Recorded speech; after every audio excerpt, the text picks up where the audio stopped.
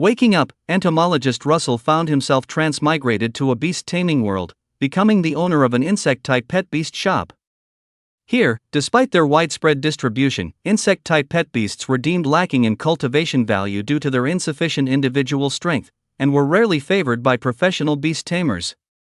With his unwavering passion for insects, Russell awakened a gifted skill called cocoon of evolution, which allowed insect-type pet beasts to grow indefinitely. The eerily graceful death moth, the unrivaled battle intent of the giant mantis, the timid yet reliable bagworm. Leading a team of insect-type pet beasts not favored by others, he aimed to conquer the 8 major gymnasiums, challenge the regional league, and establish his own insect-type gymnasium. Chapter 1: The Pet Beast Shop on the Brink of Collapse. Early morning, on Maple Leaf Road in the suburbs of San Luis City, a pet beast shop named Bughouse hung its open sign early. In the small but exceptionally tidy shop, Russell was spreading a basin of finely chopped fresh mulberry leaves evenly into the breeding boxes housing a dozen or so black-ringed silkworm larvae. After feeding these silkworm larvae, he still needed to clean the insect frass accumulated under the breeding racks, water and fertilize the mulberry trees planted in the backyard, adjust the temperature and humidity control devices in the darkroom, and record and observe the growth of pupae and eggs. Even though the pet beast with the highest bloodline level in the entire shop, the big jaw sandworm, barely reached silver tier, the daily tasks he had to complete were by no means few. After nearly an hour of bustling activity, having taken care of his daily morning chores, Russell sat at the counter munching on bread, looking contentedly at the vibrant insect-type pet beasts in their various breeding boxes. Almost a month had passed since he transmigrated to this world, where beast taming was the absolute core. In his previous life, he was an entomologist and a veteran enthusiast of pet-raising games. Now, he had become a young owner running an insect-type pet beast shop. It must be said that Russell was quite satisfied with this world full of magical creatures and his current profession, having fully accepted the transmigration within just 10 minutes. If there was anything unsatisfactory, it was that the business of the shop run by his predecessor was truly poor. In the month since he took over Bughouse, the customers who visited the shop daily could be counted on 2 hands, and those who actually made a purchase averaged less than 1 person per day. As usual, Russell was worrying about business when a figure suddenly pushed open the door and entered. "Welcome." It was rare to have a customer, so he quickly put on a smiling face and went to greet them. However, the first person to enter the shop today was not a customer, but a kindly-looking woman in her 50s. She was Dr. Oren, a third-tier healing-type beast tamer and the doctor from the pet beast clinic next door. "Good morning, I might need a few more days to pay your rent." Seeing Dr. Oren holding a stack of bills, Russell's expression became a bit awkward. Because the storefront rented by Bughouse was indeed her property. The store's business was already sluggish, and upon transmigrating, he spent a few days familiarizing himself with this world situation, which resulted in Russell not even having paid last month's rent. Fortunately, Dr. Oren's purpose in visiting was not to collect rent. She placed a stack of documents on the counter, and then handed Russell a bento box. "Little Russell," she said, "I've watched you grow up since you were small. We can talk about the rent later. Don't always eat bread you're still growing."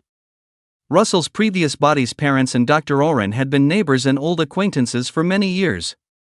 Ever since they disappeared during an adventure, Dr. Oren had always taken special care of Russell. For example, every now and then, she would give extra food to him, who was trying to save money by eating sparingly to reduce store operating costs.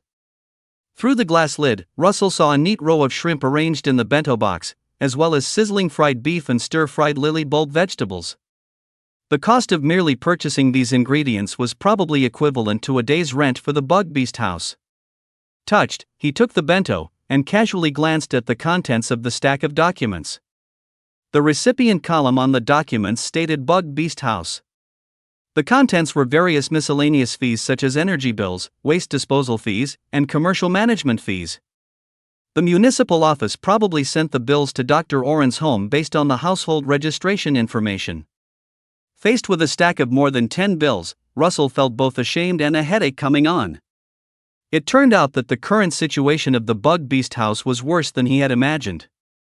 Not only had he not earned enough for the rent, but even the utilities were still unpaid. After watching Russell finish the bento entirely, Dr. Oren seriously said to him, I've settled all the previous expenses for you, she said, but people always have to look forward.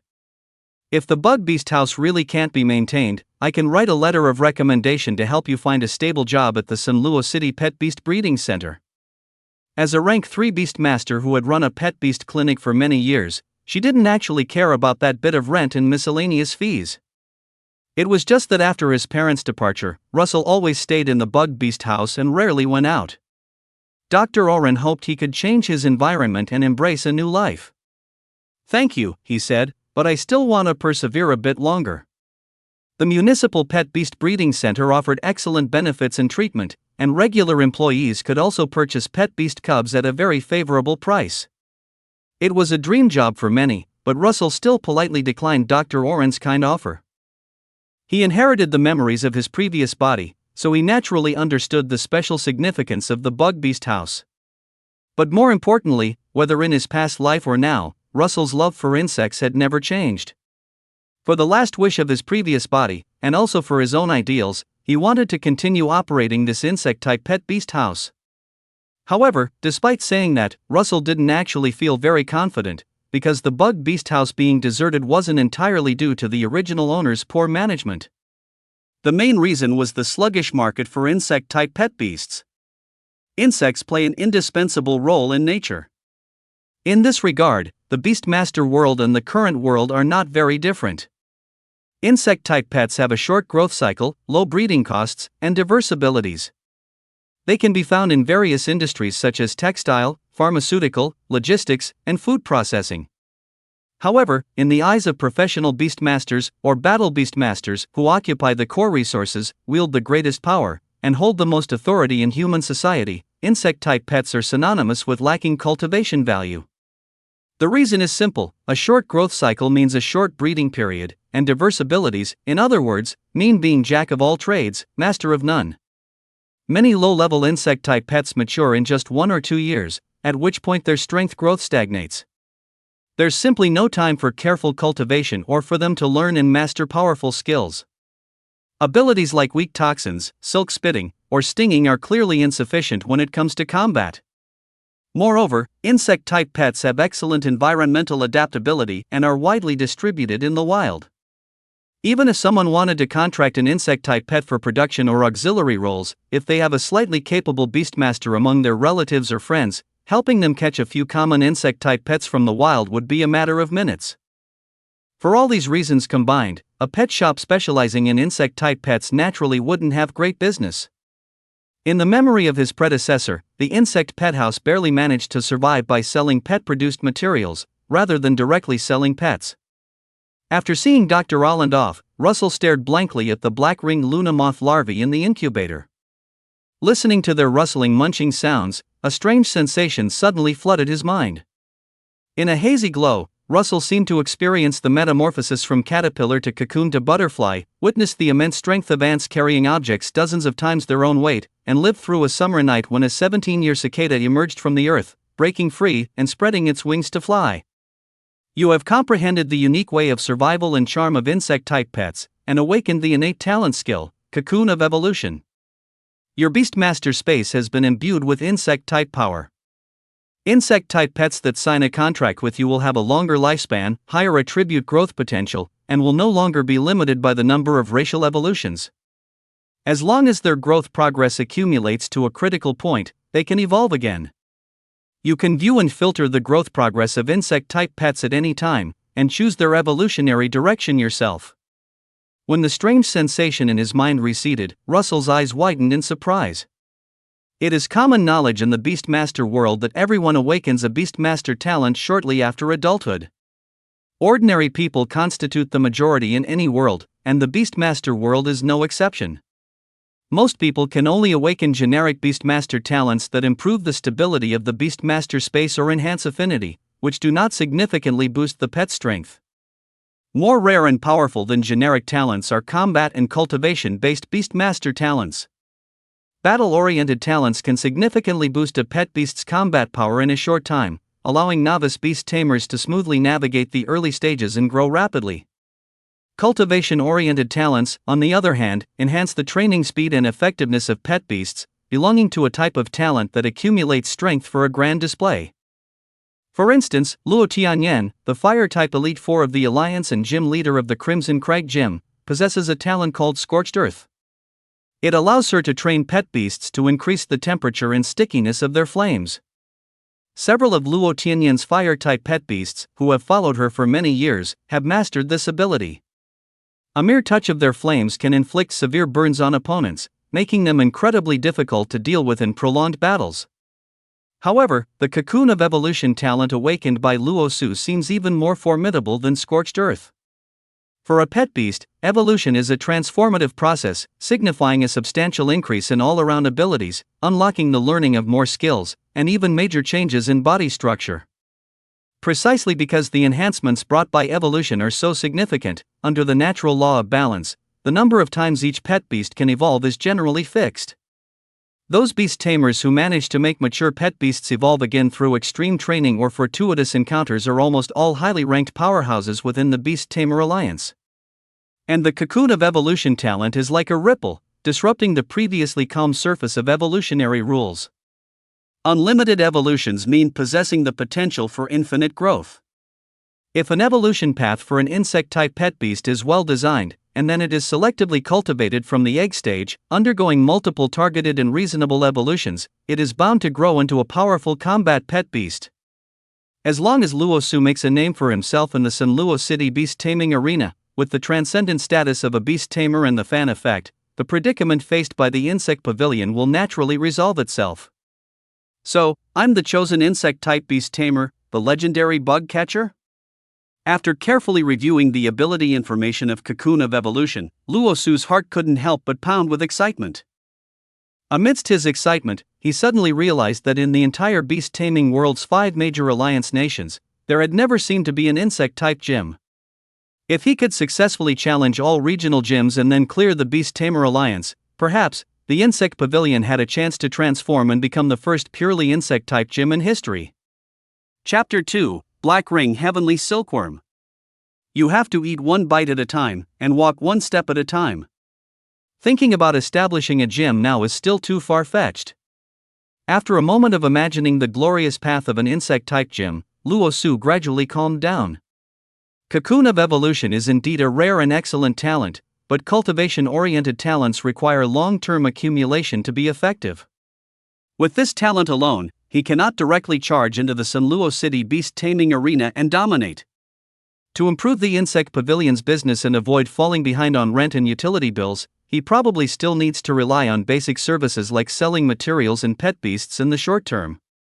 Secondly, Luo Su also needs to figure out how to specifically operate the process of screening insect-type pet beasts' growth progress and autonomously choosing evolution directions through the Cocoon of Evolution talent. Thinking of this, he rose and moved the breeding box containing the black-ringed celestial silkworm larvae to the window. These round-headed, round-bodied little insects only need to feed on mulberry leaves to grow successfully. After about a year of development, when winter turns to spring, the successfully evolved larvae will emerge from their cocoons as ethereal celestial moths. The ethereal celestial moth gets its name from its ghost-like, elusive flight technique. The sight of it fluttering its translucent black butterfly wings bears almost no resemblance to the plump caterpillar it once was. After a moment of trying, Russell discovered that as long as he focused his attention, he could see a growth progress bar appearing next to each black-ringed celestial silkworm larva. This box of black-ringed celestial silkworm larvae was purchased by the Beast Tamers Lodge half a year ago. Following their year-long cocooning cycle, their growth progress was generally around 40–50%, and the values Russell saw were indeed roughly in that range. However, observing dozens of targets at once inevitably led to an overload of information, making it impossible to see the details. So, he picked up one of the black-ringed celestial silkworms that seemed to be developing best and placed it in his palm for careful observation. As expected, the information displayed this time was immediately much clearer. Black-ringed celestial silkworm larva. Attribute, bug. Bloodline rank, black iron. Life energy tier, tier 1. Skill, silk spinning. Growth progress, 52%. Among which bug-type energy accounts for 40%, plant-type energy accounts for 7%, water-type energy accounts for 5%. Ability development, none yet. This information was completely consistent with the descriptions in popular science encyclopedias. Bloodline rank represents a pet's innate potential, and life energy tier represents a pet's current strength. The lowest black iron bloodline, coupled with weak tier 1 strength, perfectly matches the completely non-combatant and ubiquitous black ring celestial silkworm larvae. When observed individually, the growth progress bar next to this black ring celestial silkworm larva became many times clearer. Not only could he precisely see the 52% value, but he could also see 3 different colors mixed within it. According to the displayed information, the light brown occupying the vast majority of the progress bar should be bug-type energy, while the blue-green squeezed at the edges were plant-type and water-type energies. Before evolving, black ring celestial silkworm larvae are pure bug-type pets, so it's natural for them to have the most bug-type energy. As herbivores, they only eat mulberry leaves during their growth, so some residual plant-type energy in their bodies is understandable. As for the somewhat sudden water-type energy, Russell pondered for a while and concluded that it was likely due to the recent rainy weather, causing the mulberry leaves to contain excessive water, which then accumulated in this black ring celestial silkworm larva. Ability development likely refers to the awakening of skills during a pet's growth. Skill training requires continuous accumulation, and learning simply eating isn't enough. Since birth, black ring celestial silkworm larvae have lived in breeding boxes, munching on mulberry leaves, so it's reasonable that they haven't mastered any additional skills. Seeing this, he roughly understood the operating principle of the evolutionary cocoon talent. The so-called screening of growth progress probably means removing unnecessary energy, allowing the pet beast to dedicate all its potential to the direction most suitable for itself? As this thought arose, several strands of milky white energy threads spread from Russell's fingertips, gently connecting to the black-ringed silkworm larva. Under the manipulation and extraction of the threads, the plant and water-type energy within the black-ringed silkworm larva was swept away, leaving only the remaining 40% pure insect-type energy. Throughout the process, the black-ringed silkworm larva seemed to be greatly enjoying itself, stretching its body and rubbing its dark green little head repeatedly against Russell's palm. At the same time, a faint message traveled along the threads into Russell's mind. As the first insect-type pet beast to sense the cocoon of evolution, the black-ringed silkworm larva feels a strong affinity for you and wishes to proactively sign a beast taming contract with you. Evidently, the cocoon of evolution also granted him a high affinity for insect-type pet beasts. For pet beast larvae whose intelligence hadn't fully developed and whose perception of the outside world and vigilance were relatively weak, this alone was enough to make them instinctively draw close to Russell.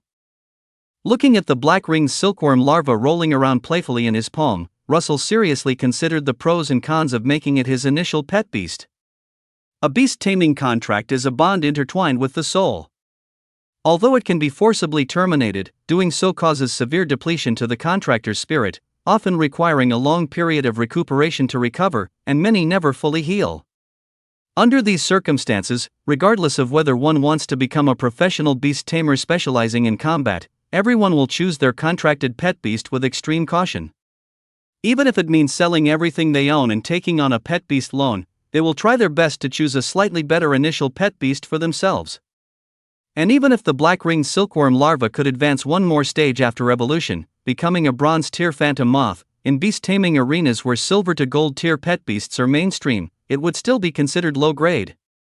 Contracting a pet beast that only reaches bronze tier even in its mature form would be seen as completely insane by most people. But Russell had his own considerations and analysis. The individual combat power of insect-type pet beasts is generally weak.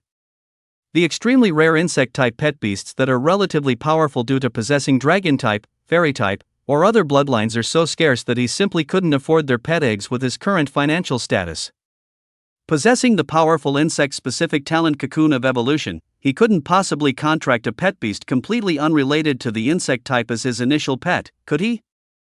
Furthermore, with the cocoon of evolution talent, the pet beast's inherent racial strength isn't actually crucial. Instead, the feasibility of attribute matching and targeted cultivation is key.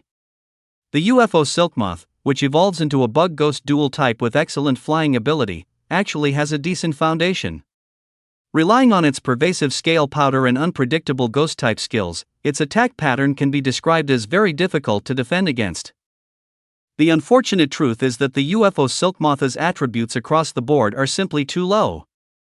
Limited by its bronze-grade bloodline, its life energy level can hardly exceed the third tier.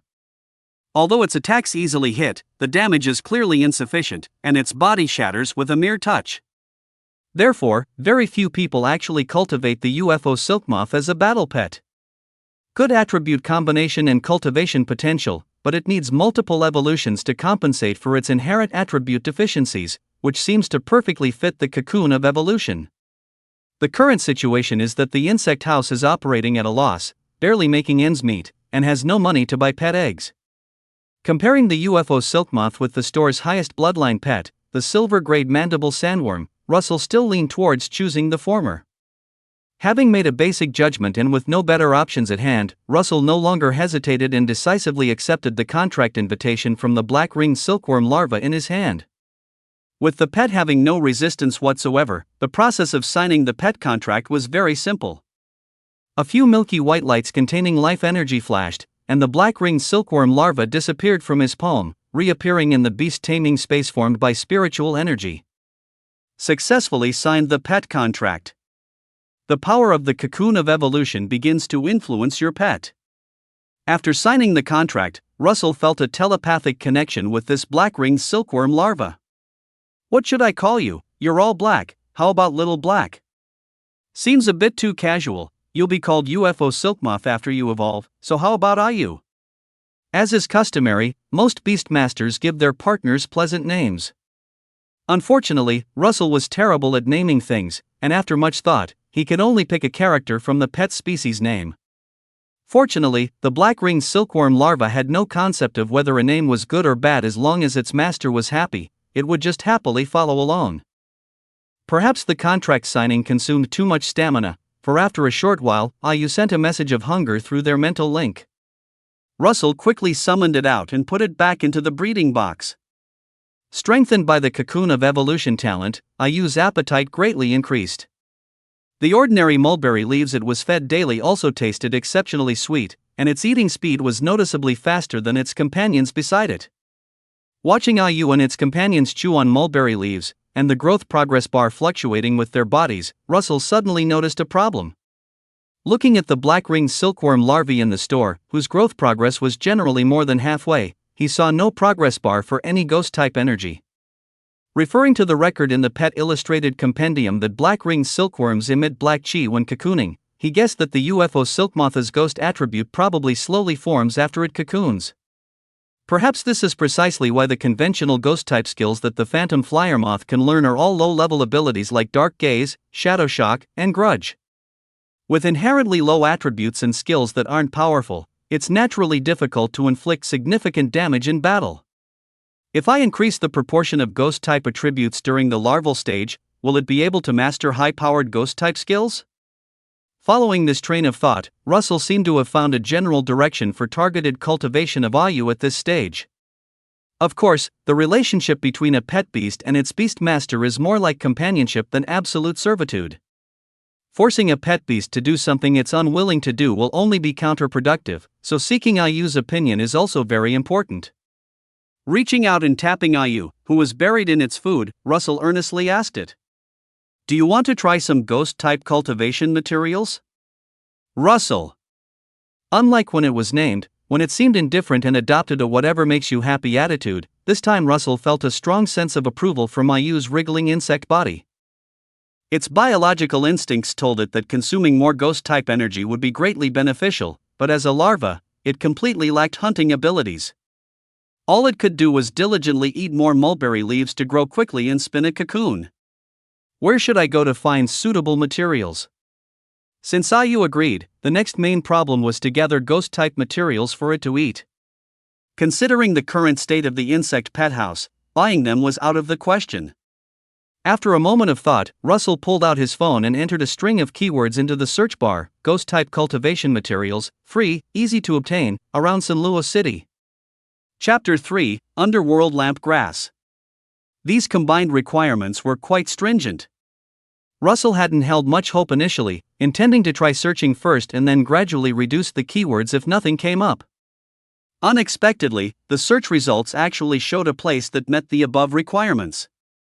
A netizen with the nickname Commoner Cultivation Master posted a message stating that the San Luis City Fossil Museum regularly disposes of large quantities of ghost-type cultivation materials, which could be collected for free by those in need.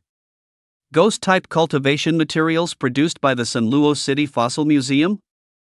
Fossilized creatures do have some connection to ghost types, but fossils are precious items protected by league law and cannot be bought even with money. Looking at the magnificent, large domed museum building in the navigation image, he fell into confusion. However, the lively discussions in the comments section quickly made Russell understand the reason. It turned out that the so-called large quantities of ghost-type cultivation materials did not refer to the fossils themselves, but rather a plant often found in fossil excavation areas, the underworld lampgrass. Underworld lampgrass is indeed a pure ghost-type plant. It only grows near soil where pet beasts are buried, and the soil in fossil excavation areas contains the residual energy of ancient creatures.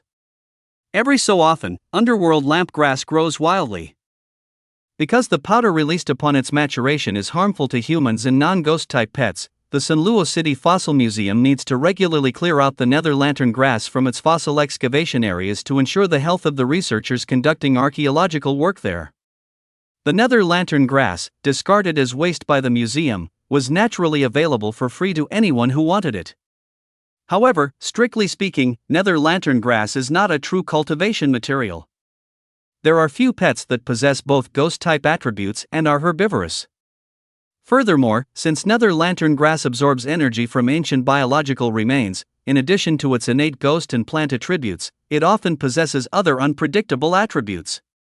Consuming cultivation materials with too many mixed attributes can cause energy imbalances within a pet, leading to discomfort, or even affecting its development.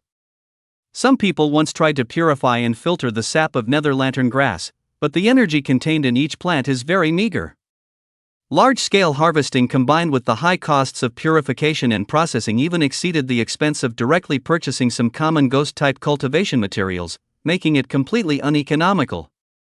No wonder this blogger is called Commoner Cultivation Master. Only poor people like Russell would consider using nether lantern grass to cultivate their ghost-type pets. And he has quite a few followers, too. It seems even in the beast taming world, there are plenty of poor people. This person seems to often publish similar free ride guides. I've really struck gold. As a bona fide poor person, Russell quickly followed his Commoner Cultivation Encyclopedia channel. Although the comments section for Commoner Cultivation Master was mixed, with some beast tamers whose pets suffered from endless diarrhea after consuming too much nether lantern grass cursing him out, Russell wasn't at all worried about encountering such problems. The influence of elemental energy on pets is slow. As long as he promptly removes any excess energy from a used body, consuming any amount of nether lantern grass wouldn't cause any side effects. Today was Friday, coincidentally the day the Fossil Museum cleared out nether lantern grass. Since the insect pet house wasn't getting much business anyway, Russell simply closed the shop and rode his scooter towards the San Luis City Fossil Museum. The San Luis City Fossil Museum wasn't too far from Maple Grove Road.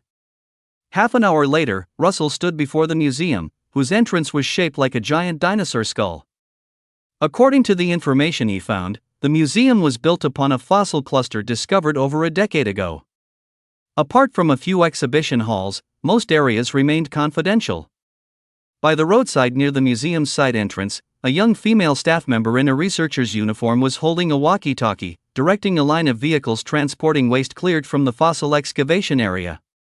Most of these were large dump trucks carrying excavated soil.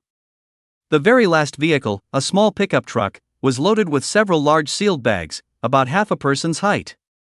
From the dark green sap residue at the bag's seals, it was clear they contained freshly harvested nether lantern grass, ready to be transported away for centralized disposal. Seeing the small truck loaded with several bags of underworld lantern grass about to drive off, Russell quickly went to meet it. Citizen, the Fossil Museum is currently cleaning the excavation area today and is temporarily closed to the public. Assuming Russell was a tourist who had come to visit without checking the closing time, the researcher politely declined his visit. But Russell's goal was not to visit the museum. What he cared about most right now was the truckload of underworld lantern grass not far away. Although the Beast Taming Encyclopedia, a compulsory subject in this world's basic education, describes this plant as growing wildly all year round in suitable environments, it still takes about half a month for an underworld lantern grass plant to grow from a seedling to 10 or 20 centimeters tall and then flower and bear fruit. If he missed this batch, he would have to wait more than 10 days, which would not only be a great waste of time but also lead to the predicament of overdue rent, unpaid utilities, and commercial management fees again. Dr. Oren's generosity and care were one thing, Russell's demands on himself and his basic ability to be self-reliant were another. He was, after all, a transmigrator with a powerful beast-taming talent. It would be too embarrassing and absurd if he couldn't even earn a little living expense. Hello, I'd like to ask, can anyone freely claim the underworld lantern grass that the museum disposes of? The researcher in front of him looked only a few years older than himself, had a very kind demeanor, and wasn't putting on airs. Russell smiled at her and asked very politely. Disposing of this underworld lantern grass requires a lot of manpower and resources. We'd naturally be very happy if someone is willing to claim it. However, in recent months, significantly more people have requested underworld lantern grass than before. Not long ago, there was even a dispute because someone's pet beast ate underworld lantern grass and suffered from vomiting and diarrhea. You need to briefly explain your intended use. After hearing Russell's words, the researcher used her walkie-talkie to temporarily stop the last truck transporting underworld lantern grass. However, she didn't immediately indicate that Russell could take the underworld lantern grass instead. She verified his purpose for claiming it. The sudden increase in claimants, and some even letting their pet beasts overeat and develop health problems, this was probably the ripple effect of that commoner pet breeding was sharing article. I plan to feed the underworld lantern grass to black-ringed celestial silkworm larvae. Insect-type pet beasts are highly adaptable, and their size is limited, so they won't eat too much each time. There shouldn't be any problems. Given the disputes that had arisen from underworld lantern grass in the past, it was normal for the other party to ask necessary questions, and Russell cooperatively stated his plans. Black-ringed celestial silkworm larvae, they can evolve into ghost moth with a ghost attribute. The risk of consuming underworld lantern grass is indeed lower. Please come over here to register your identification code, and then you can take as much underworld lantern grass as you need. The researchers working at the Municipal Museum are all academic high achievers, intimately familiar with common pet beast information. After a brief moment of thought, this researcher agreed to Russell's request to collect nether lampgrass. After all, handling mature nether lampgrass that releases pollen upon touch is indeed quite troublesome. Simply cutting it isn't enough, it must be incinerated centrally, and then the remaining dust and powder subjected to special purification treatment, otherwise it can easily pollute the environment. These tasks are not difficult, but they consume a lot of time. If someone can help handle a portion, the busy researchers are naturally happy to see it happen. What's more, these official venues are equipped with security teams composed of beastmasters, and they can completely handle the occasional oddball who tries to extort money. But Russell's next question made her expression turn strange. Can I take a whole cartload? Chapter 4 Rapid Growth. It's no wonder the researcher found it strange. After all, nether lampgrass is essentially still a plant, possessing all the characteristics of herbaceous plants. Even though it's not yet summer and the weather is cool, harvested nether lampgrass can generally only be preserved for about a week before drying out and rotting. Others typically collect a dozen pounds, at most a few dozen pounds. Who would apply for an entire cartload at once? Even if the problem of energy imbalance is completely disregarded, normal pet beasts simply cannot eat that much grass. Collecting a large amount of nether lampgrass might even lead to it being used for poisoning. It's like this. I'm the owner of an insect-type pet beast shop. I've recently been trying to optimize the breeding method for black-ringed silkworms. My shop has dozens of black-ringed silkworm larvae, and they can eat through this nether lampgrass in about a week. Noticing the researcher's expression wasn't good, Russell quickly pulled out his phone and showed her the electronic business license for the insect pet house. Although only insect-type pet beasts that have signed a beast-taming contract with him can truly break through the limitations of bloodline and evolution times, screening and removing excess energy from pet beasts doesn't have this restriction. Since he was going to try to strengthen the ghost-type energy of black-ringed silkworm larvae with nether lampgrass, naturally, the entire family had to be neat and tidy. Fortunately, the insect pet house was a legitimate shop operated by his parents for over 10 years, with all necessary procedures in order, finally dispelling the researcher's doubts. Realizing she had misunderstood Russell, the researcher looked a bit embarrassed. She thought for a moment, then took out her phone, added Russell as a contact, and then said apologetically, "My apologies for my rudeness just now. My name is Lee Moran, and I'm a trainee researcher at the Fossil Museum, specializing in paleontology and pet beast breeding. If your breeding method yields results, you can contact me again. Several universities in the San Luo Beastmaster Alliance have support programs in this area, and I can help you apply for some subsidies." Being able to meet an official researcher and having the opportunity to apply for support subsidies, Russell naturally had no reason to refuse such a good offer. Of course, he also understood that even if he knew the researchers working there, the prerequisite for successfully applying for a subsidy was still to show results in his breeding work.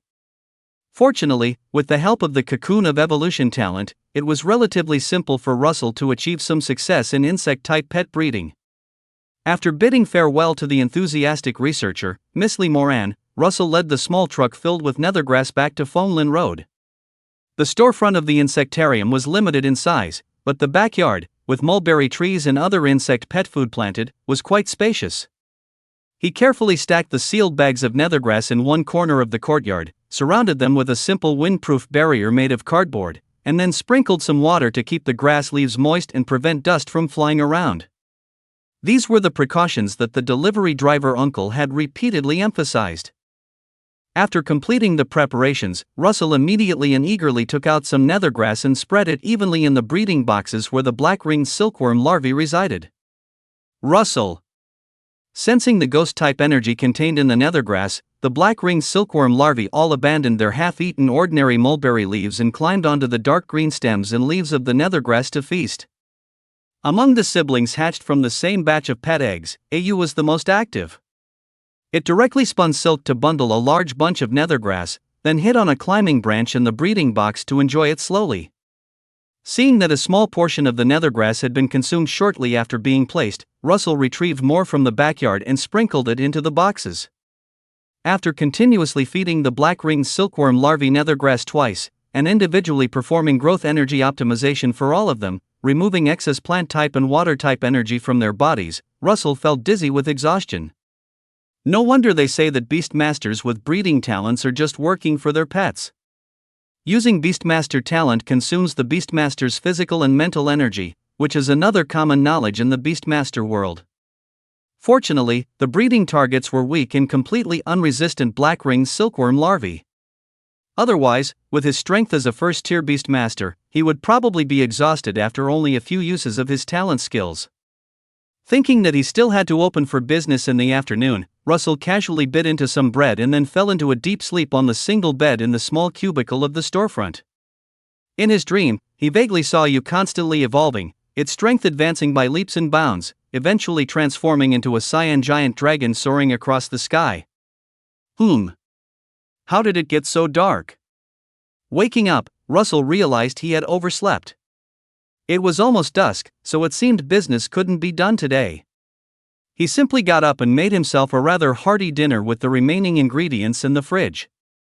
Stir-fried pork with green peppers, scrambled eggs with tomatoes, and a side of stir-fried bok choy. This combination was classic in any world and greatly stimulated one's appetite.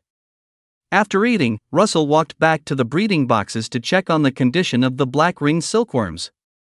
After a hearty meal of 2 large handfuls of netherlamp grass, the other larvae rested quietly, bellies distended, clinging to the climbing wood in box walls. Only AU seemed unsatisfied, shaking its head and rummaging through the box, picking at the already stripped stems of netherlamp grass. After signing the beast taming contract, he and AU shared a telepathic bond. With a slight focus of attention, he could see its detailed information. Black-ringed celestial silkworm larva. Growth progress, 51%. Of which, bug-type energy accounts for 44%, plant-type energy for 4%, ghost-type energy for 2%, and poison-type energy for 1%. What surprised Russell was that in just half a day, Ayu's total growth progress had skyrocketed by 11%. Even excluding plant and poison type energy, the effective growth progress had reached 8%. Compared to the cultivation results of only about 50% achieved in the previous 6 months, this speed was like riding a rocket. After the surprise, he turned his attention to the other black-ringed celestial silkworm larvae that had not signed a beast taming contract. Their growth progress was much slower than Ayu's, but they had also increased by an average of about 3%. This was almost 10 times the normal cultivation speed.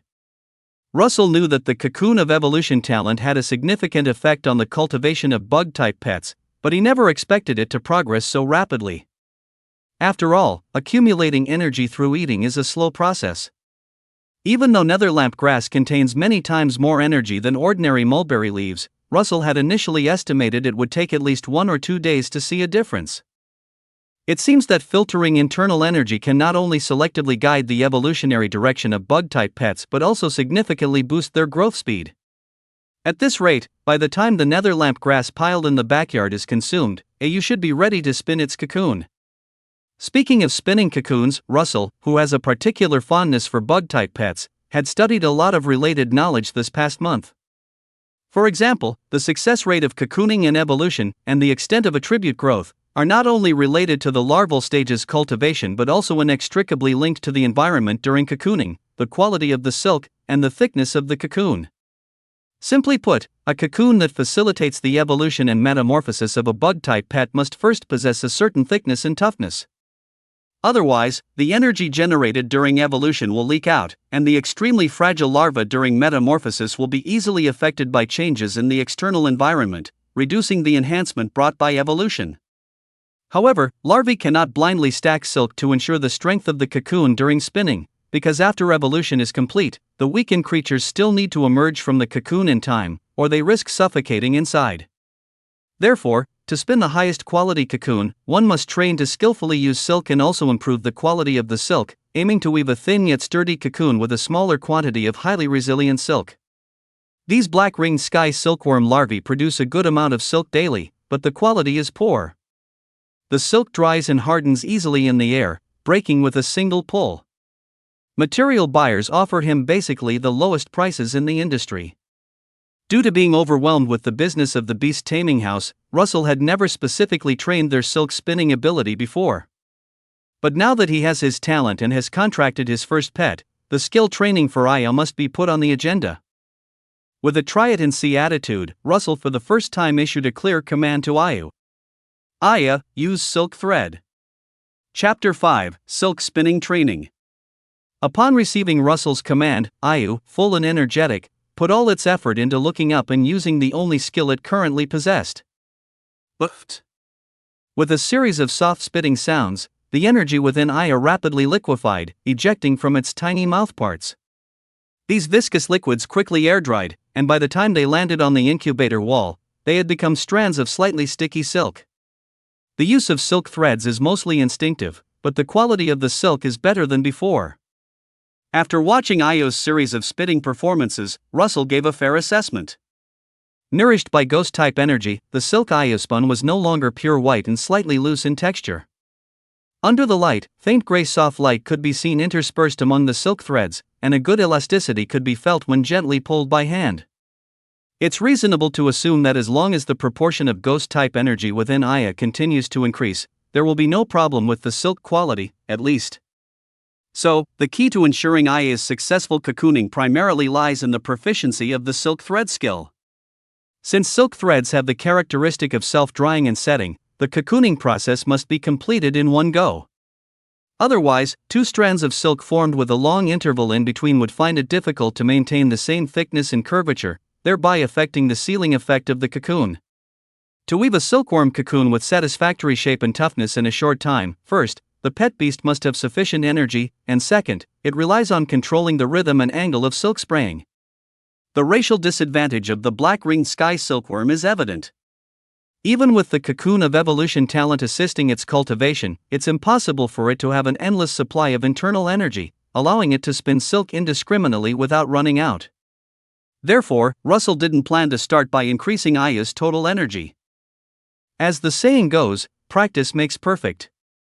By practicing cocooning dozens or hundreds of times, continuously optimizing the process, and reducing energy waste, Ayu's current energy limit is sufficient to form a cocoon capable of accommodating its evolution.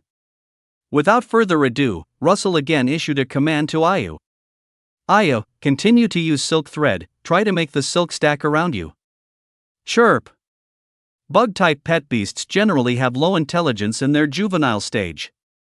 Ayu's tiny brain couldn't quite grasp its master's intention yet, but it still diligently carried out Russell's command. After all, this human could use warm, soft silk to massage itself, and even found so many delicious leaves. Listening to him must be the right thing to do. Maybe if I work hard to spin silk, my master will bring more delicious food for me to eat. Savoring the taste of glowleaf grass, which was many times sweeter than ordinary mulberry leaves, and the feeling of ghost-type energy slowly flowing into its body with the leaf juice, Ayu's silk spinning movements unconsciously became more diligent. Put. The breeding box was only so big, and the sound of Ayu spinning silk soon woke up its resting companions. Perhaps they had eaten their fill and wanted to expend some energy, or perhaps they were inspired by Ayu's diligent spirit, but the other black-ringed celestial silkworms also began to spin silk with rustling sounds. It's just that their growth progress was a step slower than Ayu's, and the proportion of ghost-type energy in their bodies barely reached 1%.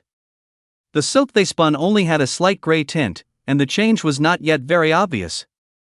Thinking that Ayu would soon cocoon and metamorphose, Luosu spent the next few days fully training its silk spinning ability. Due to excessive silk spinning, Ayu became a bit listless. This state was not conducive to growth, so to replenish its nutrition, Luosu did not hesitate to take out the bottom of the box reserves from the beast house. At this moment, Ayu was lying on the edge of the breeding box, eagerly watching Luosu's busy back. 1 part pectin, 3 scoops of bug-type specific egg yolk powder, half a cup of warm orange fruit juice. Stir thoroughly and then sprinkle onto the original breeding material. A moment later, a plate of sticky yellowish-green food appeared in front of Ayu. Although this specially prepared breeding material didn't look very appetizing, it was a great tonic for bug-type pet beasts that needed to spin a lot of silk. Warm orange fruit helps restore stamina, and pectin and egg yolk powder are ingredients that supplement protein and silk gum in the body.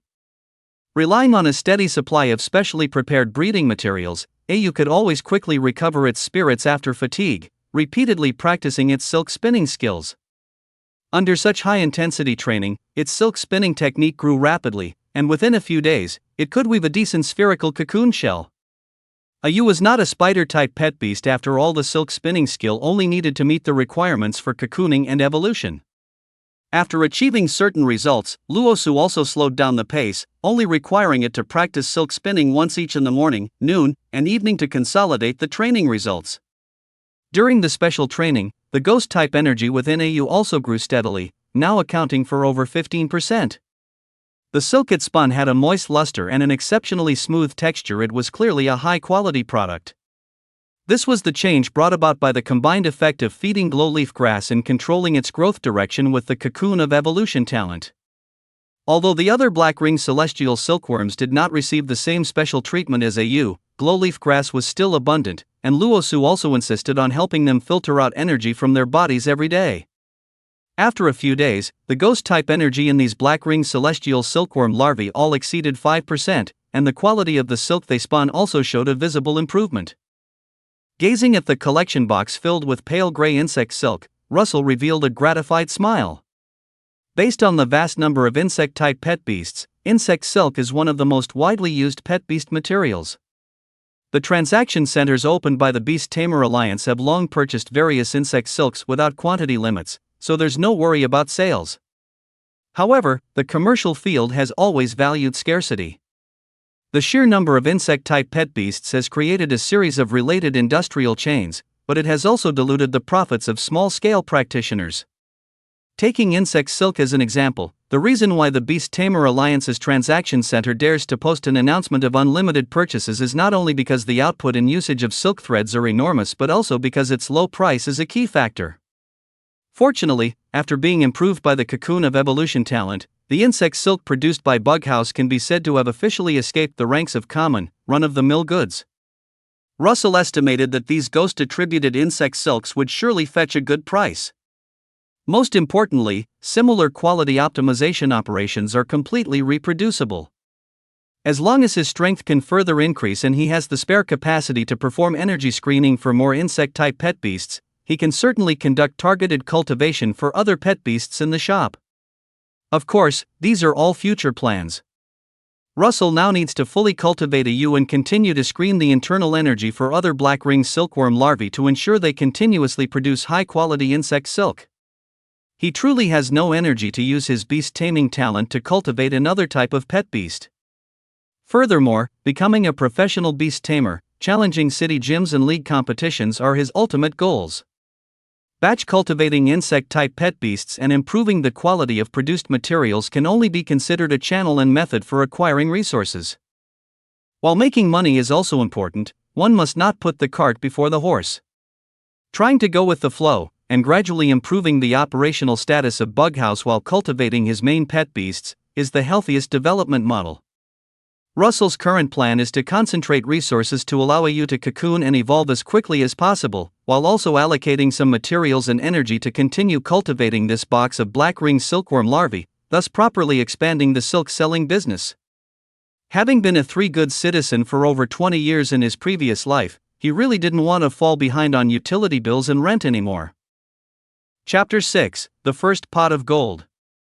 The next morning, at the Material Transaction Center of the Beast Tamer Alliance in San Luis City, Russell arrived at the acquisition window with a bundle of pale gray skeins of thread. That bundle of silk was precisely the insect silk spun by a ewe and its companions, which had been simply combed and kneaded into skeins. Little brother Russell, here to sell pet beast materials again? Oh, the quality of this insect silk today is really good. Young people operating insect-type pet beast shops are a rare species. The uncle working at the acquisition window had some impression of Russell. Seeing him come to sell insect silk again, the uncle deftly took the skein and began to appraise it. Tough texture, lustrous color, and a misty, mysterious aura granted by the ghost attribute. What kind of beast silk is this? Noticing that the silkworm silk Russell brought today was far superior in quality to before, the purchasing agent uncle immediately perked up with interest. Many insect-type beasts lose their ability to spin silk once they reach maturity. For silk of such quality to be produced by a beast still in its juvenile stage, he even suspected that this kid had stumbled upon a rare insect-type beast to contract. However, Russell's answer completely surprised him. This is just silk spun by black-ringed silkworms. Please give me an appraisal. Hearing this, the purchasing agent uncle was stunned. Although he was now middle-aged and only moderately successful, he had once been a graduate of a reputable higher education beast taming academy. He clearly remembered that black-ringed silkworms didn't possess the ghost attribute in their larval stage. I remember this kid runs an insect-type beast shop, doesn't he? Maybe he found some trick to raising black-ringed silkworms. With a hint of doubt and surprise, the purchasing agent uncle felt that this seemingly ordinary young man in front of him wasn't so simple after all.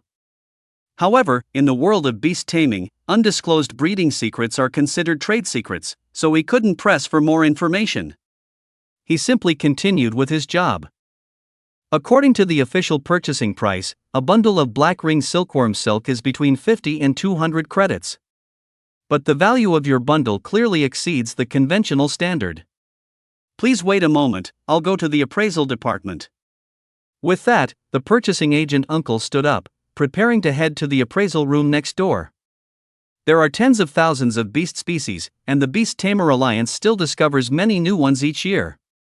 Therefore, every Alliance trading center is equipped with a specialized appraisal room to determine the value of unconventional materials and beasts. At this moment, a crisp voice suddenly came from nearby. No need to bother, how about 1,000 credits? Sell it to me?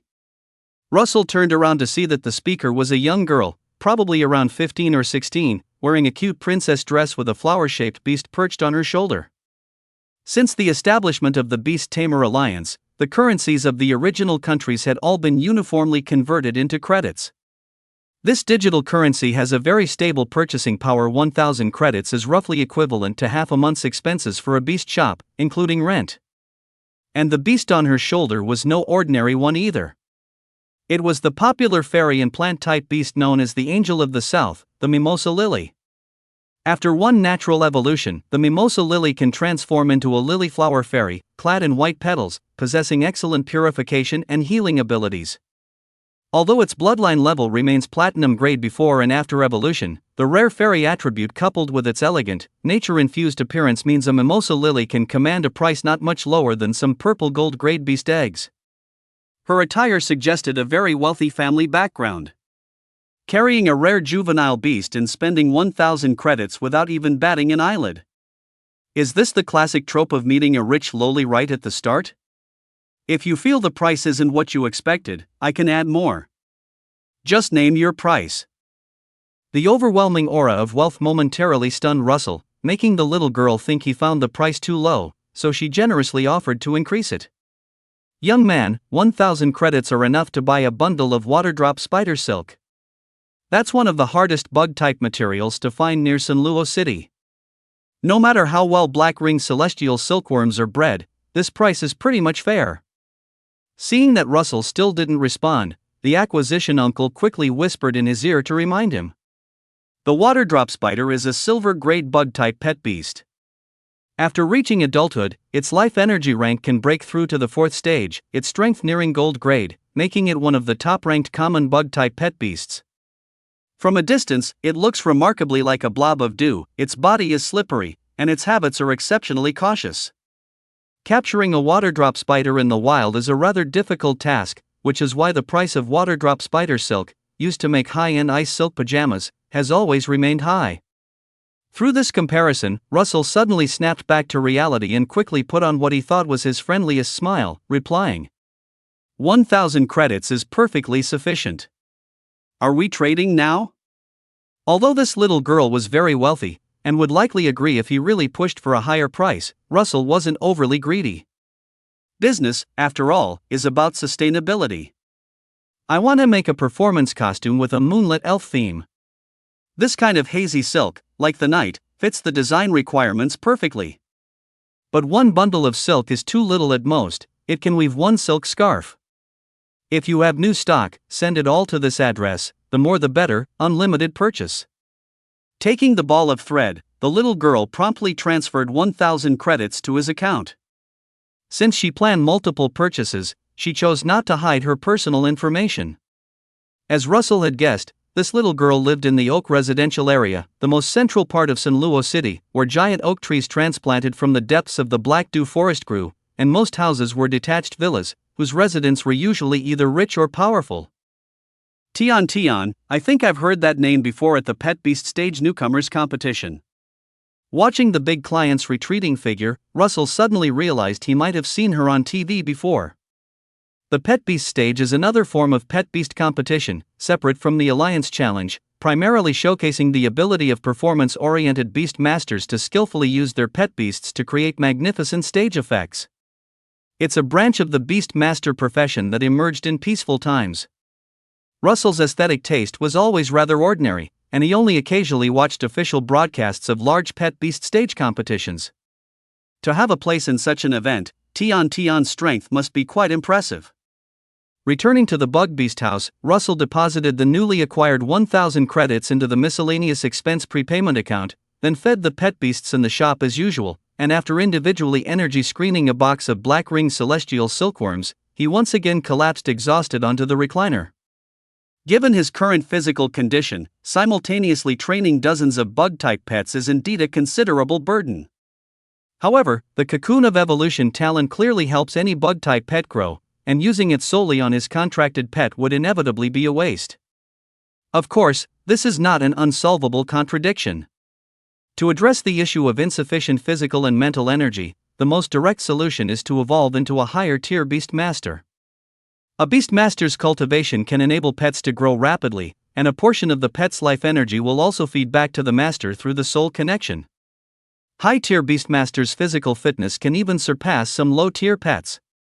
Unfortunately, the black-ring heavenly silkworm itself possesses very weak life energy, not even comparable to an average adult human. Therefore, Russell received almost no feedback after contracting with a ewe. But he wasn't in a hurry about it. As a ewe gradually grows, this problem will naturally resolve itself. For now, all Russell could do was lie back and wait for his stamina to slowly recover. Leaning back in his rocking chair, playing on his phone, this was arguably the happiest time of day for a hard-working individual. He casually swiped through the Beastmaster headlines app for a moment when a piece of news suddenly caught his eye. Today's news: multiple disappearances have occurred recently in the outskirts of the Black Dew Forest. Residents are advised to avoid the area if possible, and professional beastmasters undertaking missions are encouraged to travel in groups. Although humanity became the most dominant species through the power of beastmasters, this has only been the case for the last few centuries. Beyond the Four Grand Duchy Alliance where humans live, over 70% of the area remains undeveloped wilderness. The Black Dew Forest is the largest undeveloped area near St. Louis City. The wild pets found in the outskirts of this forest are generally low-level and sparsely distributed. Additionally, after every fog, a low-grade cultivation material called black dew condenses on the plant branches and leaves. Consequently, many low-level beastmasters enter the forest to collect herbs and black dew to supplement their household income. How could even a place like this see multiple disappearance cases? Professional beastmasters truly are a high-risk profession. After reading the news, Russell frowned slightly and immediately decided to develop himself properly before considering any adventures in the wilderness. Chapter 7: Cocooning. So, Russell stayed home for about half a month, repeating the monotonous routine of opening the shop, feeding pets, screening energy, urging you to practice silk spitting skills, and then collapsing from exhaustion to rest. During this period, he visited the St. Louis City Fossil Museum again to collect some ghost lantern grass. He also showed researcher Lee Moran a cultivation video recorded on his phone and filled out an application form for the National Cultivation Plan subsidy on the spot. When the last bag of ghost lantern grass was almost eaten, a youth's growth progress finally reached near full. Black ring heavenly silkworm larva. Growth progress, 94%. Among them, bug-type energy accounts for 66%, and ghost-type energy accounts for 28%. There was no mixed, superfluous energy, only the effective attributes that Russell had deliberately preserved. After days of training, a youth's silk spinning skills had become increasingly proficient. In just a few moments, it could spin a perfectly circular small ball of silk, with significant qualitative improvements in both the toughness of the silk and its control. When a pet's growth approaches saturation, the effectiveness of conventional cultivation materials significantly decreases. At this point, the beastmaster needs to provide advanced materials rich in more energy, sufficient to support the pet through its transformation. To perfectly match a pet's energy needs during evolution, advanced materials are usually not naturally formed cultivation materials, but rather energy solutions formulated according to specific ratios, making them easy to absorb. Accurately determining a pet's energy requirements is a technical skill. Beastmasters specializing in this field are known as cultivation experts, and their income is quite substantial. From last night until now, AU had eaten Mingdang grass 3 times, but its growth progress had only increased by an imperceptible 1%. Observing this situation, Russell decisively took out the advanced materials he had prepared in advance. This advanced material was a mixture of 3 cultivation materials, which he had ordered from the Beast Cultivation Material Exchange Center using the credit points he accumulated from selling silk. 2/3 loving mother honeycomb wax, combined with 1/3 moonlight mushroom spores, then blended with a trace amount of warm orange fruit juice. This was the formula recommended by the Alliance cultivation expert for Russell, primarily focusing on gentleness and easy absorption. When Russell proposed increasing the proportion of ghost-type materials, the expert solemnly warned him. I know you want to compensate for the black ring silkworm's underdeveloped ghost attribute in its larval stage, but sudden exposure to a large amount of ghost-type energy might be too much for your pet to handle. It could directly lead to a failed metamorphosis. I've seen many similar cases. Being cautious and prioritizing stability is indeed the choice of most people. However, Russell ultimately chose to increase the proportion of moonlight mushroom spores, formulating this advanced material with a recipe that added equal parts bug-type and ghost-type materials. With the cocoon of evolution talent blessing, sticking to the safest and most conventional route would be too cowardly. Not to mention, AU already possessed nearly 1/3 ghost-type ability within its body. Even if ghost-type energy overflowed after consuming this advanced material, at worst, he could just help draw off a portion of it. His goal was to cultivate a Yu into the most powerful spectral moth in Alliance history. Are you ready to evolve? Touching a Yu's round little head, Russell asked solemnly. No matter how well prepared, transformation is destined to be difficult and painful. If the pet itself still has doubts or fears change, forcing the evolution can easily lead to problems. Gee. To Russell's question, Ayu gave an unhesitating affirmative response. It was a creature full of ambition, long tired of the clumsy body and weak strength of its larval state. Its ideal was to become a moth that could fly freely, hunt different foods, and challenge powerful opponents. Although, given Ayu's current understanding, the bronze-tier rainbow feather finch, bred as an ornamental pet, was already the most powerful opponent in its eyes. Sensing Ayu's yearning for metamorphosis, Russell moved it to a separate breeding box and poured a small bottle of pale yellow solution, sparkling with tiny purple glimmers, into the feeding trough. Smelling the abundant, tailor-made energy in the advancement material, Ayu didn't wait for Russell to say more. It had already rushed to the feeding trough and began to gulp it down. Before long, the solution, worth over 3,000 credit points, was completely consumed by it.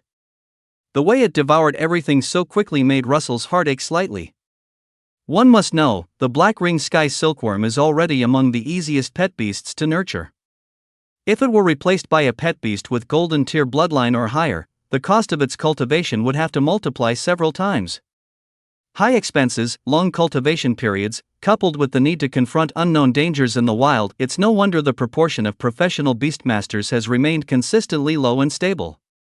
Without the evolutionary cocoon talent, he might have chosen to contract some pet beasts that weren't skilled in combat but whose abilities aided production in daily life, settling for an honest job in the city as an office worker or a breeder. Chirp chirp. Just as Russell was lamenting his wallet, which had only been full for 2 days before becoming completely deflated again, Ayu's distressed cries drew his attention back to the breeding box. Only 2 or 3 minutes after consuming the advancement material, Ayu's body had already begun to undergo noticeable changes. The excessive energy stretched its already plump body into an oval shape. Through the semi-transparent skin, Russell could even directly see light brown bug-type energy and gray ghost-type abilities constantly flowing, strengthening every inch of Ayu's flesh and blood. As time passed, wisps of black mist began to emanate from its insect body, a clear sign that the black-ringed sky silkworm species was about to evolve. Moths are bug-type pet beasts that require complete metamorphosis to mature. During evolution, their bodies completely melt, transforming into a highly malleable mass of life energy, from which they emerge reborn within a cocoon. In other words, when evolution begins, the larva's body will first stiffen, then slowly dissolve. If a suitable environment cannot be created in time, the energized larva will die instantly. Knowing time was short, Russell immediately issued a command to Ayu. Ayu, don't be defeated by the pain, quickly spin your silk and weave a cocoon. Encouraged by its beast master, Ayu, which had been twitching all over, perked up. It raised its head and spun a large amount of silk, quickly constructing a fist-sized cocoon inside the breeding box. Thanks to its specially trained silk spinning skill, the cocoon Ayu wove for itself was exceptionally thin. Beneath the smooth, light gray shell, brown and gray lights flickered alternately, and with each flash, Ayu's life energy continuously grew stronger. At the same time, Russell also felt warm currents flowing into his beast taming space through their mental link, constantly nourishing his body and spirit. As a pet's strength grows, it provides feedback to the beast tamer. This is the bond of shared honor and disgrace between master and pet under the influence of the beast taming contract.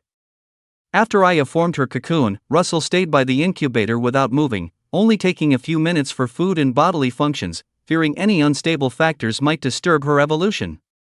He was like a nervous new dad. During this period, he not only had to comb the carnivorous insect-type pets in the store that had sniffed out the scent of life and begun to stir restlessly, but also had to check Ayu's growth progress bar every now and then, ensuring that the energy in her body was not disordered or excessively overflowing. After a day's work, the exhaustion was comparable to manual labor. Fortunately, a pet's evolution is not as slow as that of insects in the real world, usually taking only 1 or 2 days to complete. Otherwise, Russell, the beast tamer, would have collapsed before Ayu even emerged from her cocoon. On the morning of the third day, approximately 40 hours after Aya formed her cocoon, Russell, who was dry chewing bread with heavy dark circles under his eyes, suddenly heard a faint rustling sound from inside the incubator. Chapter 8, Phantasm Muff. Russell. Russell. Through the soul connection, Russell sensed that Aya's consciousness, which had been lost for several days, was gradually recovering. This was a typical sign of successful evolution. Excited, he leaned over the incubator, staring intently at the cocoon, afraid of missing any detail. At this point, the life-energy ratio within the cocoon was 62% insect-type energy and 38% ghost-type energy. While maintaining the dominance of the insect type, this was already the best result Russell could achieve through careful selection. After nearly 2 days and 2 nights of metamorphosis, Aya's condition was close to stable. Russell could feel the surging vitality within the cocoon, as well as her urgent desire to break free. After another half an hour, the black mist slowly receded, and all the overflowing life energy flowed back into Aya's body. Even the energy on the cocoon was completely devoured. Crack! The next moment, the cocoon, which had become dry and blackened due to energy loss, shattered, and a black figure appeared in Russell's vision. Aya, having just emerged from her cocoon, was still a bit weak. Her slender body lay quietly at the bottom of the incubator, with a pair of unspread wings on her back looking damp. As the cocoon broke, a warm current instantly flowed through Russell's entire body. In an unprecedented feeling of exhilaration and comfort, Aya's detailed information surfaced in his mind. Phantasm Muff. Attributes: insect, ghost. Bloodline rank: silver. Life energy tier: tier 2. Skills: gloom scales, shadow arrow. Growth progress: 10%. Of which insect type energy accounts for 6%, ghost type energy accounts for 4%. Ability development: none. A beast tamer's tier is consistent with the highest tier of their contracted pet. After Aya's evolution, her life energy tier increased to tier 2, and Russell naturally became a tier 2 beast tamer. This was an expected gain. What he didn't expect, however, was that Aya's bloodline level had actually risen from bronze to silver. Although bloodline levels are standards set by humans to differentiate the potential of pet beasts, and are not insurmountable barriers, the classification system from black iron to bronze, silver, gold, platinum, purple gold, and finally the legendary crystal level, has been refined over hundreds and thousands of years of practice, based on the attributes of tens of thousands of pet beasts. The Pet Beast Encyclopedia classifies the phantom moth as a bronze-level pet beast. This means that, at least in popular perception, the vast majority of phantom moths can only remain at the bronze level throughout their lives. Of course, the database accessible to all citizens of the Alliance also contains a few records of silver-level phantom moths, but those were the result of years of cultivation. They are completely incomparable to Ayu's situation, who reached silver level immediately after evolving. The cocoon of evolution is indeed powerful. Ayu's almost perfect first evolution made Luosu even more confident in his goal of challenging city gyms and alliance competitions with a team of insect-type pet beasts. The only slight regret was that the skill Ayu awakened after evolving was still somewhat mediocre. Among the 2 skills it currently possesses, Shadow Arrow is a standard ghost-type attack skill, with power only slightly higher than skills like Grudge or Astonish, and without any special additional effects. As for the skill Gloomy Scale Powder, its effect is to make its own flight trajectory less easily caught through special refraction, passively increasing evasion rate. When actively used, it scatters powder that can cause temporary blindness. Overall, it is a relatively practical defensive skill. However, Gloomy Scale Powder is an innate racial talent of the phantom moth. As long as its wings are not crippled, any phantom moth can learn it, and it is not the result of Luosu's careful cultivation. After each evolution, pet beasts enter a buffer period to digest and absorb the results of evolution. At this time, the efficiency of force-feeding cultivation materials is very low, so he plans to use this period to properly optimize Ayu's skill set. There are generally 2 ways for pet beasts to learn skills. One is to directly purchase skill stones that contain skill inheritances, but the skill stones available on the market are mostly conventional skills, not much stronger than Shadow Arrow. At the same time, this simple and crude teaching method also has certain side effects. After a pet beast directly learns a skill using a skill stone, its proficiency may remain at the barely usable level for a long time, making it difficult to further improve and achieve flexible application. The second way is to constantly practice and battle to comprehend skills independently. Skills learned by pet beasts through this method can be used proficiently from the beginning, and they may even comprehend higher level skills in the same series later on. However, independently comprehending skills also has its drawbacks, namely that the comprehension process is full of uncertainty. How long will it take to comprehend, whether the direction of comprehension is skewed, and whether all the effort will lead to a completely useless skill? These are all problems that must be faced. However, Russell wasn't worried about this problem at all. Since the evolutionary cocoon showed a skill development section in the information about the insect-type pet, it could likely display the development progress and skill type. As long as the final outcome is correct, he can completely afford to spend a little more time and effort on the comprehension process. Which skill would be better to comprehend? Russell recalled all the insect and ghost-type skills he knew and fell into deep thought.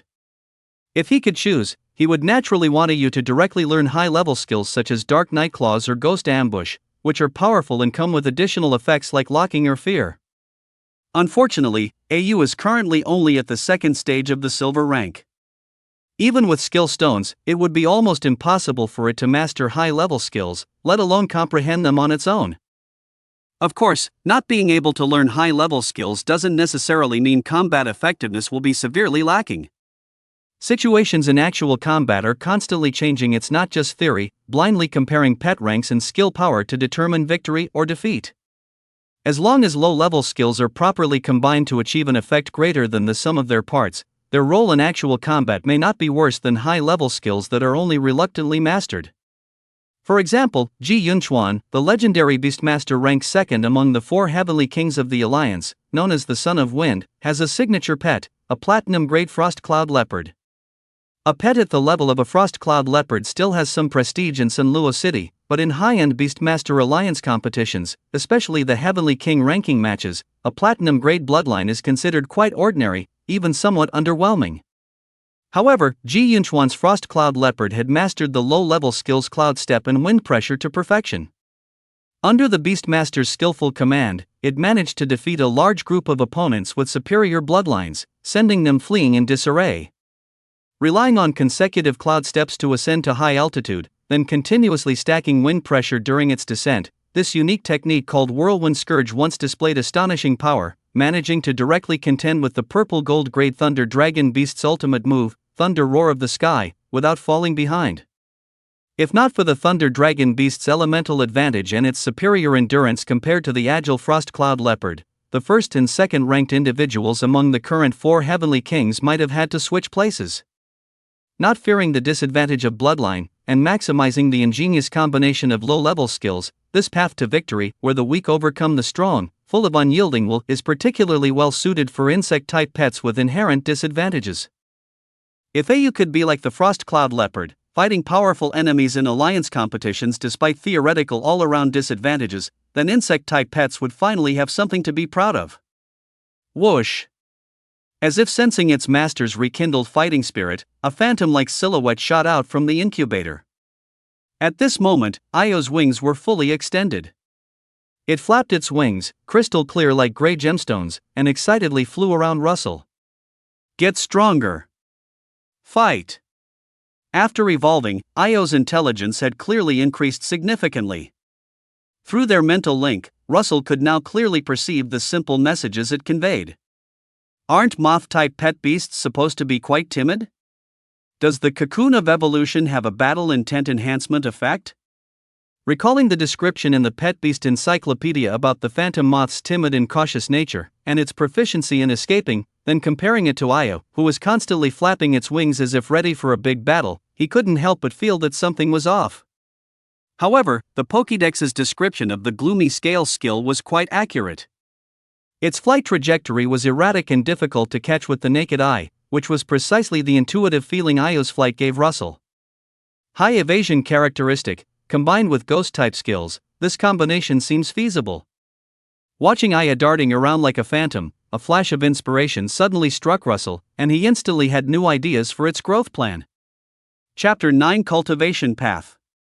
After half a day, Russell held a page with somewhat messy handwriting detailing a cultivation plan, chuckling to himself.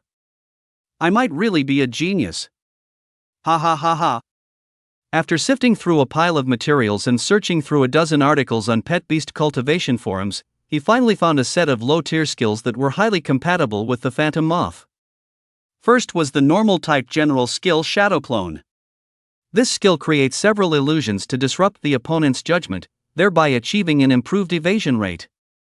The higher the skill proficiency, the more shadows are created. At the same time, the realism and deceptive effect of the shadows are also influenced by the pet beast's own appearance. When flying at full speed, the phantom moth, under the enhancement of gloomy scales, already looks like a blurry black shadow. Russell conjectured that using Shadow Clone on top of that would yield an excellent effect.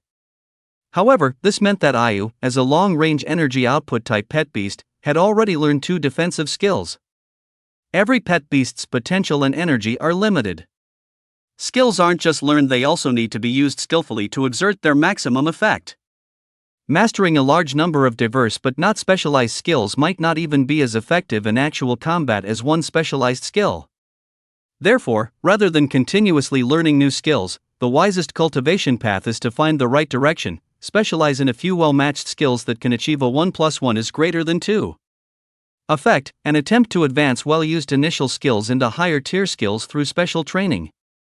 With 2 defensive skills providing evasion to ensure survival in output environment, Russell didn't plan to have Ayu learn any more output skills of a similar type to Shadow Arrow that had comparable power. That would be a pure waste of time and potential. The output skill that Ayu specialized in from the very beginning must possess the characteristic of powerful might to compensate for the disadvantages brought by bloodline and tier. Otherwise, Ayu would likely become a moth with excellent evasion but pitifully weak attacks. And the main offensive skill Russell decided upon was the low-tier ghost-type skill Netherblast. The power of this skill is incredibly exaggerated. It not only surpasses a multitude of mid-tier skills but can even rival a few high-tier ones. In low-tier beast taming competitions, as long as there's no elemental disadvantage, it can basically take down most opponents in one hit. Furthermore, Netherblast inherits the elusive and unpredictable characteristics of ghost-type skills. When successfully cast, the ghost-type energy, full of dark destructive power, explodes directly next to the target. Unless the opponent possesses energy detecting skills or has prepared thoroughly in advance, evading it will be very difficult. However, Netherblast has a critically fatal flaw, which is also the main reason it's classified as a low-tier skill. That is its ridiculously long channeling time. Without sufficient proficiency, channeling energy to unleash one Netherblast takes at least 5 seconds. As the pet beast gradually masters the skill, this time will slightly decrease, but it's difficult to reduce it to under 3 seconds. In the fast-paced reality of combat, standing still and channeling for 3 or 4 seconds is enough for an opponent to land several weak-point attacks. For this reason, almost no one chooses to teach their pet beasts the Netherblast skill, except for military beast tamers whose actions always involve teamwork and whose remote damage dealers only need to bomb fixed targets. Relying on gloom scales and shadow clones to confuse enemies and buy time for Netherblast's channeling, this was the cultivation path Russell settled on after much deliberation and extensive comparison among low-tier bug and ghost-type skills. Scholars had once conceived of this combination, but it remained purely theoretical. Because ordinary gloom moths are limited by their bronze-grade bloodline, reaching only a 2nd-tier level throughout their lives. Even if Netherblast's skill power is high, it ultimately still requires the pet beast's own attributes to support it. A Netherblast unleashed by a 2nd-tier pet beast can barely injure a 3rd-tier non-tank pet beast. Beyond that, it's still merely scratching an itch, lacking value for further in-depth development and research. It wasn't until Russell, possessing the cocoon of evolution talent, signed a contract with Ayu that this imaginative combination, which no one had ever put into practice due to practical constraints, finally had a chance to flourish. Having determined the cultivation path, the next step was to plan the skill comprehension process. For pet beasts to accumulate experience and comprehend skills on their own, combat is an indispensable part of the process. Fortunately, neither Shadow Clone nor Netherblast are rare skills. There are plenty of guides on how to comprehend these 2 skills readily available online. To train Shadow Clone, one needs to improve the pet's dodging and maneuvering abilities while teaching it to use weak mental energy to interfere with the enemy's vision and maintain its residual image for a moment without dissipating. This skill is easy to learn, but the key lies in creating a sufficient number of realistic illusions to truly confuse the opponent. Training Nether Blast, on the other hand, requires improving control over energy. When the pet can accumulate and maintain a certain amount of ghost-type energy and can actively control the energy sphere to explode, it is considered to have initially mastered the Nether Blast skill, which is quite simple and crude. To accustom you to the combat rhythm of maintaining Shadow Clone while releasing other skills from the start, Luo Su decided to practice both skills simultaneously. After comprehensively considering factors such as training target distribution, safety, and training efficiency, he ultimately decided on a training location at a trial ground on the outskirts of Black Dew Forest. It's not that Luo Su so quickly forgot the recent news of multiple disappearances in Black Dew Forest. The reason he made such a decisive choice was purely because the trial ground was not actually real wilderness. Put simply, the trial ground was specifically established by the Beastmaster Alliance for novice Beastmasters to hone their skills. While largely preserving the original appearance of the wilderness to ensure training effectiveness, each trial ground has clear boundaries, with multiple safety points and surveillance points distributed internally. The management also regularly organizes professional Beastmasters to clear out any overly powerful pets within the trial ground. As long as one doesn't excessively court death, safety is generally not a concern. Correspondingly, there were expensive admission tickets for the trial ground, as well as a queuing and reservation system. Fortunately, today, while Luo Su was searching the world for cultivation guides, Commoner Breeder Prodigy, an account he had followed days ago, published a new article. Advanced Guide to Exploiting Trial Grounds, has certain thresholds, enter with caution, no haters. The article stated that recently, major Beastmaster academies in San Luo City had entered graduation season, and the trial grounds were operating at excessive capacity, necessitating the recruitment of part-time Beastmasters specializing in breeding to help maintain the environment. As the work was not difficult and merely required a large number of hands, this part-time recruitment did not set a high professional threshold. Any Beastmaster with basic pet breeding experience could apply. After completing a week-long maintenance job, part-timers would receive a payment of 500 credit points. This salary was barely acceptable, but the real wool-shearing aspect primarily lay in free access to the trial grounds, and without needing to queue for reservations. However, the recruitment notice screenshot posted by Commoner Breeder Prodigy also stated that the duty of trial ground maintenance personnel was to care for and train newly released wild pets within the grounds, and they were not allowed to injure any pet within the grounds. Violators would have their remuneration cancelled and be subject to double compensation. To summarize simply, to sneak into the trial grounds as a laborer and allow your pet beasts to receive sufficient combat training like customers, the prerequisite is that you have absolutely no intention of, nor need to, confront wild pet beasts head-on. The Commoner Breeder Prodigy also specifically mentioned at the end of the article that it recommends Beastmasters with healing or support pet beasts to participate in this part-time job. At first glance, these requirements seemed completely contrary to Russell's needs, but wool gathering is all about finding ingenious angles and not letting go of any possibilities. After some analysis, he successfully found an entry point. The Shadow Clone skill is comprehended by dodging attacks, and the early training for Netherworld Blast involves accumulating and maintaining energy. As long as the energy sphere isn't actually detonated, it naturally won't harm the sparring partner. After sorting out his recent breeding plan, Russell quickly logged onto the San Luo City Beastmaster Alliance official website and filled out the application information under the recruitment link for the trial grounds part-time job. His former self was a legitimate graduate of a Beastmaster Academy's breeding department and had experience managing a pet beast shop. Not long after submitting his application, Russell received a notification of approval, informing him to gather at 8 a.m. 3 days later at the entrance of the encampment connecting San Luo City to the Black Dew Forest. After reading the message from the trial ground management and closing his phone, Russell felt his life seemed to be getting fuller. And it seemed a bit too full. As the joy brought by Ayu's evolution to the silver rank gradually faded, he suddenly realized that he had just been overly excited, and his schedule was completely conflicted. The trial grounds part-time job was to last for a full week, requiring him to stay in the wild and not return. Meanwhile, the insect pet beasts in the insectarium needed daily care, and every 3 to 5 days, he had to deliver the gray silkworm silk pre-ordered by performer Tian Tian on time. Unless Russell learned a shadow clone skill himself, one side or the other would definitely be delayed.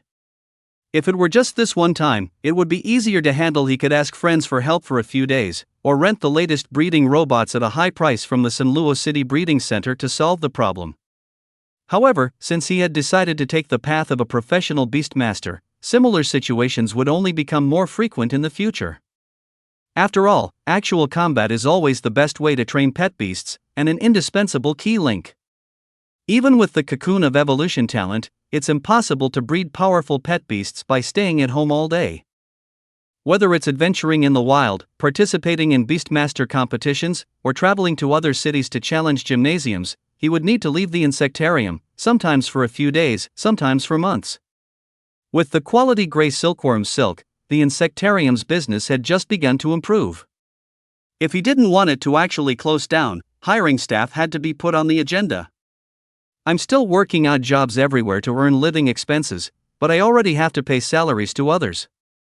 What kind of wronged boss am I?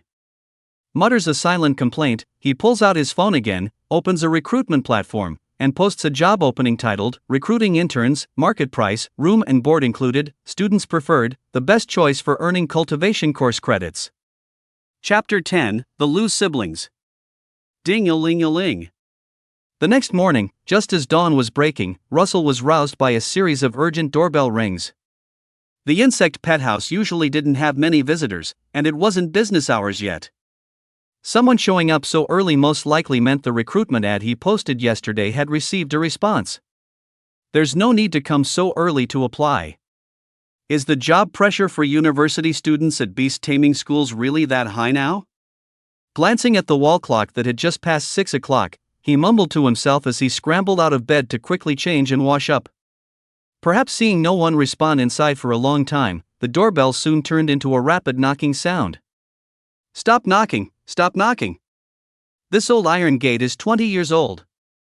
Feeling that if he didn't speak up, even the shop door would be knocked to pieces, Russell could only rush to pull up the roller shutter, toothbrush still in his mouth. As soon as the shop door opened, a tall figure suddenly darted in, slinging an arm around his shoulder and saying with a playful grin, "Russell, the sun's up and you're not even out for your morning exercise yet? Do you still want to be a beast tamer, you rascal?" Russell was choked by the sudden jolt, his face turning crimson. It took him a good while to recover and clearly see who it was. Roughly 1.9 meters tall, the large build was evident even in loose sportswear, revealing powerful, explosive muscles. This physique, however, was topped with a perpetually grinning round face. It was none other than his childhood friend, Lu Dahu, who had grown up with his former self since they were kids. He and Russell had been classmates and neighbors since kindergarten, and very close buddies. A year ago, Lu Dahu left San Luo City due to a transfer, and by now, he should have graduated successfully. Lu Dahu's sudden appearance the day after he posted the recruitment ad made Russell wonder, could this guy have graduated into unemployment, unable to find a job, and wanted to use the insect pet house as a temporary stopgap? But he quickly dismissed the idea. Lu Dahu had dreamed of becoming a professional beast tamer since childhood. When he enrolled in San Luo Beast Taming Academy, he chose the combat department, and his grades were consistently among the best during his studies. Otherwise, he wouldn't have been recommended to study further in the capital of the Southern Duchy as a one-year special invitee. For such an excellent aspiring professional beast tamer, finding a job would be easy. How could he possibly come to the insect pet house to work as a lowly intern? Just as Russell was puzzled, Lu Dahu waved towards the door. "We haven't seen each other in a year, what are you spacing out for? Ning Ning, come say hello." Following his gaze, Russell then noticed that behind Lu Dahu was a girl wearing a school uniform. "Hello, my name is Lu Inning. I'm a senior student in the cultivation department at San Luo Beast Taming Academy, majoring in daily pet beast care and basic pathology." The young girl bore some resemblance to Lu Dahu, with the same round face, but her demeanor and tone were very gentle, making her appear quite shy, a stark contrast to Lu Dahu. "Russell, you're aware of the internship credit system for cultivation students, but my sister's personality is too introverted. It might be difficult for her to find an internship on her own, and I'm also afraid she might encounter some strange people. After exchanging pleasantries, Lu Dahu briefly stated his purpose. It turned out that the one looking for a job wasn't him, but his younger sister, Lu Yining. I am indeed looking to hire an intern store clerk to help run the business, but the job involves caring for the insect-type pets in the shop. It requires close contact with insects every day and cleaning up their sand. Your sister. Russell seemed slightly hesitant about Lu Dahu's recommendation. Since he was hiring anyway, he didn't mind doing Lu Dahu this small favor. However, many girls are very afraid of insect-type pets, especially worm-like larvae and multi-legged insects. If Lu Yining couldn't handle the job after starting, it would be troublesome. Don't worry, my sister may be introverted, but her professional courses are top-notch. She gets A grades in every subject. Forget insect-type pets, she even dares to sleep holding a sandtail stinger. She definitely won't cause you any trouble. Understanding Russell's implication, Lu Dahu immediately patted his chest and guaranteed. The sandtail stinger is a gold-tier venomous pet known for its vicious temperament and cunning ambush tactics. It resembles a real-life rattlesnake, and adult sandtail stingers even develop a row of bony spines along both sides of their bodies, adding an extra layer of ferocity to an already intimidating creature. After hearing Lu Dahu's praise for his own sister, Russell thought to himself, good heavens. She gets nervous talking to people, yet she's fearless in the face of vicious pets. This strange, contrasting character setup, why does it feel like I've seen it in many novels and anime? However, since it wasn't him who had to sleep with a sandtail stinger, Russell fully respected Lu Yining's personal interests. As long as she could handle the job, it was fine. When his parents were still alive, the insect pet house business was decent, and they had hired more than one batch of interns. Russell took out the unused forms for Lu Yining to fill out and thoroughly explained the daily tasks of the shop. Unbeknownst to them, time had already reached noon. To show his gratitude, Lu Dahu ordered a sumptuous lunch from Big Eater Beast Delivery. The three ate and chatted, and Lu Yining's social anxiety eased considerably. After eating their fill, Lu Dahu, who rarely returned to Maple Leaf Road, was in no hurry to leave and continued to chat with Russell about everyday matters.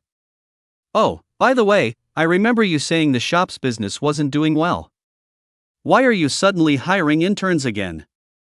In his memory, after Russell's parents passed away, the insect pet house business became unsustainable. Initially, he had invited Russell to develop in Dragon Spring City, the capital of the Southern Duchy, but Russell was determined to preserve the pet shop founded by his parents. After being politely refused, Lu Dahu never brought up the matter again. I plan to switch careers and become a professional beastmaster. I'll be out a lot, so I need to hire a shop assistant to look after the pets in the store.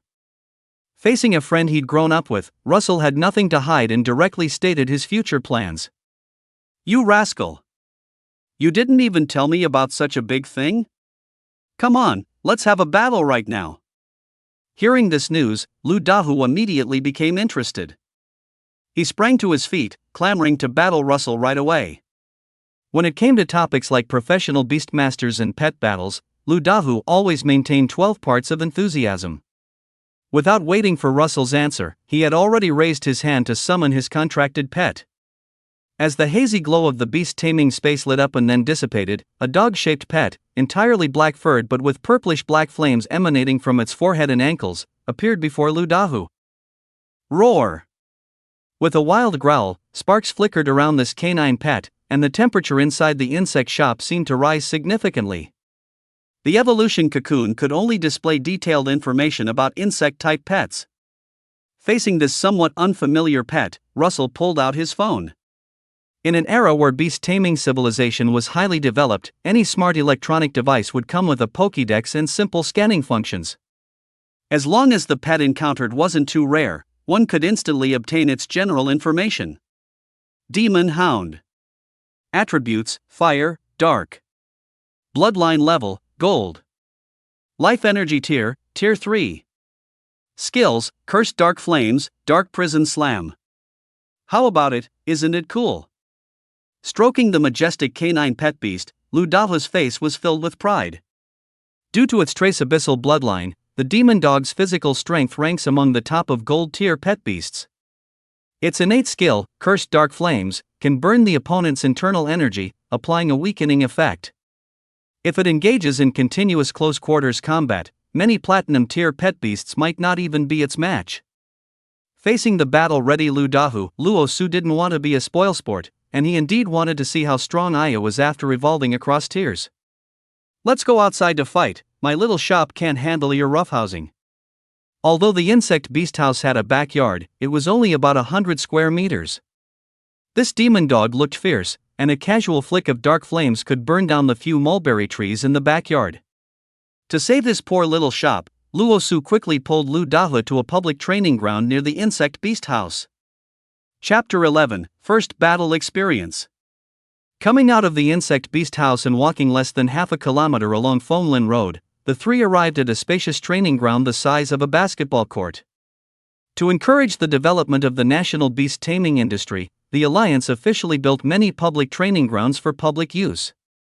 Their nature is similar to public sports stadiums in the modern world, but the grounds are sturdier, and low-level protective force fields powered by solar energy are installed around them. After all, it's a place for pet beast battles. If unprotected, the aftermath of battles could easily affect nearby people and buildings. However, the defense of low-level protective force fields is very limited, so these public training grounds are only open to beastmasters below Tier 4. Fonglin Road is close to the suburbs, a bit remote, so not many beastmasters usually come here to battle. After showing their IDs to the administrator at the entrance of the training ground, Luo Su and Lu Dahua successfully entered the training ground. "Hey, old man, let's go join the fun too. Someone's battling." The one on the left looks like the handsome boss of the insect beast house? I think the one on the right is even more handsome, a tall guy at 1.89 meters. As the pale blue protective force field rose, scattered onlookers began to gather near the training ground. Although the number of professional beastmasters is not large, exciting beast taming battles have always been one of the main pastimes for people after meals. When they encounter a live battle in the streets and alleys, most people will stop to watch for a while unless they are very busy. Standing at one end of the training ground, Luo Su raised his hand and summoned Ayu. A shimmer of light flashed, and Ayu elegantly flew out of the beast taming space. Its gray wings shimmered with a hazy, mysterious crystal texture in the sunlight, with lightened shadows flowing as it flew, appearing quite beautiful. Unfortunately, in pet beast battles where strength is paramount, few people can appreciate this beauty. Seeing his good brother's initial pet beast was actually a widely recognized weakling, a phantasm moth, Lu Dahu's expression became a bit strange. Compared to him, who hesitated to speak out of brotherly affection, the bystanders' discussions were much more direct. "Is this young man crazy? He raises silkworms and sells silk, and then somehow contracts a phantasm moth himself? Demon dog versus phantasm moth doesn't sound like much of a show. The battle will probably be over in 10 seconds. These complaints certainly weren't pleasant to hear, but they weren't entirely without reason. Fire type restrains bug type, and dark type also suppresses ghost type. Moreover, the demon dog's bloodline level and life energy rank were clearly higher. In this battle, Ayu was at a comprehensive disadvantage. However, Luo Su was completely unfazed by these comments. Listening to all the doubts, he felt invigorated instead. An underdog's first battle with type disadvantage, isn't this the standard treatment only protagonists get? Ayu, do you have confidence? Taking a deep breath, Luo Su sent a message to Ayu through their mental link. Fight! Fight! Ayu's intelligence was still quite limited, and its answer was concise, but it was equally unafraid. Battle start! At this moment, the administrator's whistle blew precisely. Before the whistle's echo faded, Lu Dahu had already put away his startled expression and quickly entered battle mode. As an excellent graduate of the combat department, he knew that giving his all in any competition was the greatest respect one could show an opponent. Demon dog, jump and use dark prison slam. Although the demon dog was powerful, it didn't possess long-range attack skills. To avoid being hit on the ground, Lu Dahu decisively chose to attack first. Receiving the order, the demon dog bent its hind legs, then leaped high, directly pouncing towards Ayu in mid-air. While moth-type pet beasts are adept at continuous dodging and turning in the air, there's a significant height difference compared to birds. The demon dog's full leap reached 3 to 5 meters, which was enough to threaten Ayu flying at a low altitude. At the same time, a dense mass of black flame rapidly condensed in its front right paw. Even several meters away, Luo Su could still feel the heat contained within that dark flame, as well as the wild dark aura. Given Ayu's small physique, if it were hit by the dark prison slam, it would likely lose combat ability on the spot. Fortunately, ordinary terrestrial creatures cannot gain leverage again after leaping into the air, so the direction and angle of attack are not difficult to predict.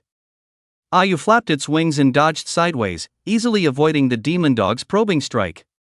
Ayu, fly back and forth around the demon dog, find a chance to sprinkle scale powder into its eyes. Having the slight upper hand in the first exchange, Luo Su chose not to launch an aerial assault. Instead, he unexpectedly commanded Ayu to fly back towards the demon dog. Using aerial advantage to strike ground targets is indeed a conventional combat strategy, but it doesn't work in all situations. Shadow arrows, while fast, only have a linear damage range.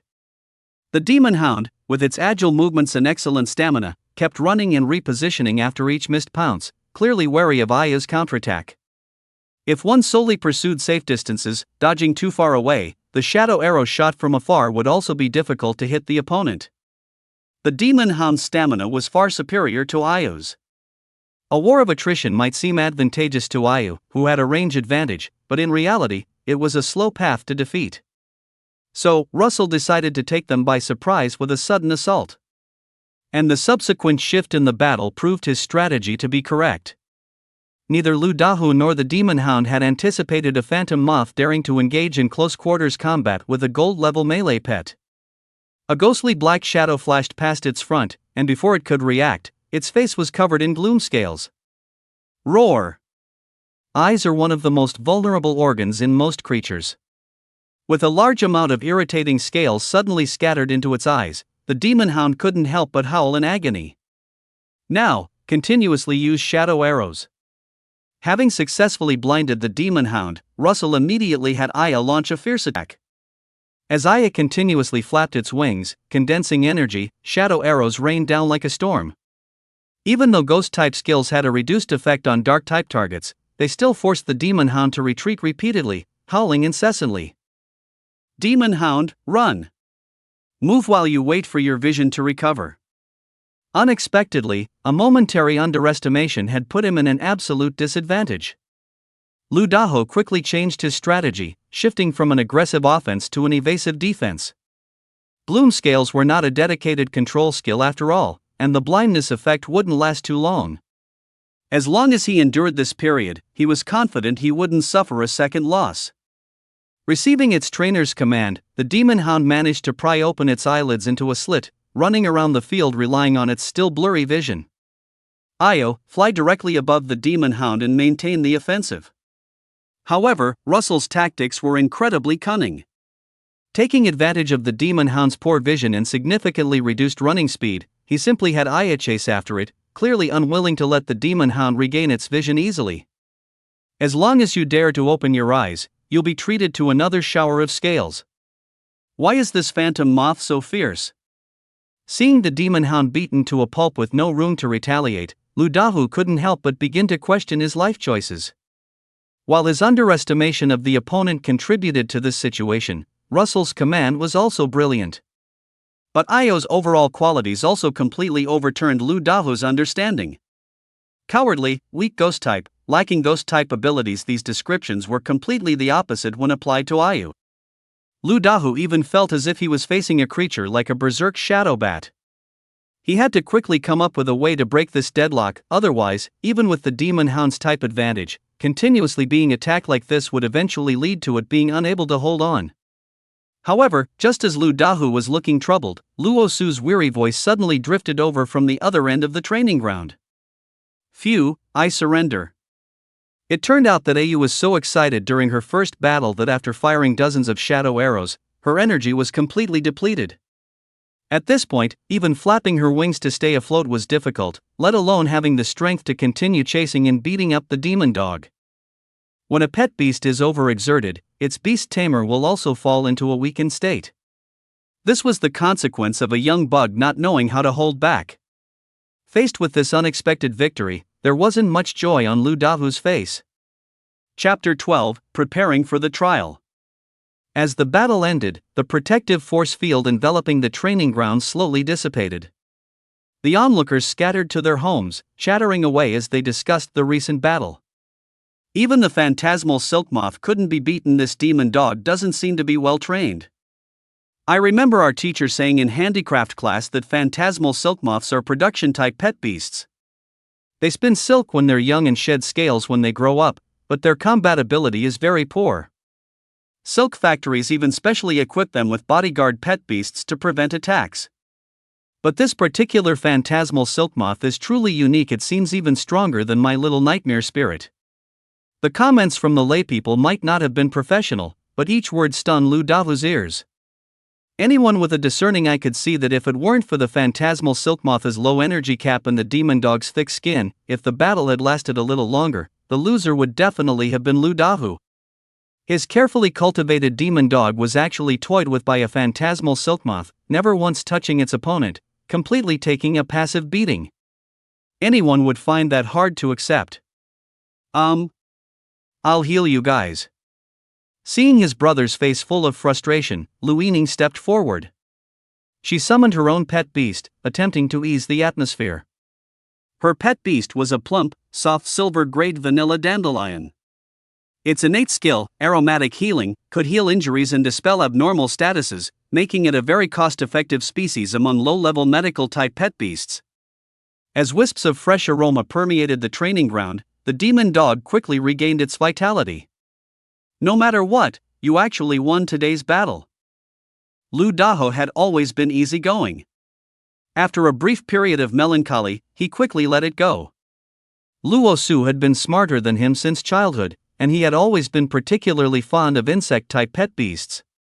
This phantasmal silk moth must have been meticulously cultivated, naturally making it much stronger than its counterparts mass-produced in silk factories. The world of beast taming was vast, with always someone better out there. This defeat today could be considered a lesson learned. Ningning, you can intern at the insect sanctuary with peace of mind. Listen to Brother Luo Su's arrangements for work matters, and call me if anything happens. Luo Su, I didn't expect you to be so strong now. I'll also work twice as hard. Let's fight again next time we meet. Adjusting his mindset, Lu Dahu waved goodbye to Russell and turned to board the bus heading to Sanluo City Airport. What work do I need to do next? After Lu Dahu left, Lu Yining seemed a bit nervous and bewildered. Remembering her brother's instructions, she quietly asked Russell, following behind him. Let's head back to the shop first. Just follow the steps I told you earlier for the daily feeding and cleaning tasks. With 2 days left until the assembly time for the trial grounds part-time job, Russell decided to take a good rest and recharge his energy. He would also use this time to quickly teach Lu Yining the daily routines of the shop. A moment later, the two walked back to the insect house. It was afternoon business hours, and various insect-type pet beasts, having finished their morning feed and rested for 2 or 3 hours, were all actively stirring. Carnivorous insect-type pet beasts are quite resistant to hunger when not in battle, only needing to be fed twice a day. However, be careful not to let them fight each other. Herbivorous insect-type pet beasts consume plant feed, which has low nutritional content and is digested quickly. You need to monitor the remaining food in the incubator, replenish it promptly, and clean up residue and insect excrement. Following the daily task list Russell had laid out, Lu Yining rolled up her sleeves and began to busy herself. As a senior student in the nurturing department of Sanluo Beastmaster Academy, her theoretical foundation was solid. She could recite information about over a dozen insect-type pet beasts in the shop by heart. Russell only needed to occasionally offer guidance and correct minor errors during practical operations, and this intern, who had been on the job for less than an hour, quickly adapted to her role. While feeding the pet beasts, Lu Yining even timely discovered that several pet beasts were in a sub-healthy state and provided them with simple treatment and nutritional planning. She's really great value for money. Watching Lu Yining, who was nimble and efficient at work, completely unlike her usual reserved and introverted self, Russell couldn't help but give her a mental thumbs up. When the insect house expanded in the future, he definitely had to offer Lu Yining a high salary to stay as the shop manager. He just wondered if Lu Dahu would agree. After all, Sanluo City was much less developed than Longquan City. A high-paying job here might only just meet the passing line in the ducal capital, and the opportunities for development in various aspects were incomparable. However, if a dojo could be opened on Maple Leaf Road, the situation would be completely different. Challenging city dojos was a prerequisite for qualifying for major league events. This alone could bring in a huge flow of people, and almost every dojo would attract a large number of related beastmaster industries, with many beastmasters who cultivated pets of the same attribute living near a dojo for years. With more people, there would naturally be a demand for food, clothing, housing, and transportation, which would in turn drive the prosperity of commercial streets, entertainment industries, and the catering industry. A powerful beastmaster dojo could be enough to stimulate the economic development of an entire city. Under the bright afternoon sun, Russell was dreaming of the good life after opening his bug-type gym, when a checklist marked with many suddenly appeared before him. "Brother Russell, all the preparations for the afternoon business on the list are done. I'll pack my luggage first. Where's my room?" Lu Yining's work efficiency was even faster than he expected. In the blink of an eye, the shop had already been tidied up and was in perfect order. At this moment, she was dragging her suitcase, waiting for Russell to arrange the board and lodging included benefit mentioned in the recruitment ad. Wait a moment. Hearing this question, Russell's old face flushed red. He slipped into the small cubicle behind the shop, not forgetting to close the door behind him. How could he have forgotten this? The Lu siblings had arrived too early today.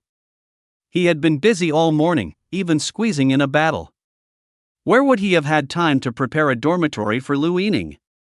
Luckily, he had prepared new bedding in advance. Otherwise, if the young girl saw only a used bed in the cubicle, she might have thought he had ulterior motives. After more than 10 minutes, Russell, with the fastest speed in his life, furnished the small cubicle with a complete set of new household items, then dragged a folding camp bed to the counter. "Do you usually sleep by the door?" Lu Yining asked, full of confusion, watching Russell place the camp bed beside the shelves. Don't mind that, I don't often come back to the shop, just make do. Saving costs during the initial stage of starting a business, you know. Russell could only laugh it off in response to this question. People always suffer for the sake of appearances. He couldn't just say that there weren't enough rooms in the shop and that he, the boss, had to sleep on the floor. With the temporary bed laid out, Russell's desire to become stronger and make money became even more urgent. Business on Fonglin Road isn't good, and there are many vacant houses nearby. Once I become a bug-type king, I'll buy the whole street and sleep in a different house every day. With Lu Yining's help, Russell hardly needed to spend time handling the various chores of the Spirit Beast house.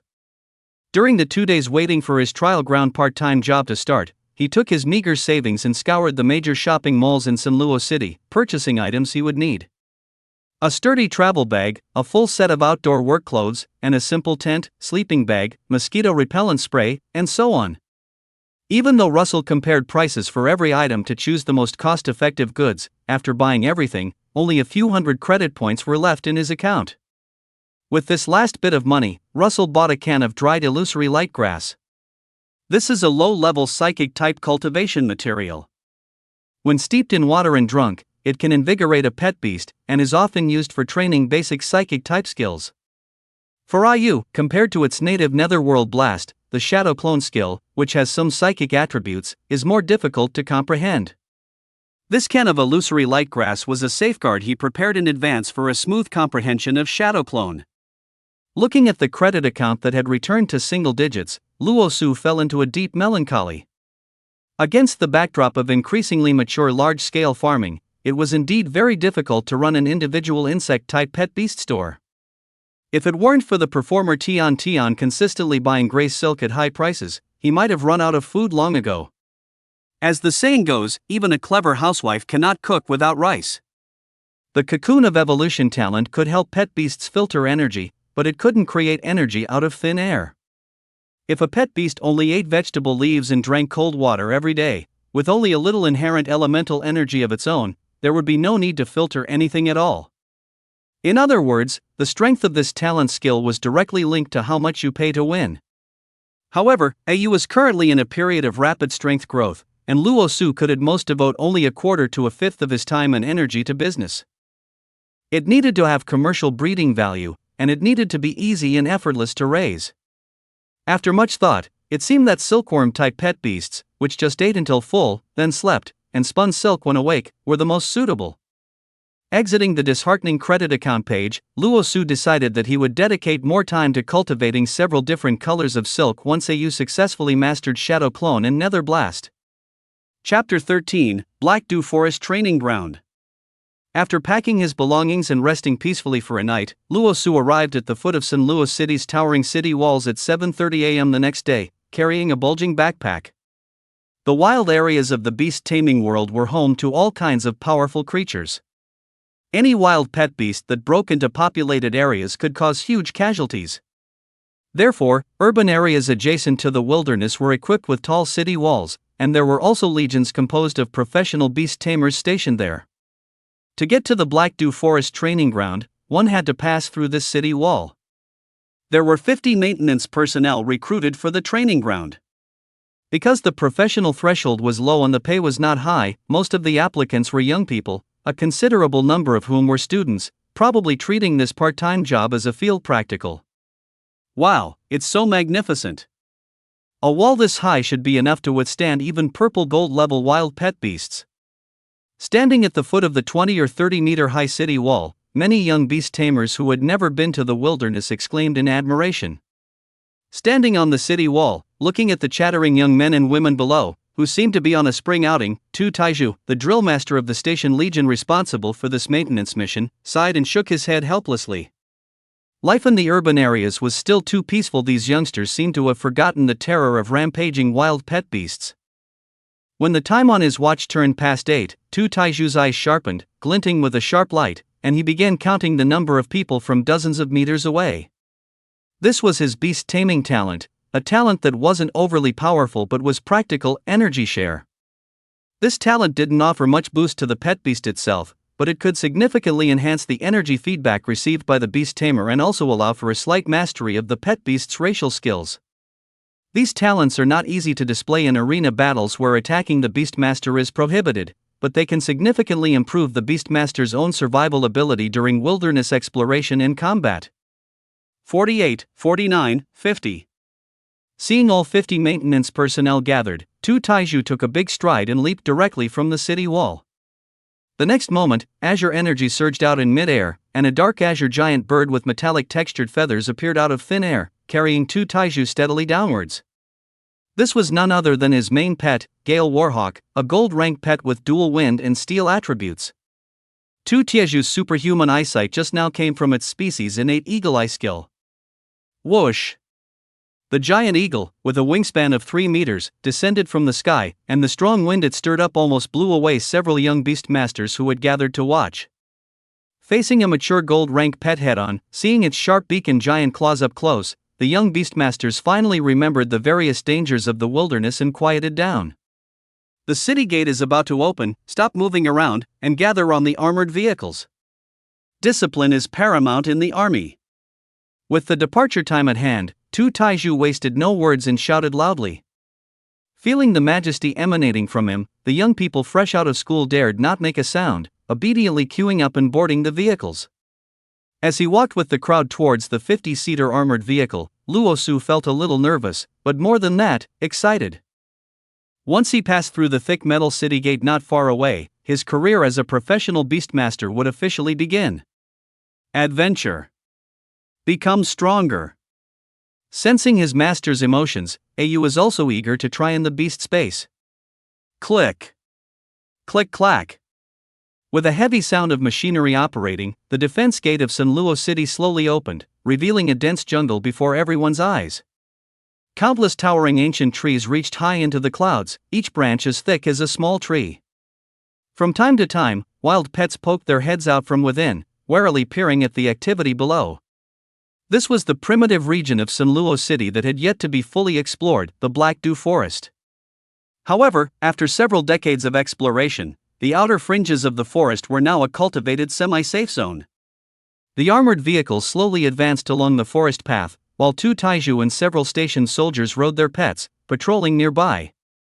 During the journey, sounds often emanated from the surrounding woods, but with several experienced mature pets guarding them, any wild pets that approached quickly retreated.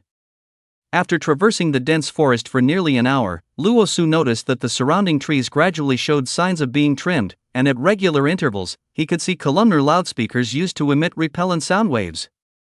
These changes indicated that the armored vehicle had entered the Black Dew Forest training grounds. Indeed, a moment later, the armored vehicle stopped in front of a small camp enclosed by an iron fence, with a sign hanging above the entrance that read Number 2 Safe Zone. Everyone please disembark in an orderly fashion, gather and register at the safe point, and choose your maintenance area. Upon successfully arriving at their destination, Tu Taiju recalled his blustery warhawk and directed the maintenance crew into the main tent of Safe Zone Number 2. To enhance the trial experience, the Black Dew Forest Trial Ground not only features indigenous creatures from the forest's periphery but also many pets transported here from surrounding areas, making for a wide variety of species with vastly different habits and characteristics. When Tu Taiju spoke of choosing a maintenance area, he meant for the part-time staff to select the pet type they were most familiar with for maintenance, based on their individual skills. Safe Zone Number 2 is located in the center of the Black Dew Trial Ground, with roughly equal distances to other safe zones. Once the part-time staff have chosen their maintenance areas, specialized professional beastmasters will escort them to the surrounding safe zones. I'm good at plant cultivation. I can assist in planting cultivating materials in one area. I'm a recent graduate of Samluo Beastmaster Academy and hold a Level 2 bird pet breeder certificate. Area allocation concerned the practical effectiveness of their part-time work. As soon as Tu Taiju finished speaking, everyone began to speak enthusiastically. After some allocation, most people chose the various reserve animal pens. These pens contained a large number of wild pets transported from afar, many of which were injured or weakened from their struggles on the journey due to their untamed nature. This was indeed where the maintenance tasks were most demanding. And you? After the crowded masses had largely dispersed, the registration staff finally noticed Luo Su, who was standing at the tent entrance looking around like a curious child. I specialize in cultivating insect-type pets and would like to go to Safe Zone Number 13. Hearing the registration staff's question, Luo Su answered straightforwardly. He had already chosen his target area at the very beginning of registration. Safe Zone Number 13 is located near the edge of the Black Dew Forest Trial Ground. The trees there are relatively smaller than those deep within the forest. Due to its proximity to a stream and humid climate, many mushrooms also grow there. I used training target for dodging ability and energy accumulation. This time was a bronze-level insect pet that lives in the dense mushroom area, the yarnball spider.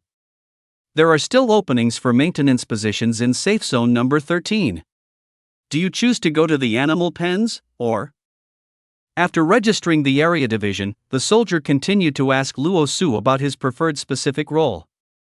I choose to move freely and train the local wild pets. Before he could finish, Luo Su pointed to a section of forest within Safe Zone Number 13. Yarn ball spiders are indigenous to the Black Dew Forest and do not require transportation, thus they don't need to be kept in animal pens. Low-level insect-type pets reproduce quickly, so maintenance staff don't need to worry about population numbers. The main maintenance task is to spar with newly born wild pets, enhancing their combat abilities as much as possible without harming them, so that consumers who buy tickets to enter can have a better trial experience. For him, whose goal was to help you learn skills, free movement was, of course, much more convenient than clocking in and out at an animal pen. After completing the full registration process, Russell reboarded the armored vehicle and, accompanied by a team of rotating garrison soldiers, arrived at Security Zone Number 13. Chapter 14, Yarn Ball Spiders. Upon reaching security point number 13, the garrison soldiers briefly informed Russell about the pet beast distribution in the vicinity and handed him a temporary military supply pack. Inside, in addition to items like antidotes, healing sprays, and portable fire sources, there was also a realistic-looking mechanical bird. In a world where pet beast civilization is highly developed, these small mechanical beings with basic autonomous intelligence actually fall within the scope of pet beasts. However, mechanical beings are, after all, artificial races. Most mechanical pet beasts' minds contain settings like protect humans, obey humans. As long as the manager authorizes them, simple commands can be given without the need for a contract. This bronze-grade accompanying mechanical bird would transmit Russell's footage back to security zone number 13, and when necessary, could also emit piercing expulsion sun waves. This served both to protect his safety and to monitor his work. The pet beasts in the trial grounds are generally below Tier 3 in strength, and even maintenance personnel, who are primarily cultivation-oriented, can put up some resistance. As long as one doesn't actively court death, after receiving an alarm transmitted by the mechanical bird back to the security zone, the garrison soldiers usually have enough time to launch a rescue. After receiving the military supplies wrapped in deep green canvas, Russell did not linger long in the security zone and walked directly towards the thicket where the yarn ball spiders lived.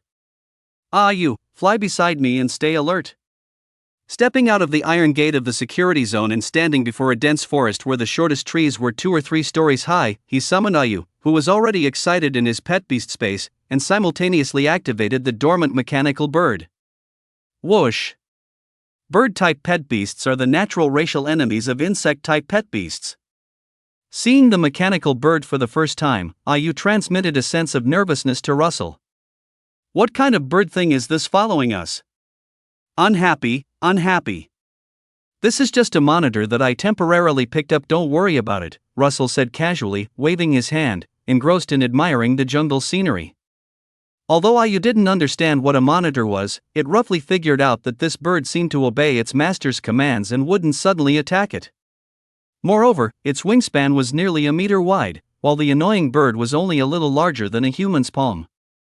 Through a simple and crude comparison, Ayu, possessing a clear size advantage, quickly ignored the mechanical bird's presence. The area managed by Security Zone number 13 was about 20 kilometers in diameter. After walking for half an hour, Russell vaguely saw a forest enveloped in a faint white mist. It was nearly noon, and even in a dense forest, such a large mass of fog shouldn't be lingering.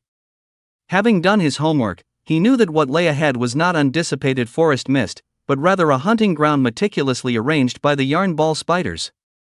These jumping spider-type pet beasts, lacking web-spinning habits, would roll their silk into yarn ball-like spheres.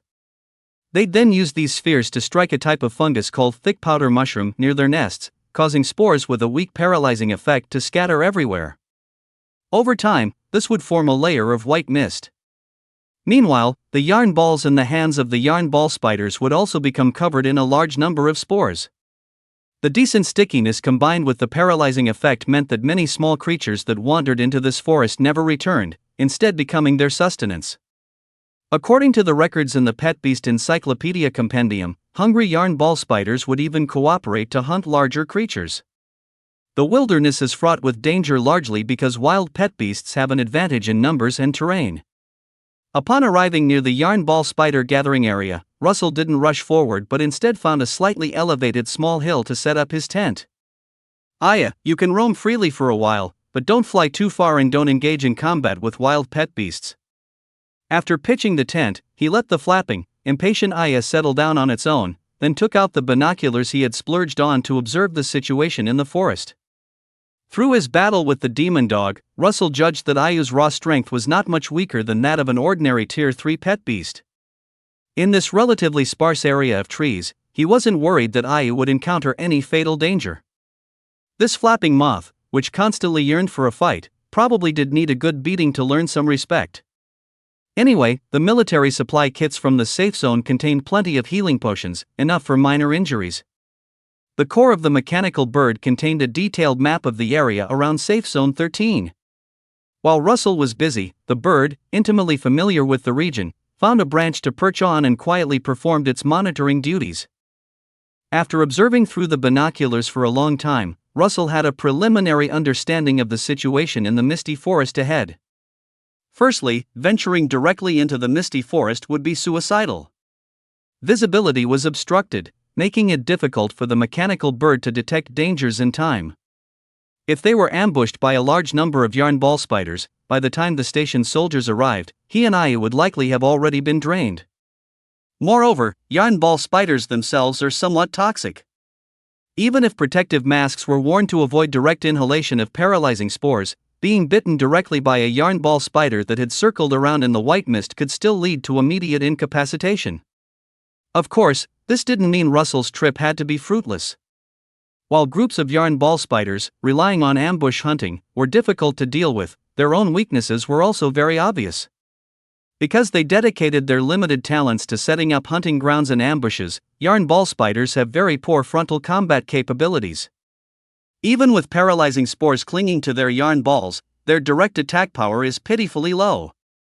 As long as they aren't hit continuously and fall into a fully paralyzed state, that small impact force can barely injure an ordinary human. Secondly, the web thread spider's mobility is among the lowest for jumping spider-type pet beasts, and its strength is perfectly average for bronze-level pet beasts. Once they leave the misty forest, they might not even be able to beat a dog. Therefore, unless there's an urgent situation like a forest fire, web thread spiders rarely crawl out of their nesting woods, even if they starve to death. This means that as long as AO repeatedly probes the edges of the misty forest without actually flying into it, even if she gets stunned by a thrown web thread, it's fine. After a short rest, she'll be a good moth again. As for how to attract the web thread spiders in the forest to actively attack outside the woods, a cheap and effective bottle of enemy-luring pheromone spray is enough to solve the problem. Ayo, let's go. After all the preparations were done, Russell waved to Ayo, who was chasing a few common butterflies. A few minutes later, the two stealthy figures, one human, one pet, appeared on one side of the misty forest.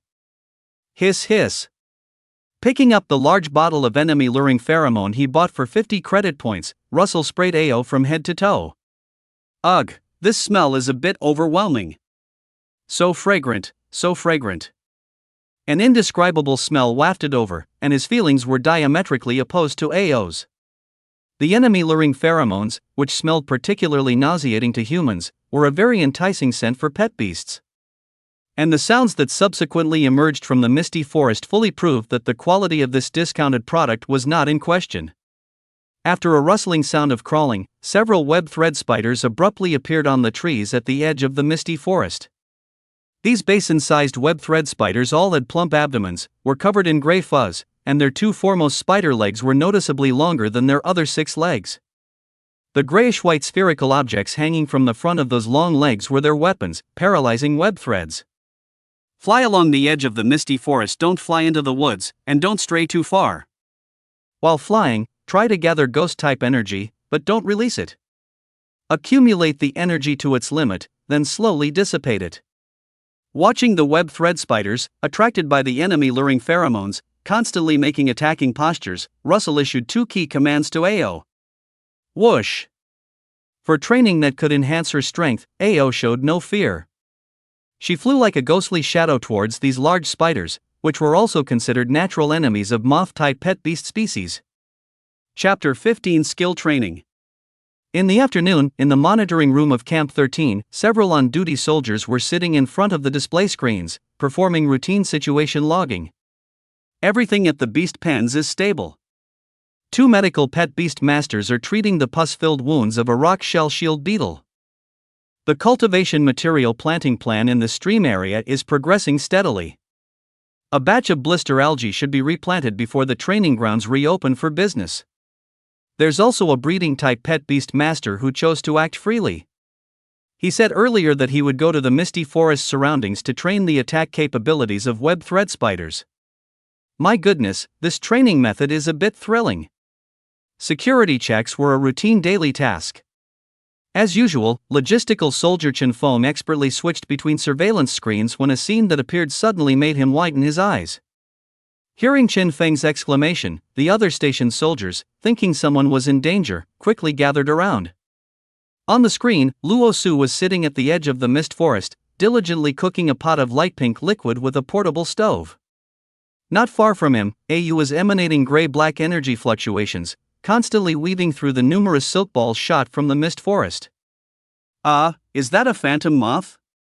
Seeing Ayu's appearance clearly, one of the station's soldiers muttered in disbelief.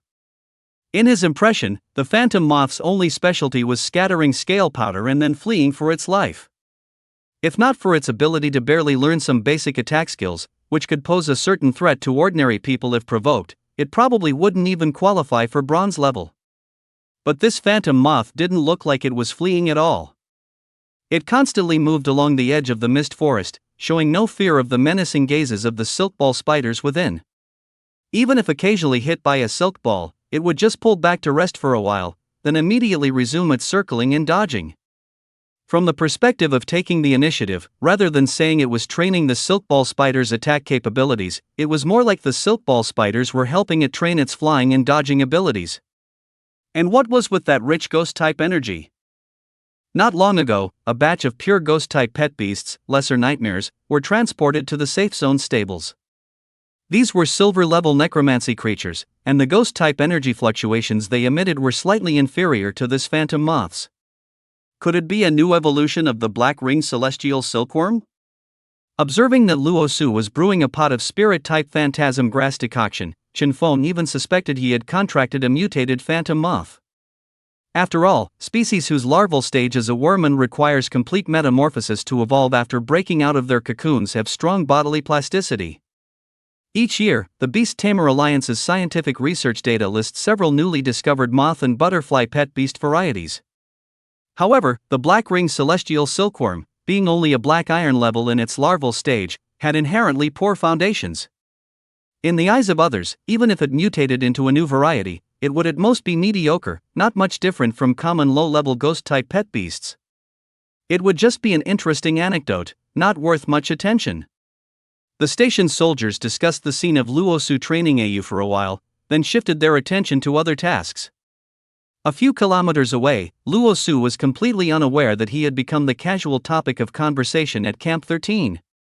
Following an online tutorial, he boiled a small handful of dried phantasm grass leaves in boiling water for half an hour.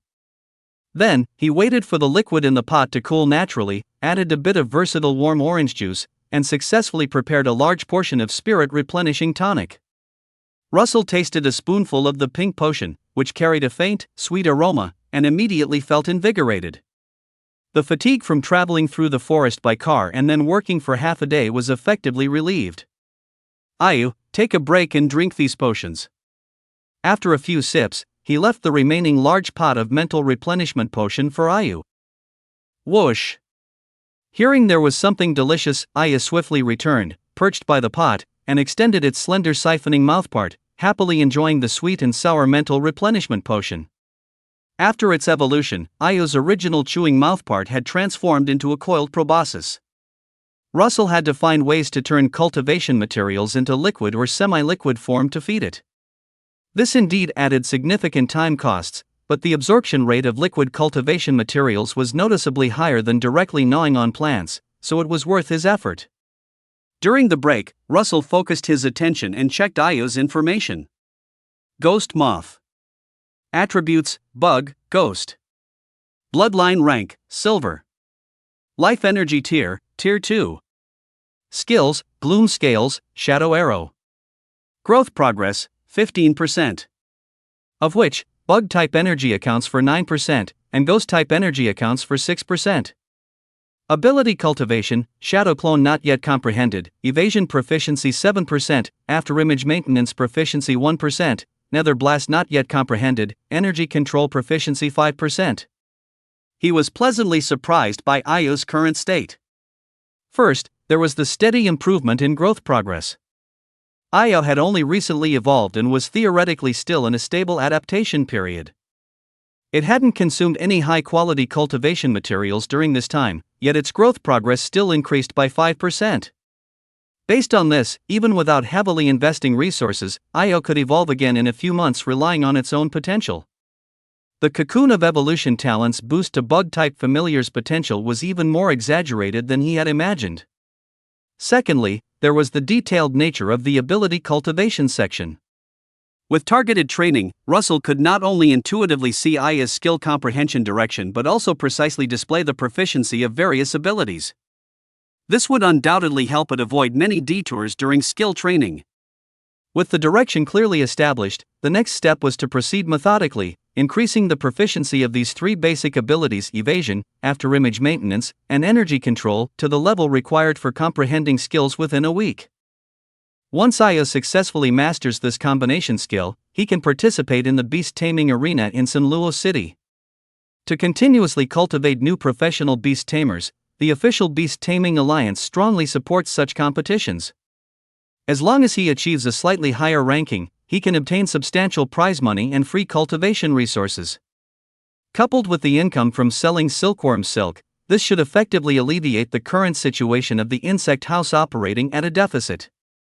With ample funds, I can buy more breeding materials, rent a larger storefront, raise more silkworms, and then earn even more money.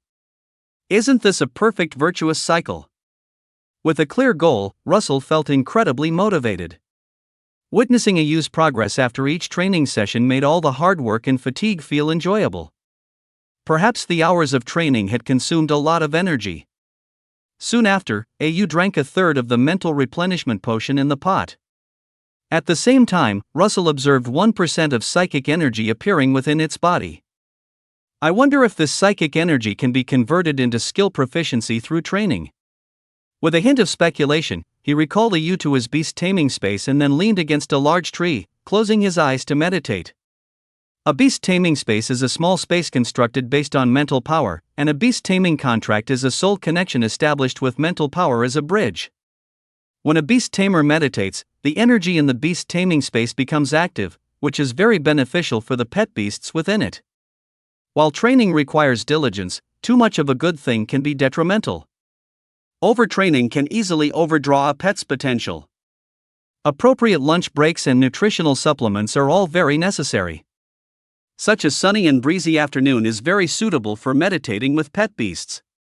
However, what Russell didn't notice was a slender figure quietly observing him from an ancient tree not far away. This pet beast's green appearance almost merged with its environment, making it difficult for the naked eye to discern its clear form.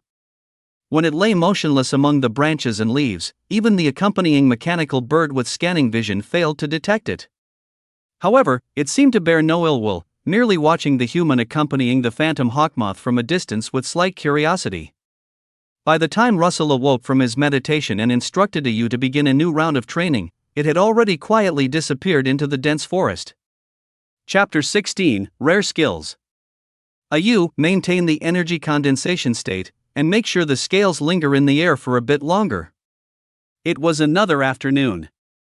Outside the quiet mist forest, Russell and Ayu repeated the skill training routine they had performed hundreds of times. The part-time job only lasted a week. He didn't know when he'd get another chance to milk the sheep like this again. Thinking of the 10,000 credit entrance fee for the trial ground, he had been fully dedicated to Ayu's special training for the past few days, without returning to the safe zone even once. Fortunately, Ayu itself was also very diligent, training almost continuously except for eating and resting, and its skill proficiency increased rapidly. Phantom Hawkmoth. Ability cultivation, shadow clone not yet mastered, evasion proficiency 100%, afterimage maintenance proficiency 81%, nether blast not yet mastered, energy control proficiency 75%.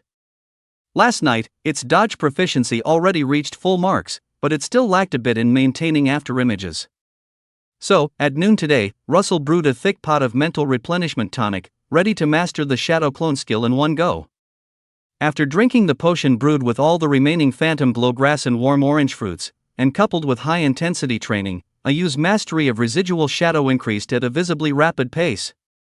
85, 87, 99%, 100%. When the two basic abilities associated with the shadow clones met the requirements, Ayu's form instantly changed, transforming into 5 blurred shadows.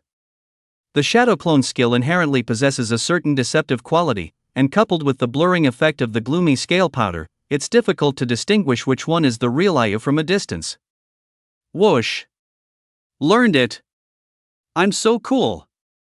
Having mastered new skills, Ayu seemed particularly delighted. It continuously released its still somewhat unpracticed shadow clones, weaving through the swiftly shooting silk threads in the misty forest. Its smug demeanor made Russell feel a touch helpless. So conceited, I wonder who he takes after. Don't waste energy, maintain the shadow clone, and continue practicing energy accumulation. Just as Yu was about to deplete all the energy within her, he quickly sent a restraining message through their mental link. This state of heightened understanding is rare, and Russell intended to seize the opportunity to help Ayu master the Nether Blast skill in one go. Whoosh! Powerful skill, practice. Upon hearing Russell mention the Nether Blast skill, Ayu finally settled down. It too really wanted to learn this powerful output skill that could blast enemies away with a single hit. Next time I encounter a ferocious black dog, I'll definitely be able to blow it up. Imagining herself in a majestic posture after mastering Nether Blast, Ayu gathered dense ghost-type energy between her wings, and the aura around her became chilling. For Ayu, simply accumulating energy is easy. Accumulating energy during normal flight requires high concentration, but it's not difficult. However, accumulating energy while simultaneously maintaining the shadow clone without dissipating is quite a challenge. It tried several times in a row. During these attempts, either the energy went out of control, dissipating with a bang before much had accumulated, or its focus was entirely on the energy mass, causing the shadow clone, left without maintenance, to quickly dissipate, leaving itself exposed alone in mid-air. But Aya didn't lose heart, continuing to repeat the process again and again. Feeling Aya's resolute will, a thought stirred in Russell's heart, and he instinctively raised his hand towards it. Just like the first time he screened Aya's internal energy, a few strands of milky white thread slowly extended from between him, gently caressing Aya's body. Although the accompanying mechanical bird was nearby, Russell was not worried about his secret being exposed. This was because many cultivation-type talents required energy contact with the pet beast, and merely seeing a few energy threads wouldn't allow anyone to know the specific effects of the cocoon of evolution. Your pet beast is unleashing its potential. Thanks to the nourishment of the cocoon of evolution, it will gain an opportunity to comprehend a rare skill. As the threads integrated into Aya's body, its energy control proficiency, which had been stuck at 75%, began to skyrocket, reaching full value in the blink of an eye. Subsequently, several pieces of information flowed back from the threads and into Russell's mind. Pus Blood Bite, an insect-type attack skill with moderate attack power, but it carries a strong corrosive effect, making the inflicted wounds difficult to heal. Dark Night Curse, Guided Release. Curses the enemy with strong resentment, continuously inflicting soul pain, and significantly reducing the lethality of their energy-based attack skills. Butterfly Shadow, an advanced shadow clone skill exclusive to insect-type pet beasts. In addition to visual interference, it can also make the clone simulate the energy fluctuations produced when casting skills, offering greater deception. The information feedback from the cocoon of evolution was simple. He could choose one of these three skills for Aya to master. This talent skill is really useful. It can accelerate growth, screen energy, and now it even grants skills. After several days of skill training, Russell deeply felt how difficult it was to comprehend skills. Now that rare skills were being offered, he was naturally so happy his mouth nearly stretched to the back of his head. After reading the detailed descriptions of the three skills from beginning to end, Russell decisively chose the Butterfly Shadow skill. Objectively speaking, all three skills were powerful, but compared to them, the first two skills did not fit Aya's skill development path. Only Butterfly Shadow, as an advanced shadow clone skill, could bring it the maximum improvement in strength. The highlight of Pus Blood Bite was its ability to reduce the enemy's recovery capability, but a skill named Bite could easily be guessed as a physical melee skill. Having Aya use its soft, siphon-like proboscis to bite someone would be no different from throwing meat buns at a dog. And Dark Night Curse was clearly a support-type skill, requiring continuous guided release, during which no other skills could be used. Teaching such a skill to an energy damage dealer would be tantamount to cutting off one's own arms. As Russell made his decision, a ghostly black aura flowed along the threads into Aya's wings, adding a touch of eerie beauty to its already crystal clear, translucent wings. After all this was done, the threads of the cocoon of evolution immediately retracted, and Russell suddenly felt his legs weaken, slumping to the ground as if drained of all strength. Using a beast taming talent required consuming the beast tamer's stamina and mental energy. Directly bestowing Aya with a rare skill was even more exhausting than running a marathon. However, a certain heartless moth did not notice its owner's plight. With the help of the evolutionary cocoon, Ayu successfully comprehended Nether Blast and unexpectedly learned Butterfly Shadow, which is much more powerful than Shadow Clone. Its already excessive self-confidence was now bursting at the seams. Whoosh! The feeling of becoming stronger. My wings are lighter, so cool. Why is its beast tamer lying on the ground? Was it stunned by how handsome I am? Listening to Ayu's endless narcissistic thoughts through their spiritual link, Russell felt his blood pressure rising. After a while, he finally recovered some of his strength. Getting up from the grass, Russell weakly walked towards the tent, preparing to pack his bags and return to Security Zone 13. He had already exceeded his skill training goals anyway, and the thread spiders in the fog forest had also undergone intense training. With more than a day left, he might as well rest well in the temporary dormitory of the security zone. But at this moment, the accompanying mechanical bird suddenly flapped its wings and flew above his head, continuously emitting shrill alarm sounds. Beep beep. Beep beep beep. The garrison soldiers at the trial ground had specifically warned that such an alarm sound only meant one thing: a wild pet beast attack. Sure enough, the next moment the alarm sounded, a swift figure, the same color as the surrounding vegetation, suddenly charged down from an ancient tree. However, its target was not Russell, but AU, who was still showing off in mid-air. Although AU had just comprehended a powerful skill, its defense was still weak. If it were hit head-on by a wild pet beast of the same level, it could very likely be severely wounded. AU, be careful, use butterfly shadow. In this critical moment, Russell didn't bother to dwell on this unfilial son's absurd behavior from earlier and immediately issued a battle command. Receiving Russell's anxious instruction, AU's body flickered, easily dispersing into 5 very lifelike illusions. Almost simultaneously, the emerald green figure streaked past its previous position at a speed difficult for the naked eye to catch. Swish!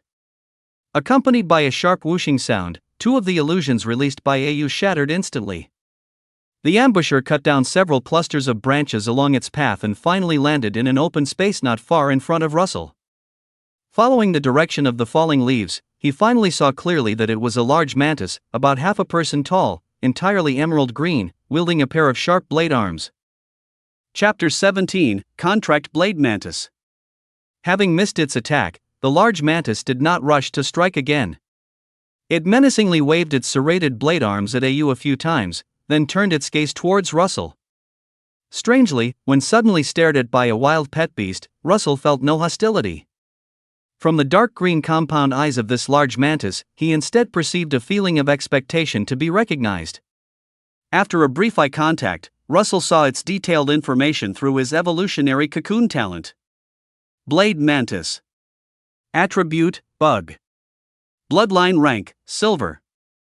Life Energy Tier, Tier 3. Skills, Stereoscopic Vision, Blade Arm. Growth Progress, 23%.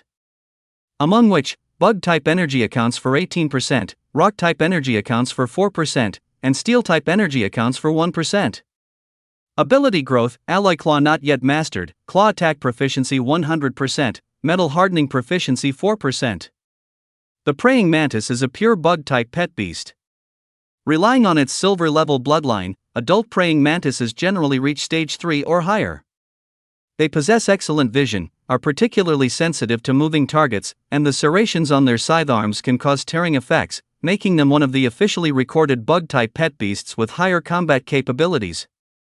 I must say, Pet Beast Encyclopedia's description of the praying mantis is very skilled in language higher combat capabilities, but only when compared among bug-type pet beasts.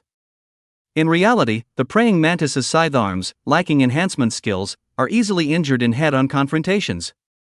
It usually hunts other weaker creatures by ambush, leveraging its forest camouflage. Might as well just say it's unremarkable. Russell silently complained. This praying mantis's stats are typical for an adult stage 3 pet beast, and its 2 skills are also conventional innate racial abilities. The only noteworthy points are the somewhat abnormal rock and steel energies within its body, and its maximum proficiency in claw attack. Aside from a few species living in mining areas or underground, most bug-type pet beasts feed on plants and animals. Typical carnivorous pet beasts like the praying mantis, which live in forest areas, usually don't eat dirt. The reason it consumes food unsuitable for itself is probably to master the steel-type skill Alloy Claw. After reading the praying mantis's information, a conjecture formed in Russell's mind. Could it be that it witnessed IU mastering a rare skill earlier, and sensed the immense benefits of the cocoon of evolution talent for bug-type pet beasts, thus wanting to come and cling to his leg? If this inference is correct, then the praying mantis's attack on IU was likely an attempt to prove its strength to Russell. You want to challenge IU? With curiosity, Russell asked it. Swoosh. It's unclear if the praying mantis understood, but it still responded by brandishing its scythe arms.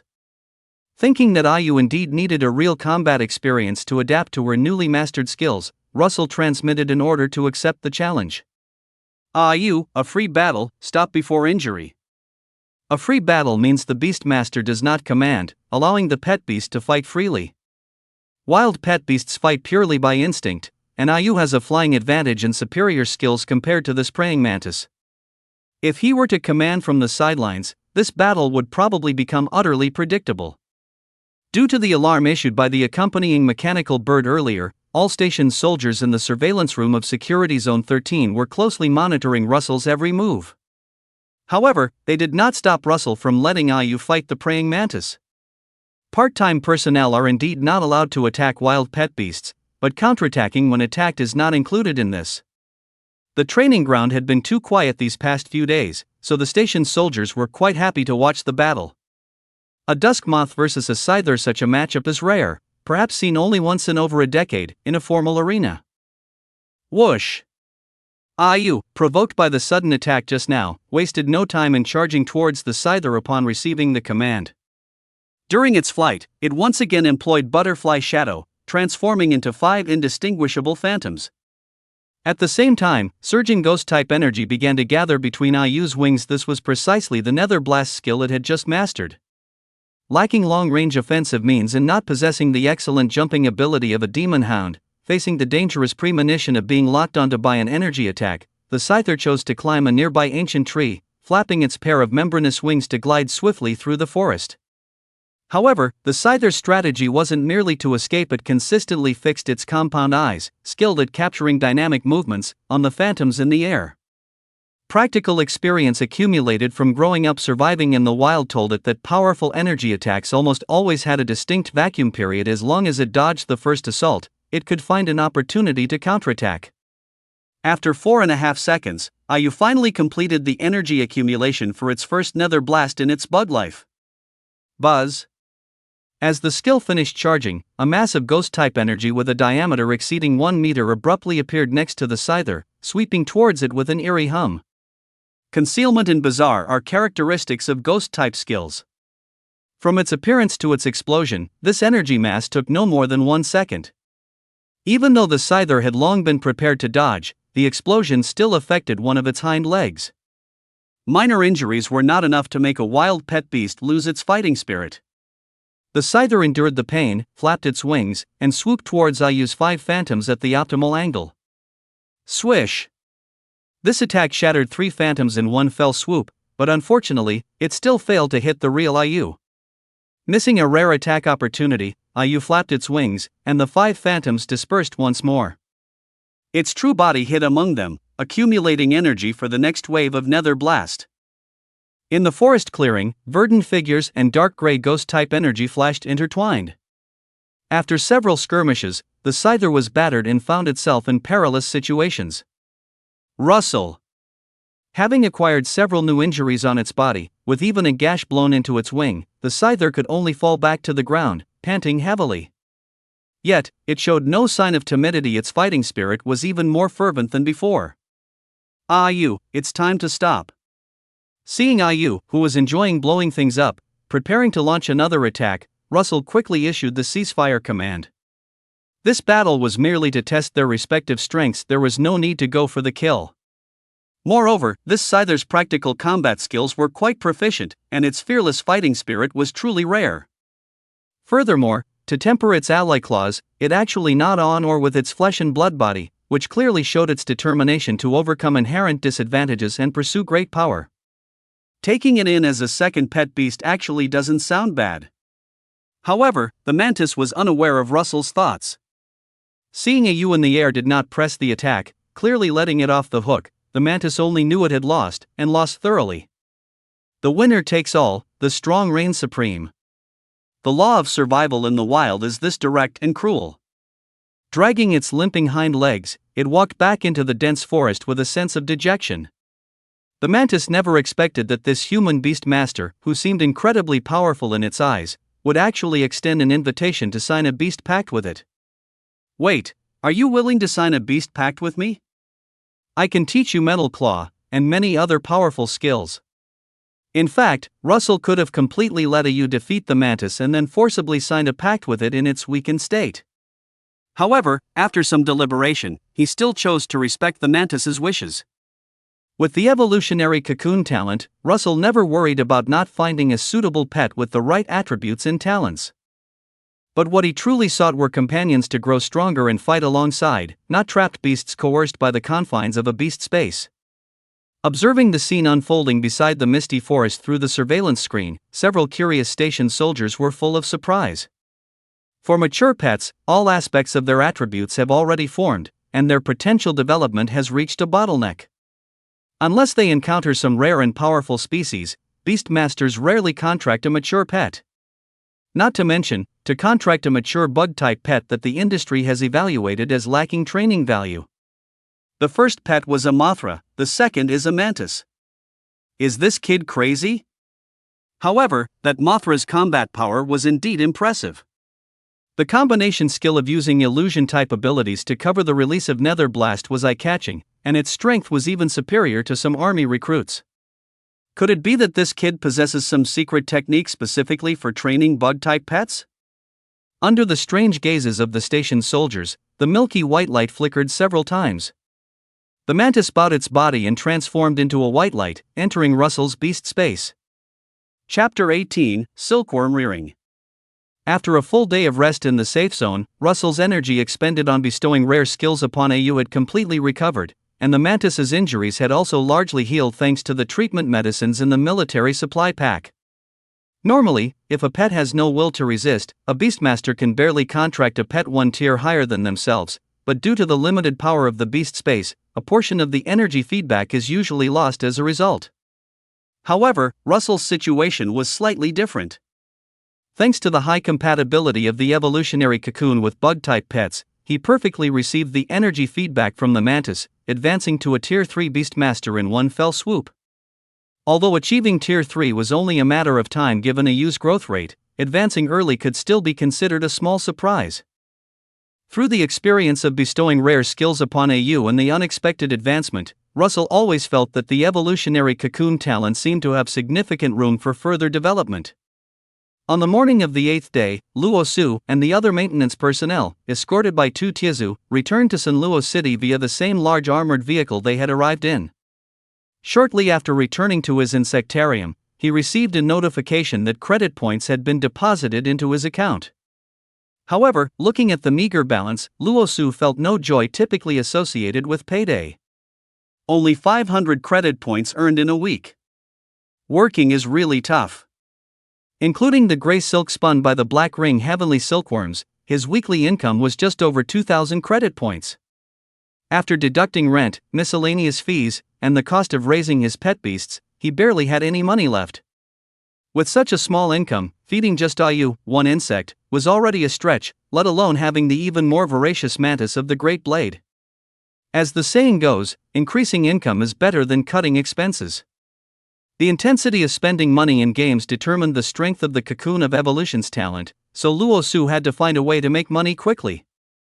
Following his previously laid out plan, he used the newly acquired 500 credit points to order a batch of new pet beast eggs online, as well as an entire sack of low-quality, bulk-sold special cultivation materials. In the beast taming era, the vehicles used by large logistics companies were almost all mechanical pet beasts. They traveled quickly and could load and unload goods themselves with mechanical arms, far surpassing traditional couriers in efficiency. That afternoon, the Alliance Trading Center's delivery truck pulled up in front of the insectarium. Giant silkworm eggs, sunset glow grass, bloom blue moss, and warm orange fruit, all here. Directing the delivery truck to move the cultivation materials into the refrigerated storage, Luo Su called Lu Yining to help, and together they evenly arranged 60 white pet beast eggs into 3 incubators equipped with warm lights. These eggs contained giant silkworm larvae that were about to hatch. Like the black ring heavenly silkworms, they were iron tier insect-type pet beasts. The slight difference was that after evolving, black ring heavenly silkworms could slightly increase their bloodline level to bronze tier and awaken the ghost attribute, while giant silkworms were pure insect-type pet beasts, remaining iron tier even after evolution, making them the lowest combat power tier in the pet beast world. If it weren't for the excellent toughness of the silk they spun, comparable to some softer metal wires, and its resistance to rot and burning, they would probably be classified as ordinary creatures. Brother Luo Su, I remember our teacher in cultivation class saying that the large-scale farming of giant silkworms is very developed, so the profit generated by each silkworm is very low. If you raise them in small quantities, you can basically only break even. While arranging the pet beast eggs, Lu Yining voiced her doubts. Her words were pertinent and professional.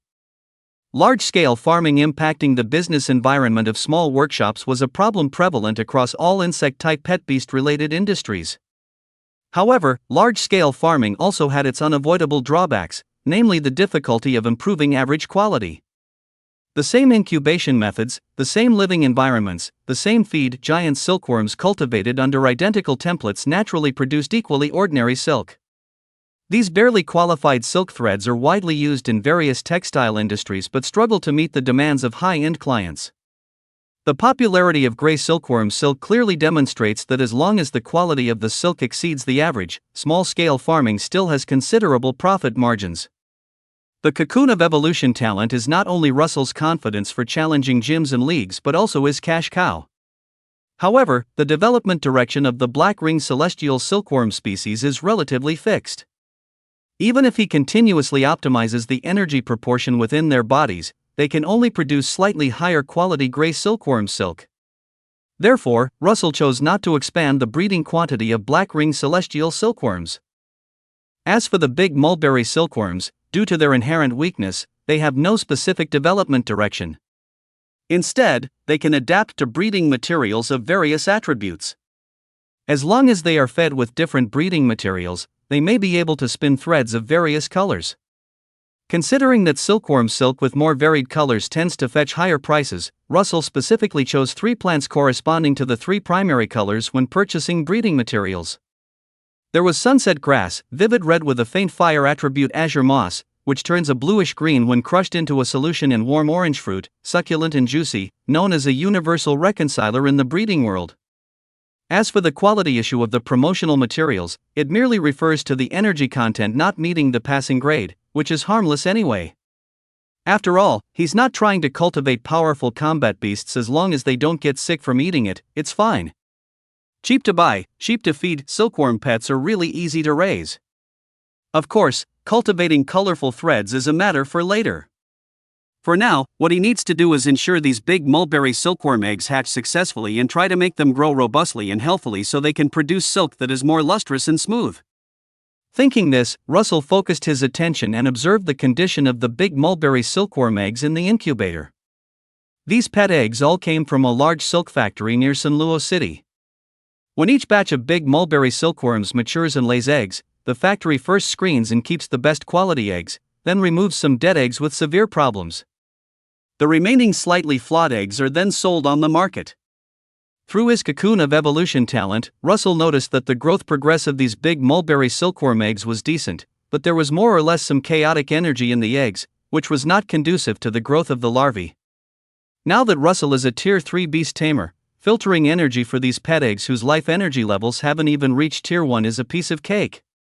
Before long, all the chaotic energy in the 60 big mulberry silkworm eggs was drawn out. The incubation period for big mulberry silkworm eggs is about 1 month.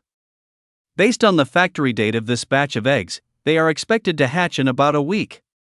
If I can cultivate rainbow-colored silkworm silk, I'll sell it for 5,000 credit points a bundle, hee.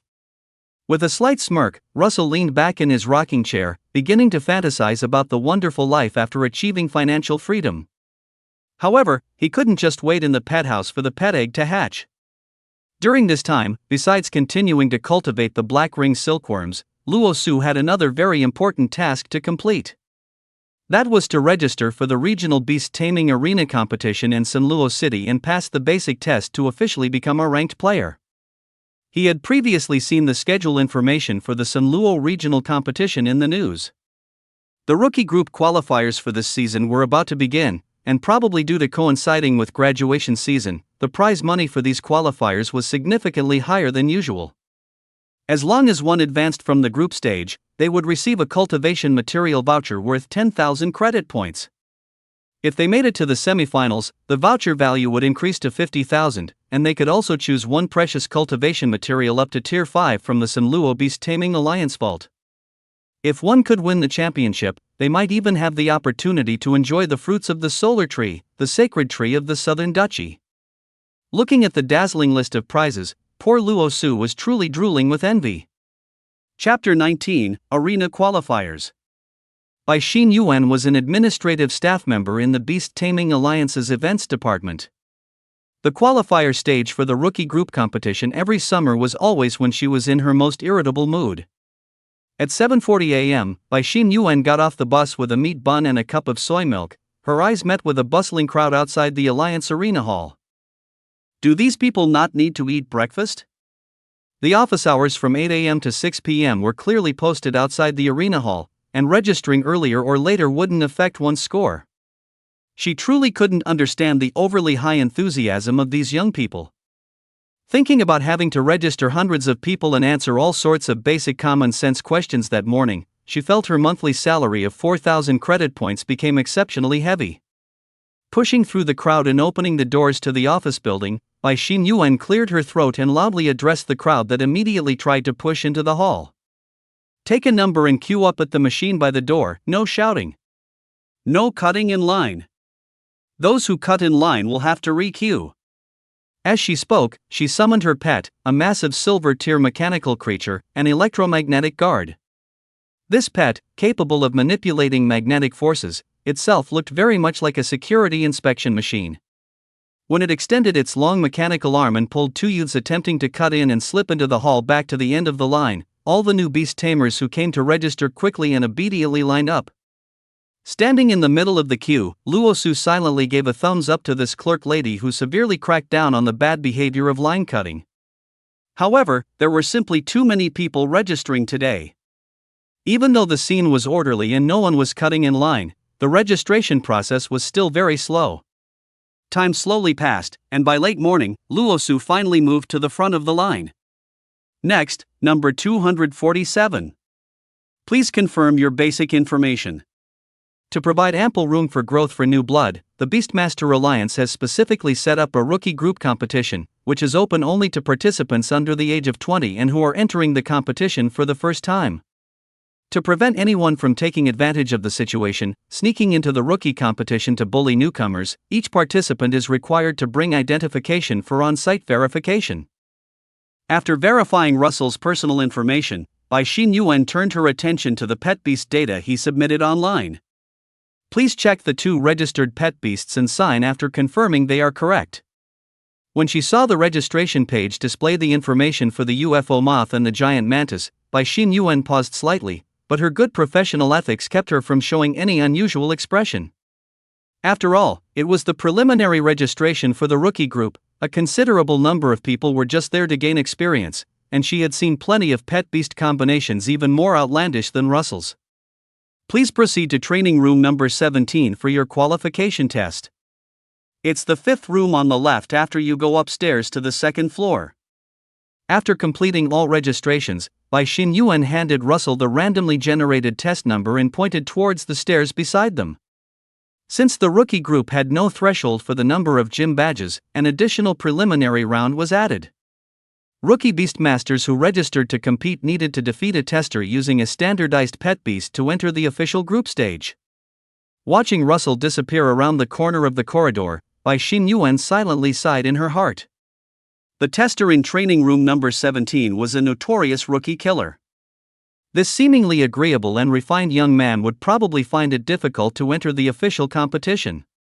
At the same time, in training room number 17, Wu Yu, who had just finished a test, was waiting impatiently for the next participant. From the terrified look on the little girl's face when she entered, and the tearful way she left, Wu Yu knew that his title of rookie killer had once again spread among this batch of new beastmasters. It wasn't his fault for being too heavy-handed. Studying for a master's degree at Sanluo Beastmaster Academy meant being drafted to do volunteer work in the events department every summer. Who could be happy about that?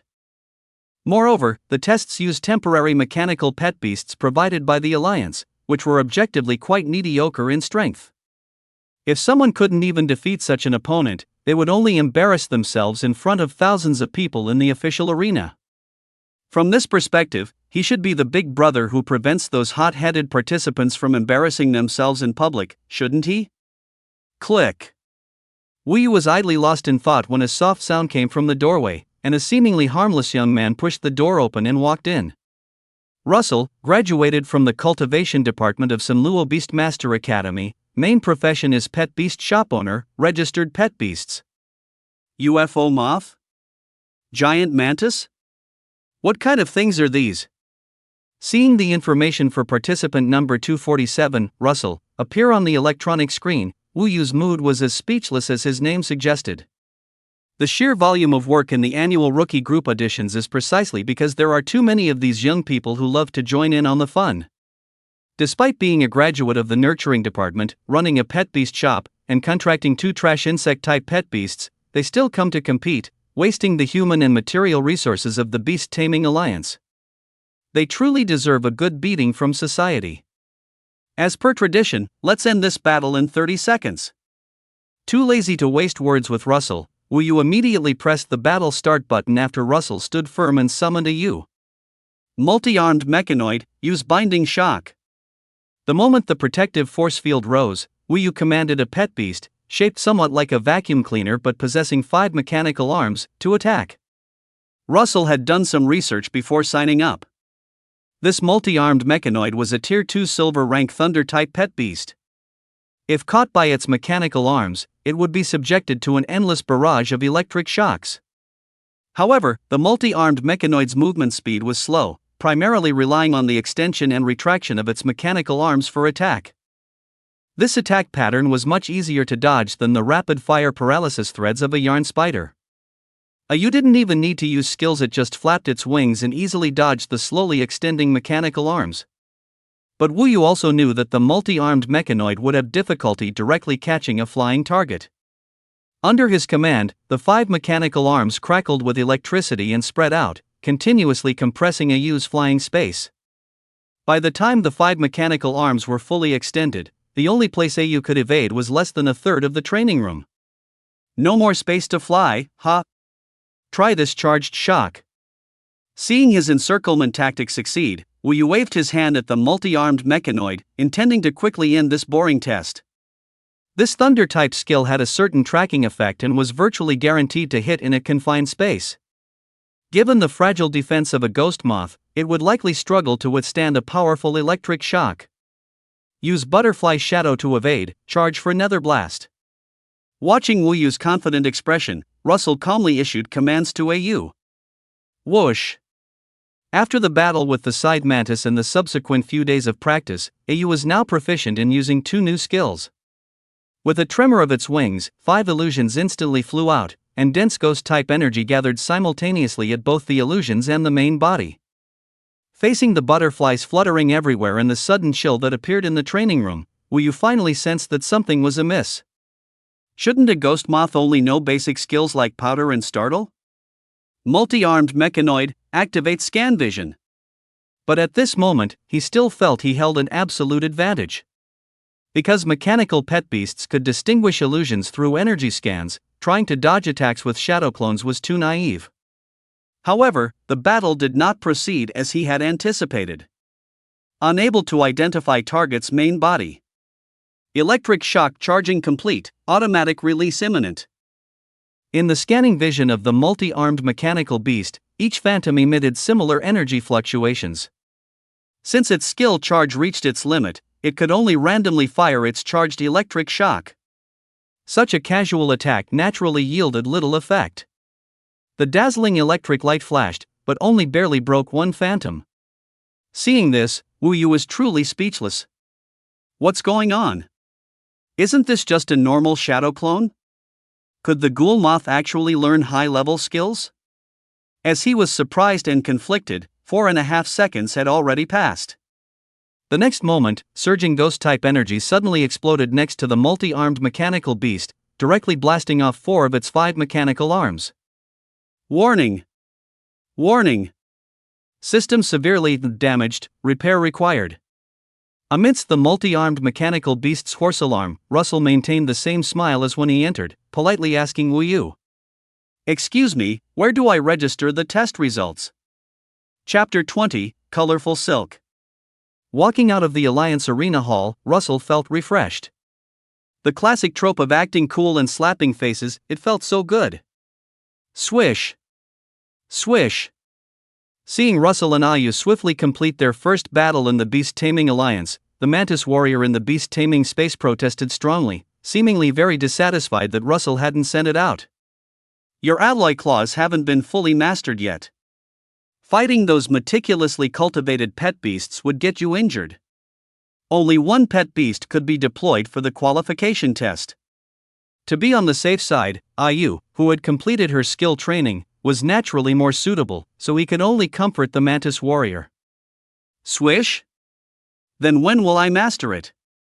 The Mantis warrior, having grown up struggling in the wild, was far more shrewd than Ayu. When Russell mentioned skill mastery, it immediately sent an inquiring message. "Arrange." "I'll arrange it right away." Hearing this question, Russell felt a pang of embarrassment. He had to fulfill the promise he made. After passing the test, Russell learned that he was in the 9th group. The group stage would use a higher specification battle arena, and the daily schedule was limited. The 9th group's matches wouldn't start until half a month later. Considering that most low-level beast tamers were unable to contract 3 pet beasts, the rookie division adopted a system where 2 pet beasts were registered, and they battled one-on-one in turns until both pet beasts of one side lost their combat ability. Although Russell was very confident in Ayu's strength, fighting 2 still required considering energy consumption. If they encountered an opponent with thick skin and tough flesh like the Hellhound, Ayu might run out of stamina after one match. Before the group stage began, it was indeed very necessary to make the Mantis warrior a second reliable combat force. As for the direction of cultivation, the path the Mantis warrior itself had set was quite good. The Mantis species possesses rare stereoscopic vision, capable of seeing almost 360 degrees, and is very adept at catching moving figures. This is a great advantage in close combat. The reason the blade mantis's bloodline level isn't high is entirely due to its insufficient physical strength. Even if it anticipates an opponent's attack, it's difficult for it to parry or counter-attack effectively.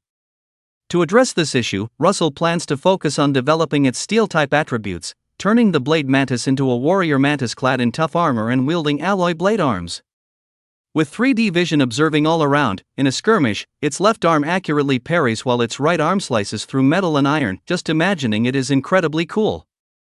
However, the awkward part is, he currently doesn't have money to buy new cultivation materials. Being this poor is probably quite rare in the transmigration world. The silkworm breeding plan needs to speed up. Back at the beast house, Russell temporarily set aside the cultivation of his 2 contracted pets, letting Ayu and the blade mantis train themselves in the backyard. Meanwhile, he focused all his attention on cultivating the large silkworms that were about to hatch. The cocoon of evolution talent is a treasure trove for bug-type pets. Even a simple energy screening is equivalent to the most gentle nourishment. This nourishment might not be very noticeable for higher-tier pets like Ayu and the blade mantis, requiring long-term accumulation and subtle influence. However, for the particularly weak large silkworm larvae, the effect is immediate and significant. After 3 rounds of energy screening, this batch of large silkworm eggs hatched one after another, transforming into plump, white larvae. Because all extraneous energy in their bodies had been removed by Russell, these large silkworm larvae were extremely healthy, with no dead eggs or individuals born with congenital diseases or deformities. Russell. Driven by instinct, the newborn larvae wiggled their tiny heads and began to munch on their eggshells. Eggshells contain many special nutrients left by the previous generation of large silkworm moths, making them excellent breeding material for their own kind. But the thin eggshells were not enough to fill the hungry bellies of the larvae. Once the eggshells were eaten clean, Russell immediately brought them fresh mulberry leaves with Lu Yining's help. These leaves were finely chopped and mixed with a juice made from sunset grass, dark blue moss, and warm orange fruit in a 1:1:1 ratio. Eat up, grow big quickly, and spin some silk to support the family. Watching the large silkworm babies eat heartily, Russell, with a doting ant-like smile, stayed by the breeding box, optimizing the energy within them every half day. Besides their own bug-type energy, Russell retained red fire-type energy, blue water-type energy, and golden light-type energy for the large silkworm larvae. They say that mixing the three primary colors can create any color. He hoped that this batch of large silkworms could spin finer, more colorful threads of higher quality than the black-ringed celestial silkworms. Under the combined effect of meticulous care and the cocoon of evolution talent, in less than a week, the large silkworm larvae began to spin silk one after another.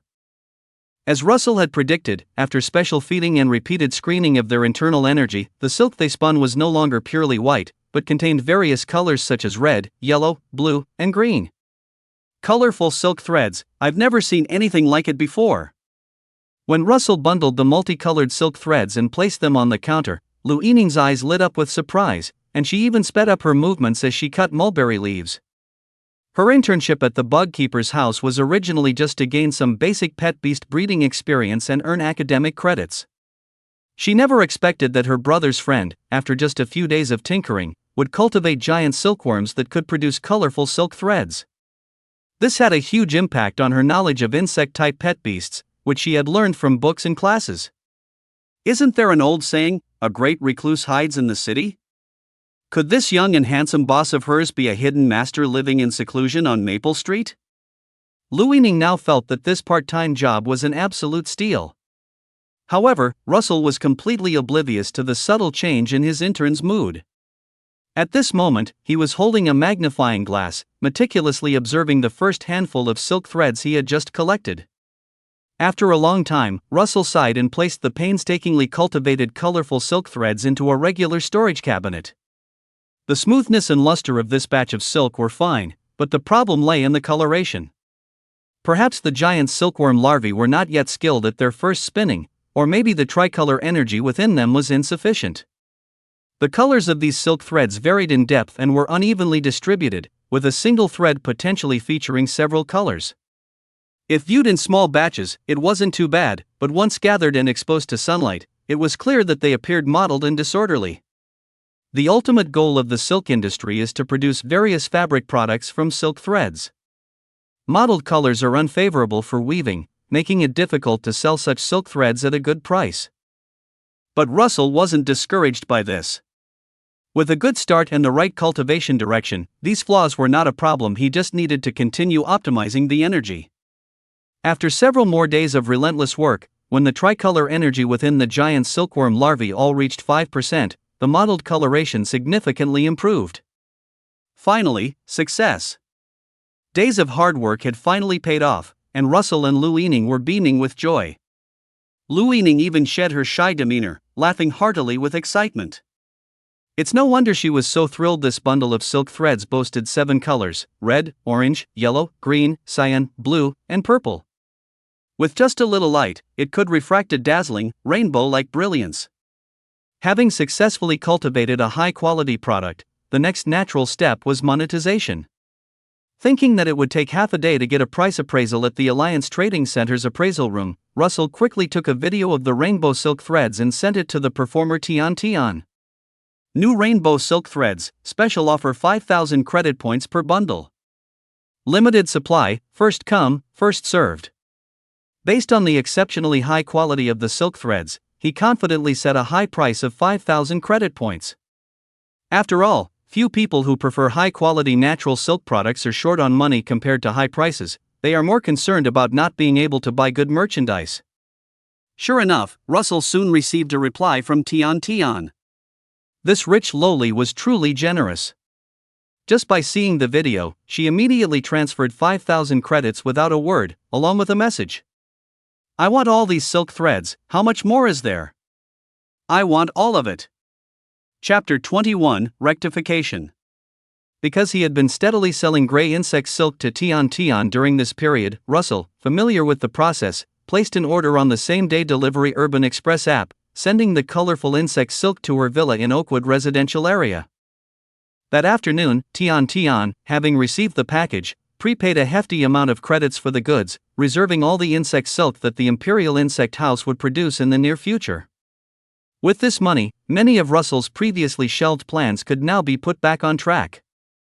The first thing he did after the credits arrived was to rent a 2-story old building behind the Imperial Insect House.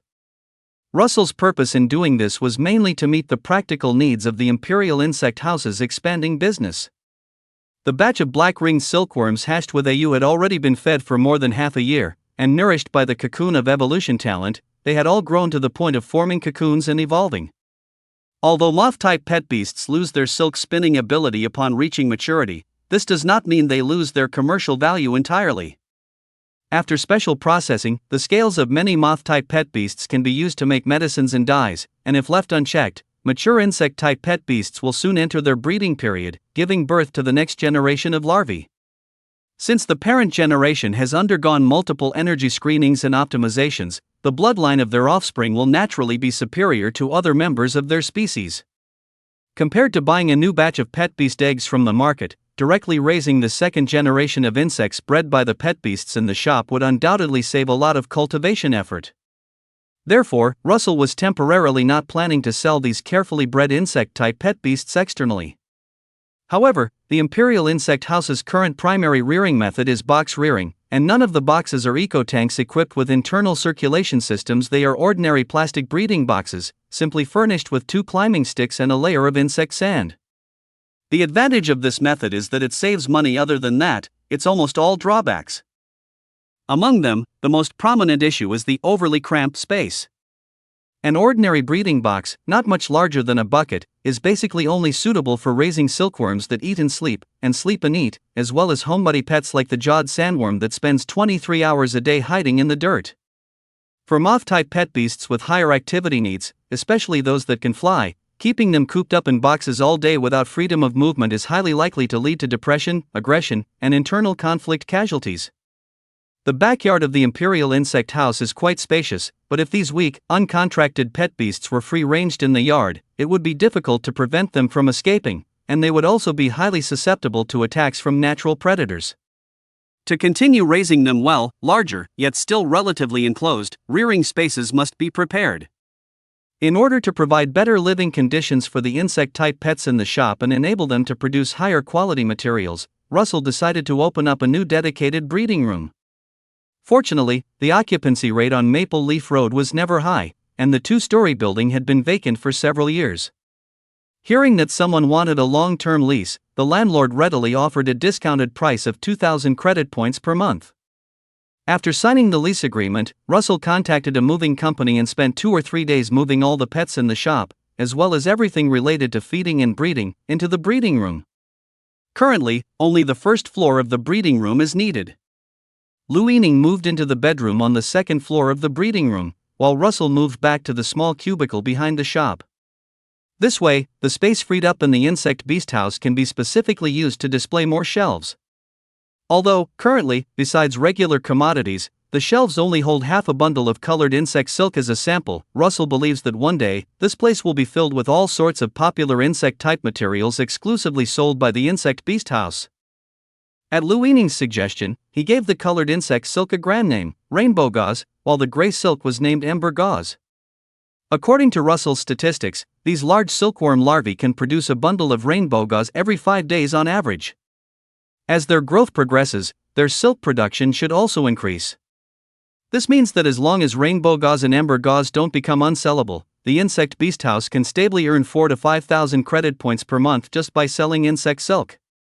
Even after deducting rent, miscellaneous expenses, and labor costs, they can still make around 30,000. Moreover, from Tian's fondness for these 2 types of silk, it's clear that as long as the quality of the insect silk doesn't decline, unsellable is not an option. The performance-oriented beast masters competing on the beast taming stage are all incredibly wealthy.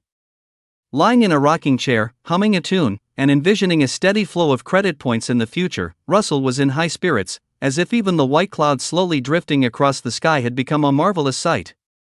This is the kind of treatment a transmigrator should have. After managing the business of the insect beast house, only 3 days remained until the start of the 9th group of the newbie beast taming arena. Before stepping onto the arena, Russell had to fulfill the promise he made to the scyther mantis. To comprehend a skill within 3 days seemed a bit rushed, but the scyther mantis had already trained its claw strike proficiency to 100% when it was in the wild, so it wasn't starting from scratch. The core reason it couldn't comprehend the alloy claw skill was its lack of proficiency in metal hardening. For a pure insect-type pet to gain steel-type abilities simply by consuming a small amount of ore is almost impossible from the perspective of orthodox breeding science. However, the cocoon of evolution talent is all about breaking through bloodline shackles and making the impossible possible. From the moment it signed a beast taming contract with Russell, the Scyther mantis was destined to embark on an extraordinary path. Thinking that there was no time to lose, after moving, Russell quickly ordered 2 very different types of cultivation materials. These included acid-etched grass, a poison-type cultivation material, and the main of the golden-grade steel-type pet beast, the steel bristle boar. As a powerful pet beast with pure steel attributes, the steel bristle boar's mane is its primary means of offense and defense. Each strand is as hard as steel wire, making it impossible for ordinary creatures to chew or swallow. The characteristic of acid-etched grass is its ability to effectively soften metal, primarily altering its hardness without severely corroding it. By mixing acid-etched grass juice with steel bristles and soaking them for several hours, the originally hard steel bristles turn into soft, noodle-like strands that can be consumed by non-steel-type creatures, allowing them to absorb the energy contained within. However, this cultivation method is not without its drawbacks. The acid-etched grass juice is toxic, and consuming too much could lead to poisoning or cause the direction of skill acquisition to veer off course, ultimately resulting in learning a poison-type skill. Therefore, this formula is basically only specially supplied to pet beasts with very high toxin immunity, or those that are dual attribute, both poison and steel. Eat just a few more meals and you'll master Alloy Claw. After preparing a small basin of softened steel bristles, Russell summoned the mantis scythe, which daily clamored to learn skills. In the eyes of others, the large, dark green juice-soaked steel bristles might appear somewhat eerie, but the mantis scythe, which had even gnawed on raw ore, showed no hesitation. It quickly devoured the cultivation material in the dish. About 10 minutes later, as the steel bristles slowly digested, poison-type energy quickly appeared within its body, and the biotoxin proficiency information began to emerge in the ability development section. For ordinary pet beasts with flesh and blood bodies, biotoxins are naturally easier to absorb than steel-type energy. The growth rate of poison-type ability within the mantis scythe was almost double that of steel-type. Following this trend, without the intervention of the cocoon of evolution talent, it would most likely master the poison claw skill.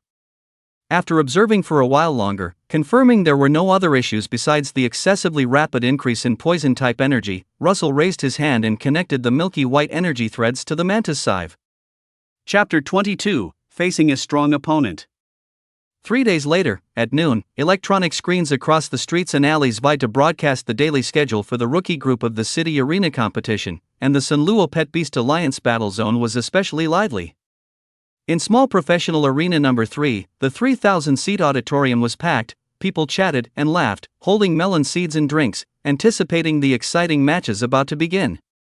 In the age of pet beasts, the public's enthusiasm for Alliance arena competitions surpassed, if not equaled, their current passion for sports events. Selling spectator tickets and operating battle betting were major revenue streams for the Pet Beast Alliance. Young Pet Beast masters participating in the official group stages all possessed certain strengths, making their battles initially captivating. Furthermore, with many matches and affordable ticket prices, it was a cost-effective way to enjoy leisure and entertainment.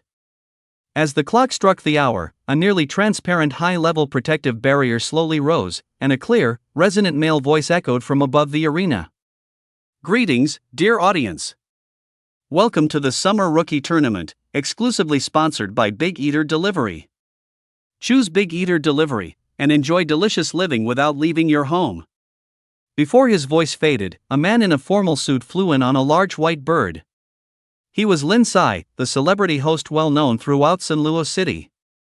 Lin Sai's pet beast was a gold-tier concentric dove, skilled in telepathy and soft wave skills, capable of broadcasting the commentary throughout the arena. Next, we will usher in the first match. As Lin Sai shouted, the archways on both sides of the arena slowly opened, and 2 young beastmasters walked out with their pet beasts. The auras of the 2 pet beasts were starkly opposite. One was a water element gray salamander, and the other was a fire element twin-tailed firefox. Honor and substantial rewards were at stake in the city arena. As the 3-second countdown concluded, battle was imminent. Although the tiers of the pet beasts on both sides were not high, the clash of water and fire was the most classic elemental confrontation. The gray salamander's body was slick, skilled at attacking enemies with sticky mud projectiles, while the twin-tailed firefox was nimble and adept at manipulating flames. Both sides fought back and forth, making for a truly exciting match. However, during one engagement, the twin-tailed firefox was accidentally hit by a mud projectile, and the tide of battle immediately became clear. Although this skill didn't have high attack power, it came with a powerful slowing effect. Having lost its speed advantage, the twin-tailed firefox quickly succumbed to the gray salamander's relentless water element attacks and fell in a puddle of mud. Having gained a 1-0 advantage, the gray salamander fought with renewed vigor. Relying on the mud projectile's combined attack and control effect, as well as its self-regeneration skill which continuously restored stamina, it successfully took on two opponents, knocking down the opponent's second pet beast in the arena as well. The winner of this match is Beastmaster Wuya from the southern branch of Sunluo Beastmaster Academy. As the first battle concluded, Lin Sai loudly announced the results, and a burst of warm applause erupted from the stands. Don't get too excited, everyone, there are 8 more spectacular matches to come. Next up, Russell from Maplewood Road Insect Mansion will face off against Xiang Hung, Beastmaster from Bloodstone Martial Arts Gym. As the two exited through the side door, the repair energy net laid beneath the arena instantly cleared away all traces of the battle. Lin Sai cleared his throat and continued to announce the subsequent schedule. A moment later, the archway reopened, and Russell walked into the arena with AU. As he expected, the moment AU was seen, various doubts immediately arose from the audience. Am I seeing this correctly? A UFO moth? I heard the preliminary selection this time was very strict, even the top students in our class couldn't make it into the group stage. How did this kid pass the test? There must be some foul play. Sigh. He wondered what ranking he would need to achieve before insect-type pet beasts could gain a better reputation. Every time he summoned a pet beast, this kind of situation occurred, Russell thought with a touch of helplessness. On the other side of the arena, his opponent Xiang Hong also showed disdain, evidently harboring similar thoughts to the audience. Seeing the slightly awkward atmosphere in the venue, Lindsay quickly quipped. A rare bug-type pet beast in the beast-taming arena, the mysterious phantom moth, like a midnight phantom, encounters the ferocious blood-fang direwolf. Can the beautiful moth create a miracle? Let's wait and see. Facing the underdog pet beast, he maintained his usual lighthearted and positive commentary style, without a hint of mockery in his words. This was probably one of the reasons why Lindsay became a top-tier host. After the opening remarks set the mood, a 3-second countdown began. Russell's gaze sharpened, no longer heeding the surrounding chatter, and fully immersed himself in the battle. Xiang Hang's disdain was quite evident, but not entirely unreasonable. His pet beast was a bloodfang direwolf, with a gold-tier bloodline, pure dark attribute. It possessed the incredibly damaging bloodfang skill. Even a slight graze would be enough to instantly kill a fragile creature like the phantom moth. Furthermore, the bloodfang direwolf wasn't a pure melee pet beast. It could learn the fear howl skill, which had mental damage capabilities, making it less passive against long-range opponents than, for example, a hellhound. Conventional long-range guerrilla tactics would be hard to employ effectively against a bloodfang direwolf. Judging by the over 2-meter length of Xiang Hang's bloodfang direwolf, its dark red, blood-like fur, and the blood mist coiling around its slender fangs, its life energy rank had definitely reached tier 3 or above, giving it every right to look down on Russell. Battle start. As the countdown ended, the monitoring system's loud announcement echoed throughout the arena. Xiang Hang's eyes flickered, and the bloodfang direwolf immediately understood, rushing towards Ayu. His tactic was clear, to continuously unleash fierce attacks to forcibly defeat Ayu. Ayu, ascend, use butterfly shadow. Facing such a ferocious beast, Russell dared not be careless in the slightest, immediately having Ayu use a defensive skill.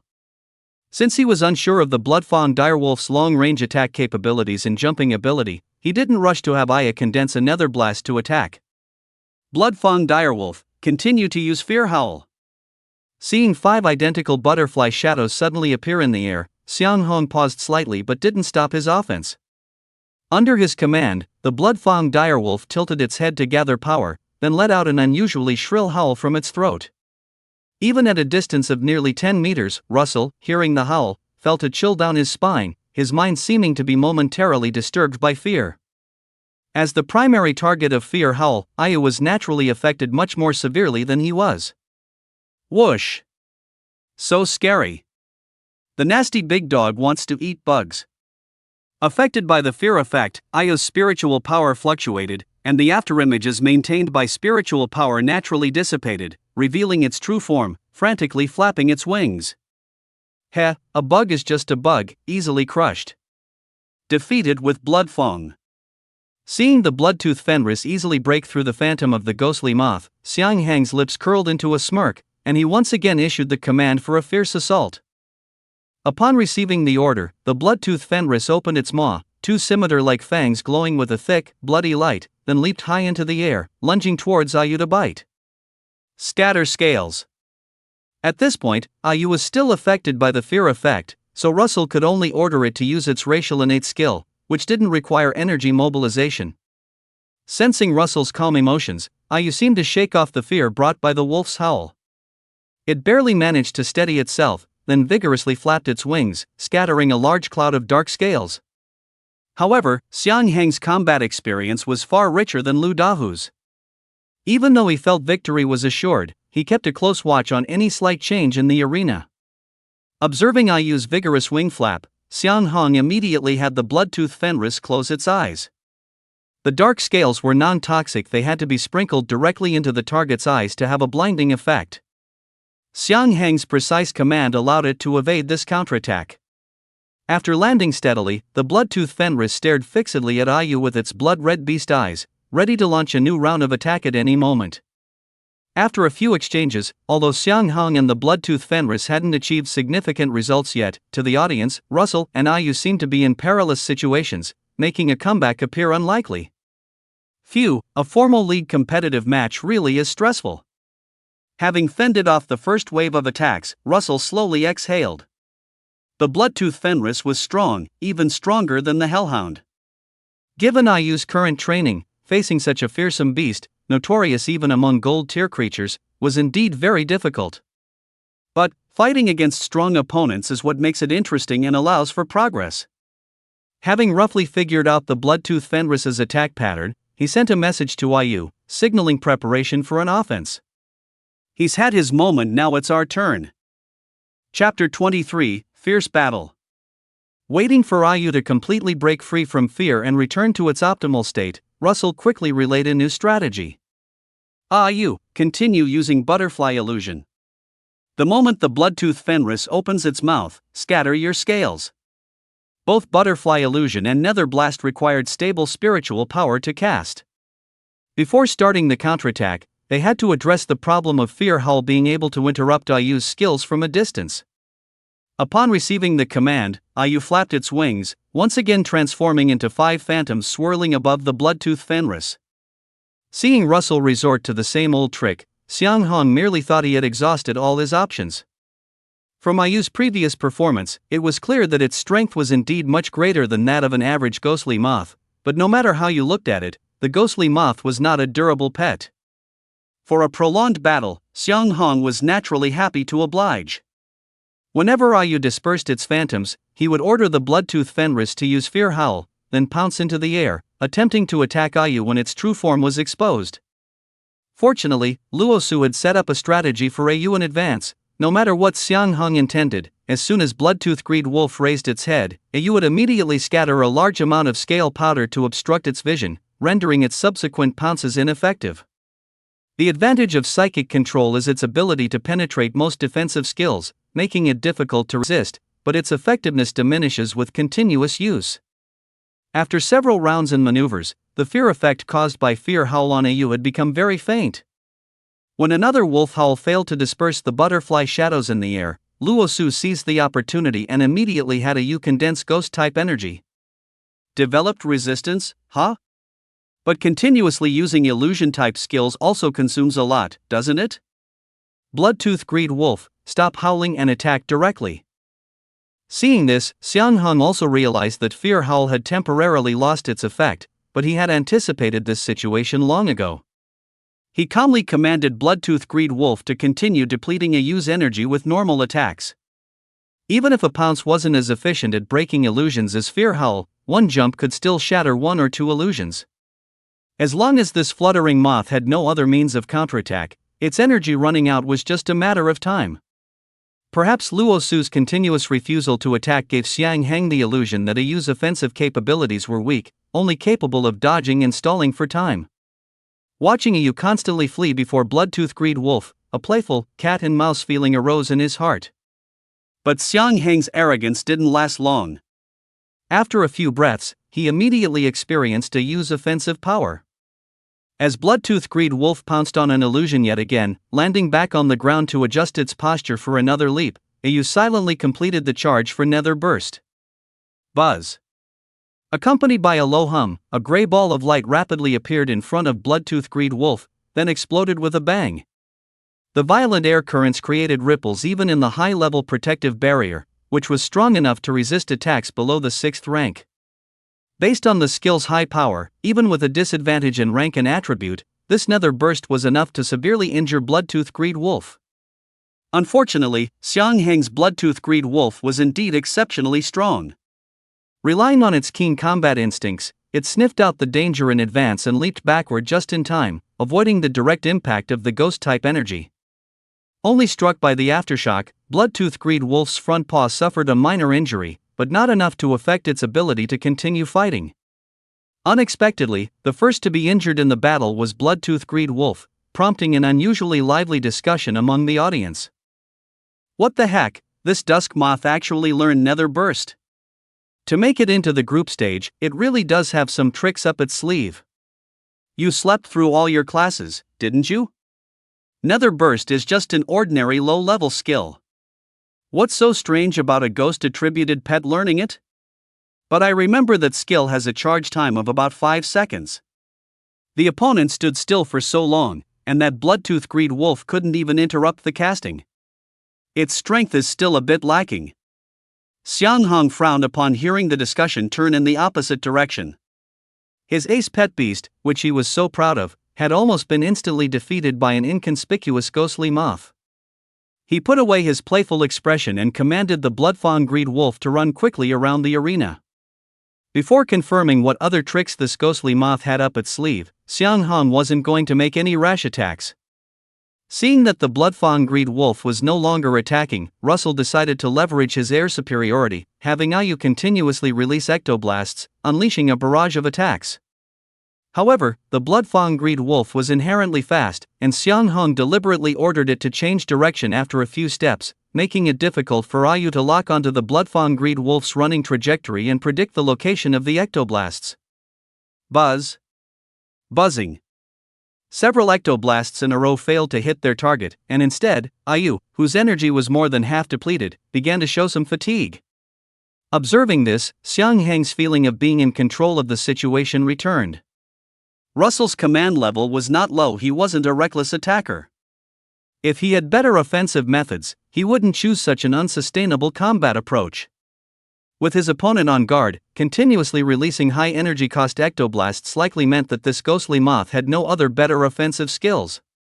Furthermore, while the Bloodfang Greed Wolf was continuously dodging the ectoblasts, he also silently noted Ayu's attack cooldown period. Precisely 4.5 seconds. This meant that as long as it dodged one ectoblast and successfully closed the distance within 4.5 seconds, the Bloodfang Greed Wolf would have a chance to win the battle in one fell swoop. Bloodfang Greed Wolf, run back. After dodging the next attack, charge immediately. Feeling that he had successfully probed all of Russell's capabilities, Xiang Hong smiled and sent new orders to the Bloodfang Greed Wolf. A few seconds later, Ayu flapped its wings, and the gray light mass exploded again. While Xiang Hong was observing Ayu's attack interval, Russell and Ayu were also continuously observing the Bloodfang Greed Wolf's running trajectory. This ectoblast was particularly tricky even with the Bloodfang Greed Wolf's heightened alertness and full evasion. A new wound appeared on its side. Feeling the pain of being corroded by ghost-type energy, the Bloodfang Greed Wolf staggered twice, but it quickly regained its balance and continued to snarl as it charged towards Ayu. In about 2 seconds, the blood-fang-greed wolf endured the pain and rushed beneath Ayu. In the 3rd second, Ayu flew back a short distance, then began to condense ghost-type energy again. In the 4th second, the blood-fang-greed wolf leaped with all its might under Xiang Heng's command. Now! Jump and use frightening howl, then follow up with blood-fang. Seeing that the timing was ripe, Xiang Heng decisively had the blood-fang-greed wolf launch its final fierce assault. As time went on, the diminishing returns of mental control would slowly reset, and releasing it at close range could inherently enhance the effect of sonic skills. Xiang Heng had ample confidence that this howl would interrupt the opponent's skill. Without the annoying phantom interference, the frightened phantasmith was completely defenseless against the blood-fang wolf's attack. However, just as the blood-fang wolf opened its massive jaws and Xiang Heng believed victory was secured, a gray ball of light abruptly appeared between it and Ayu. Ayu, Netherworld Blast. At the other end of the arena, Russell issued his final command to Ayu almost simultaneously. He had discerned his opponent's intention when the Netherworld Blast repeatedly missed and Xiang Heng suddenly ordered the blood-fang wolf to retreat. Exploiting the skill cooldown period to close the distance is a standard tactic for melee pet beasts against long-range pet beasts. As long as one can accurately judge the opponent's attack patterns and the duration of their cooldowns, this not-so-complex tactic can achieve decisive results. But Russell didn't panic because of this. The blood-fang wolf's approach was also an opportunity he couldn't miss. After a full-throttle assault, Ayu's remaining energy would, at most, be enough for 3 or 4 more Netherworld blasts. If he couldn't win before then, it would be an outright defeat. When the blood-fang wolf was mid-leap and couldn't leverage itself, that was when the Netherworld Blast was easiest to hit. So, he quietly commanded Ayu to set the release point of this Netherworld Blast right in front of itself. Shortening the release distance could slightly reduce the charge time. While this time might only be a difference of 0.1 or 0.2 seconds, it was enough for the Netherworld Blast to form before the wolf's howl erupted. The next moment, the Netherworld Blast exploded with a roar, and both pet beasts in the air flew backwards simultaneously. What an unexpected outcome! Both Phantasmith and blood-fang wolf have lost their combat capability. The score is now 1-1. Even a low-level battle could be so thrilling and full of twists and turns, ending in a mutual defeat. Even Lindsay, who hosted thousands of battles annually, felt a surge of excitement. Chapter 24 Group Advancement. Lindsay's commentary brought the atmosphere in the arena to a climax. After a brief rest, both sides sent out their second pet beasts. With the blood-fang wolf defeated, Xiang Heng had completely shed his underestimation of Russell, though this vigilance seemed a little too late. His second pet beast was a steel-wing falcon, a steel-type pet beast also possessing a gold-tier bloodline. An adult steel-wing falcon could have a wingspan of over 2 meters, with feathers as hard as steel that offered both offense and defense. Its majestic appearance was comparable to Instructor 2 Taiju's Gale Warhawk from the Black Dew Forest training ground. However, Xiang Heng's steel-wing falcon looked only slightly larger than Ayu, likely a recently contracted cub. The greatsword mantis, on the other hand, had already reached maturity, giving it some advantage in terms of life energy level. Swish! Finally getting a chance to fight, the greatsword mantis was incredibly excited. It rubbed its 2 blade-like arms together with a clacking sound, looking as if it couldn't wait to charge forward and battle the steel-wing falcon for 300 rounds. In the wild, praying mantises are often the prey of steel-wing falcons. Even though Xiang Heng's steel-wing falcon is still a hatchling, it cannot tolerate being provoked by its food in such a way. Facing the arrogant praying mantis, it spread its wings and flapped furiously, letting out continuous screeches, attempting to regain its dominance. Even in the preparatory stage, the tension between the two sides was already palpable. As the battle start announcement sounded once again, the two pet beasts, ready for confrontation, immediately launched into another round of fierce combat. The difference this time was that Russell was the main aggressor. Although the praying mantis also has wings, it mostly perches on trees, waiting for an ambush, and cannot fly for extended periods. The steel-wing falcon, however, can learn many basic wind-type skills. If it manages to create distance and ascend to high altitudes, the praying mantis would face remote attrition. When moving in a small range, membranous wings are more agile than broad wings. The two sides entangled at low altitude for a while. Seeing that the steel-wing falcon couldn't shake off the praying mantis and gain height, and even almost got directly chopped by a blade arm while dodging, Xiang Hong simply ordered it to engage in close-quarters combat. Use steel wing, continuous wing attack. Upon receiving the command, the steel-wing falcon shrieked, and a silvery metallic luster instantly appeared on its wings. As the name suggests, steel wing is the steel-wing falcon's racial talent. This enhancement skill allows the long, thick flight feathers on its wings to metallize, transforming them into sharp blades. A golden tier level 2 juvenile steel-wing falcon facing a silver tier level 3 adult praying mantis might not necessarily be at a disadvantage. Seeing Xiang Hong and his steel-wing falcon accept the challenge of close-quarters combat, Russell also issued a command to his praying mantis. Find the right opportunity, and attack the inside of its wings with alloy claw. Before his words finished, a metallic sheen similar to that on the steel-wing falcon's wings also appeared on the praying mantis's blade arms. Two flashes of cold light swept across, and alloy claw and steel wing clashed violently, even sending sparks flying. Hiss, is this person really just a pet shop owner? How can a pure insect-type praying mantis learn steel-type skills? Clearly seeing Russell's praying mantis use alloy claw, Xiang Hong felt a headache. As one of the outstanding new generation disciples of the Bloodstone Martial Arts Hall, his original goal was to be first in the group stage. This goal was not overly ambitious after all, it was just the group stage of the quarterly rookie competition, and some seniors less skilled than him had even made it into the top 3. He just didn't expect to run into a formidable opponent like Russell in the very first match of the official competition. Although the group stage uses a points system, a single loss won't directly eliminate him from advancement. However, starting with a loss would not only deal a heavy blow to his morale but also undoubtedly increase the pressure of the subsequent matches. Is this my unlucky year? While Xiang Hong was lost in thought for a moment, the battle between the steel-wing falcon and the praying mantis had already reached a fever pitch. Relying on its excellent stereoscopic vision, the mantis observed the steel-wing falcon's attack rhythm acutely. It remembered Russell's command. While parrying, every attack avoided the most hardened feather blades of the steel-wing falcon, aiming instead for the base of its wings. Since the steel-wing falcon's steel hardening was mainly concentrated on the outer edges of its wings, with the inner coverts only slightly hardened, the mantis was able to cut off several feathers each time. After several exchanges, the steel-wing falcon's wings were already showing red. Russell nodded in satisfaction at the outcome. With sufficient attacking power, the mantis indeed proved very fierce in such close quarters, rapid-fire combat. The still young steel-wing falcon was completely unable to parry. My judgment is truly excellent, I am my own talent scout.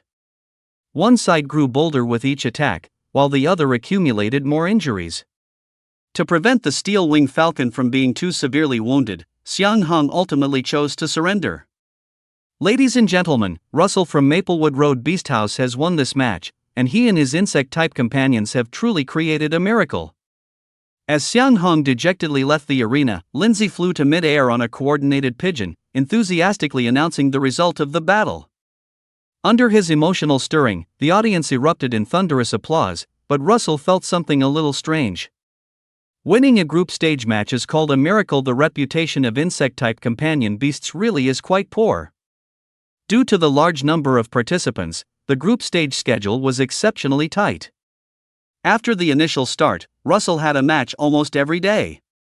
Fortunately, participants could use the professional medical rooms in the battle zone for free, which fully resolved his worries about treating a ewe and replenishing its energy.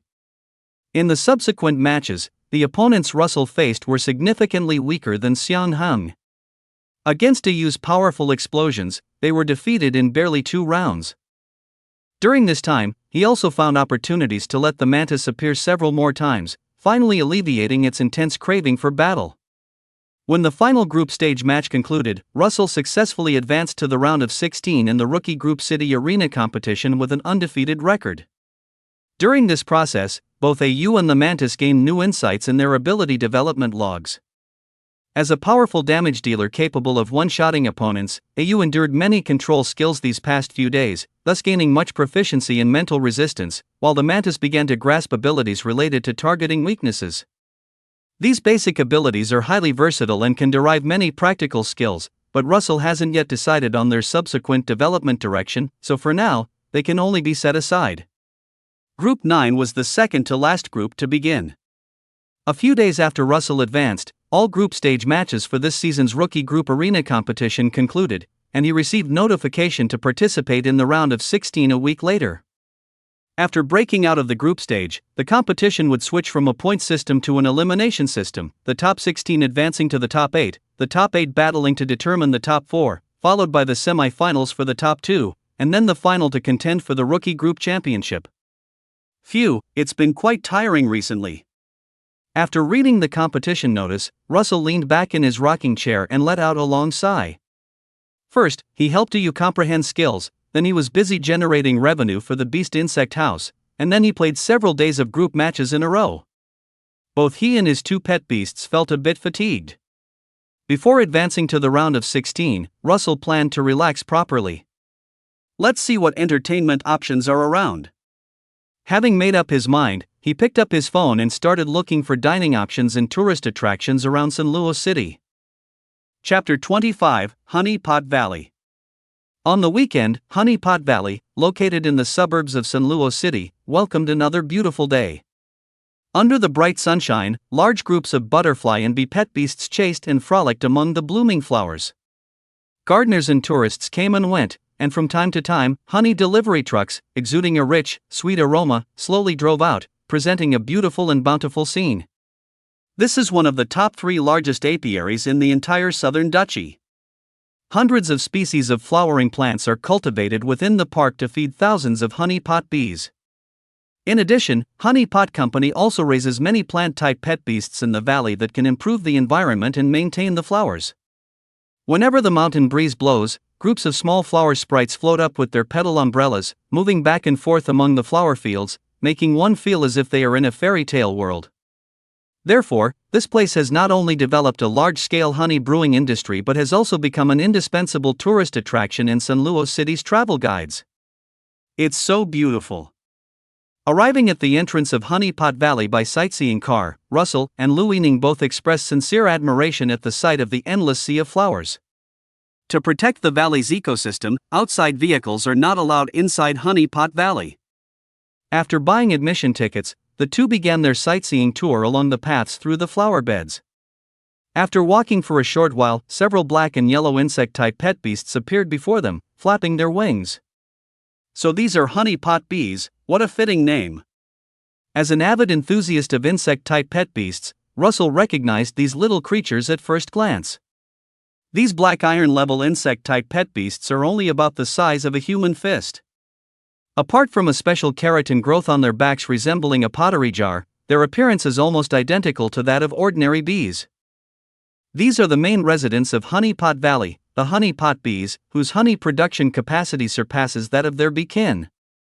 Thanks to their racial talent skill rapid brewing, honey pot bees can accelerate the reaction rate between nectar and conversion enzymes by consuming energy.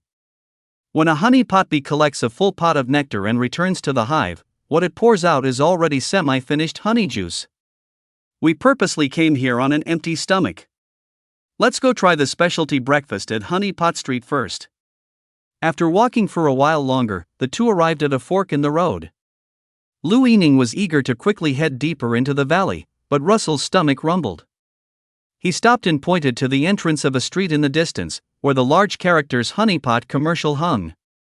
A few years ago, Honey Pot Corporation built a small commercial street there, featuring not only high-quality honey specialty stores officially run by the company but also many small souvenir shops related to bees, and restaurants specializing in honey-based desserts. The travel guides repeatedly emphasized that when visiting Honey Pot Valley, besides the scenery, the absolute must-try is the high-quality desserts made from natural ingredients found on Honey Pot Street.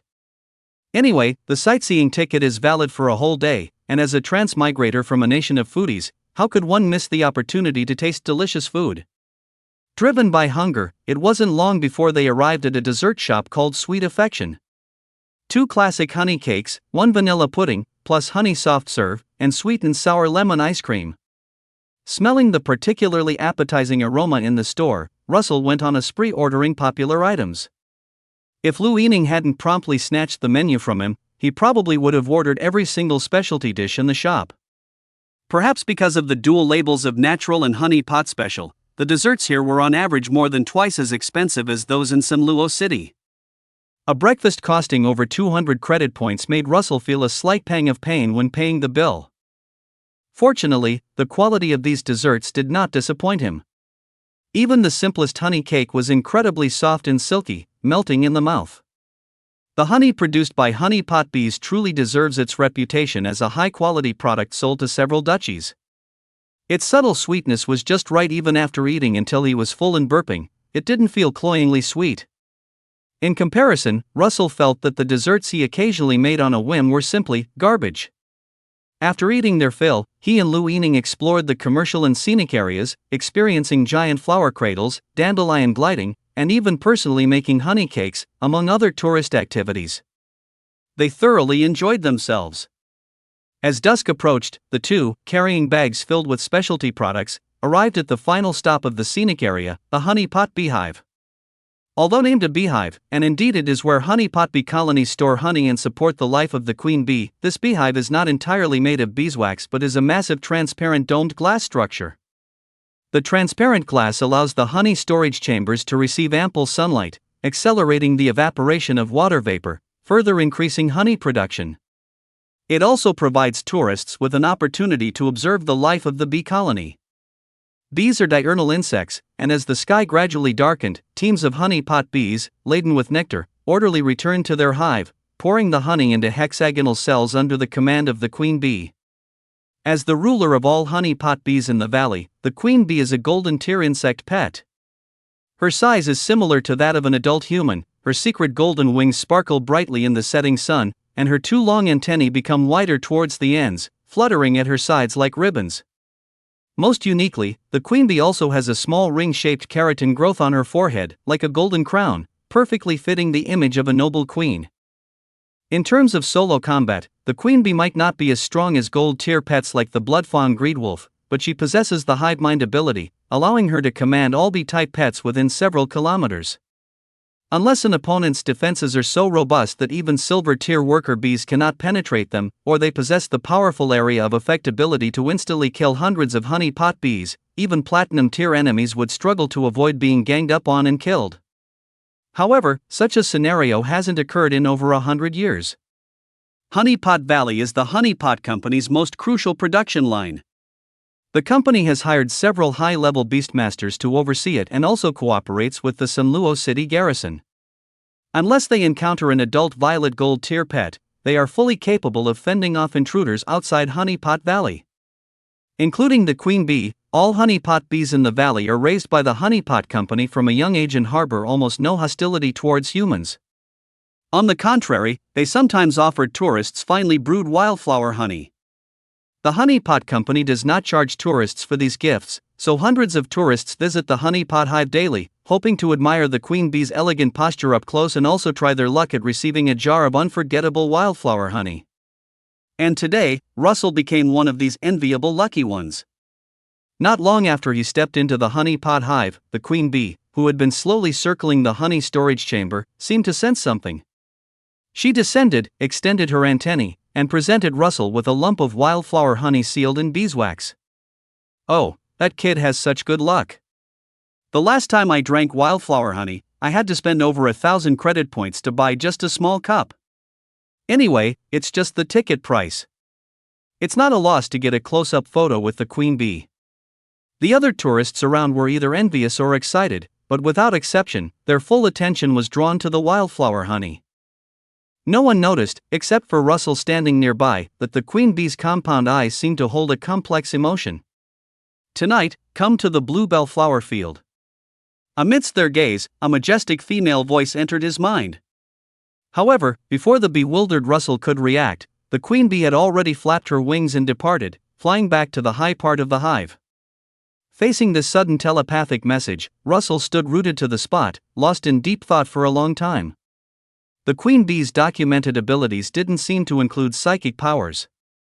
And with the mental strength of a gold tier pet, it was far from reaching the level where everyone could master telepathy. But that voice just now was exceptionally clear. It couldn't have been his imagination. Could it be a special ability of a racial monarch, a Lord tier pet? Or was it due to the cocoon of evolution talent? And what did it mean to go to the bluebell flower field at night? Suddenly, Russell's head was filled with questions. From his experience with contracting Ayu and the mantis, it's clear that bug-type pet beasts can more or less sense the immense benefits of the cocoon of evolution for their own growth, leading to an innate affinity for him. Therefore, Russell judged that this matter was definitely related to the cocoon of evolution talent, though he temporarily didn't understand the bee queen's purpose. But no matter what, he found it difficult to ignore this telepathic message. Anyway, this bee queen is the contracted pet beast of Honey Pot Company's chief honey brewer. Bound by the beast taming space, it cannot attack humans without authorization. Simply going to the flower field to meet the bee queen, even if there's no gain, he wouldn't suffer much loss. After careful consideration, Russell decided to stay overnight in Honey Pot Valley. Chapter 26, Talent Upgrade. Having made up his mind, Russell cancelled his bus reservation to return to the city and then turned to Luining, saying, "I have something to take care of, so I'll stay in Honey Pot Valley tonight. You should head back to the insect keeper's house first." Upon hearing this, although Luining was a bit puzzled, as a working professional, she naturally had no objections.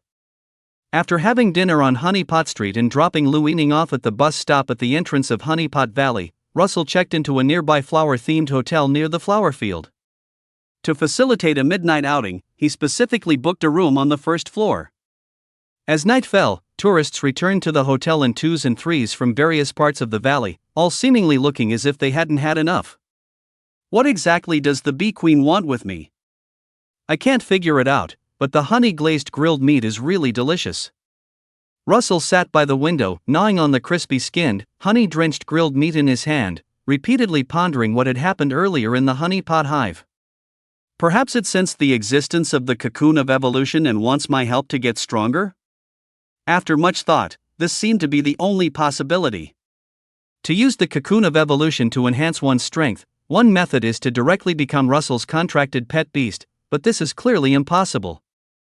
Not to mention that this bee queen already has its own beast tamer. Simply based on its high 5-tier life energy level, it would be impossible for Russell, a 3-tier beast tamer, to successfully contract it. In fact, even if the bee queen merely requested his help in sifting through its internal energy, Russell wouldn't necessarily be confident in doing so. After all, the higher the pet beast's tier, the greater the strength gap between each tier. Every time he helped the 3-tier mantis optimize its internal abilities, he would feel a bit tired and need a short nap. Rashly sifting abilities for a 5-tier pet beast, it wouldn't be impossible to faint on the spot. Moreover, the bee queen's core skill is swarm will. If it wants to gain greater power, instead of working on its own strength, it would be better to produce more new swarm members. After thinking for a long time without coming to a conclusion, Russell simply decided to get some sleep first. When the sun had completely set and the crescent moon hung in the sky, a refreshed Russell quietly appeared in the silent Honey Pot Valley. Bees, butterflies, and plant-type flower sprites are all daytime active pet beasts. At midnight, their busy figures are no longer seen in the valley. Instead, Ayu, with her nocturnal habits, became more energetic. After traversing a few field paths, Russell quickly arrived at a flower field blooming with small white, blue, and purple flowers. Under the moonlight, patches of bluebells swayed gently with the evening breeze. The flowers of this plant closely resemble bells, and its language of flowers signifies longing sent to a distant place. After walking in the flower field for a short while, Russell saw the queen bee gracefully arriving. "Why are you looking for me?" The doubt had been churning in his heart for several hours, and seeing the main character appear, he asked directly. Facing the cautious Russell, the queen bee uncharacteristically landed on the ground and conveyed a telepathic message in a bowing posture. "Please take, my child." After speaking, it extended an antenna into the crown on its forehead and carefully retrieved a golden yellow pet beast egg. "This is a queen bee egg." Seeing this obviously extraordinary pet beast egg, Russell's expression immediately turned solemn. A queen bee egg, as the name suggests, is a pet beast egg that nurtures the next generation of queen bees, and it is also the first egg laid by each queen bee after it matures. This egg contains the purest bloodline power of the honeypot bee species. The young bee hatched from it does not need to evolve, it is naturally the king of its species. However, to maintain the absolute authority of the queen and prevent two kings from fighting each other, the current queen bee passively emits an aura that inhibits the growth of the queen bee egg. Until she dies, the queen bee egg will never hatch. He never expected this queen bee to actually pull out a queen bee egg right in front of Russell, and even seemed to want to give it to him. This was simply a huge gain. It's important to know that the queen bee not only has the ability to command a swarm but also possesses strong reproductive capabilities. Even if it's impossible to form a massive swarm like the one in Honey Pot Valley in a short time, raising dozens or even hundreds of honey pot bees is no problem at all. Possessing a queen bee is akin to possessing the entire bee colony. Although the Insect Tamers Guild currently lacks the capacity to establish a large-scale flower garden, they could always purchase pollen directly to have them make honey.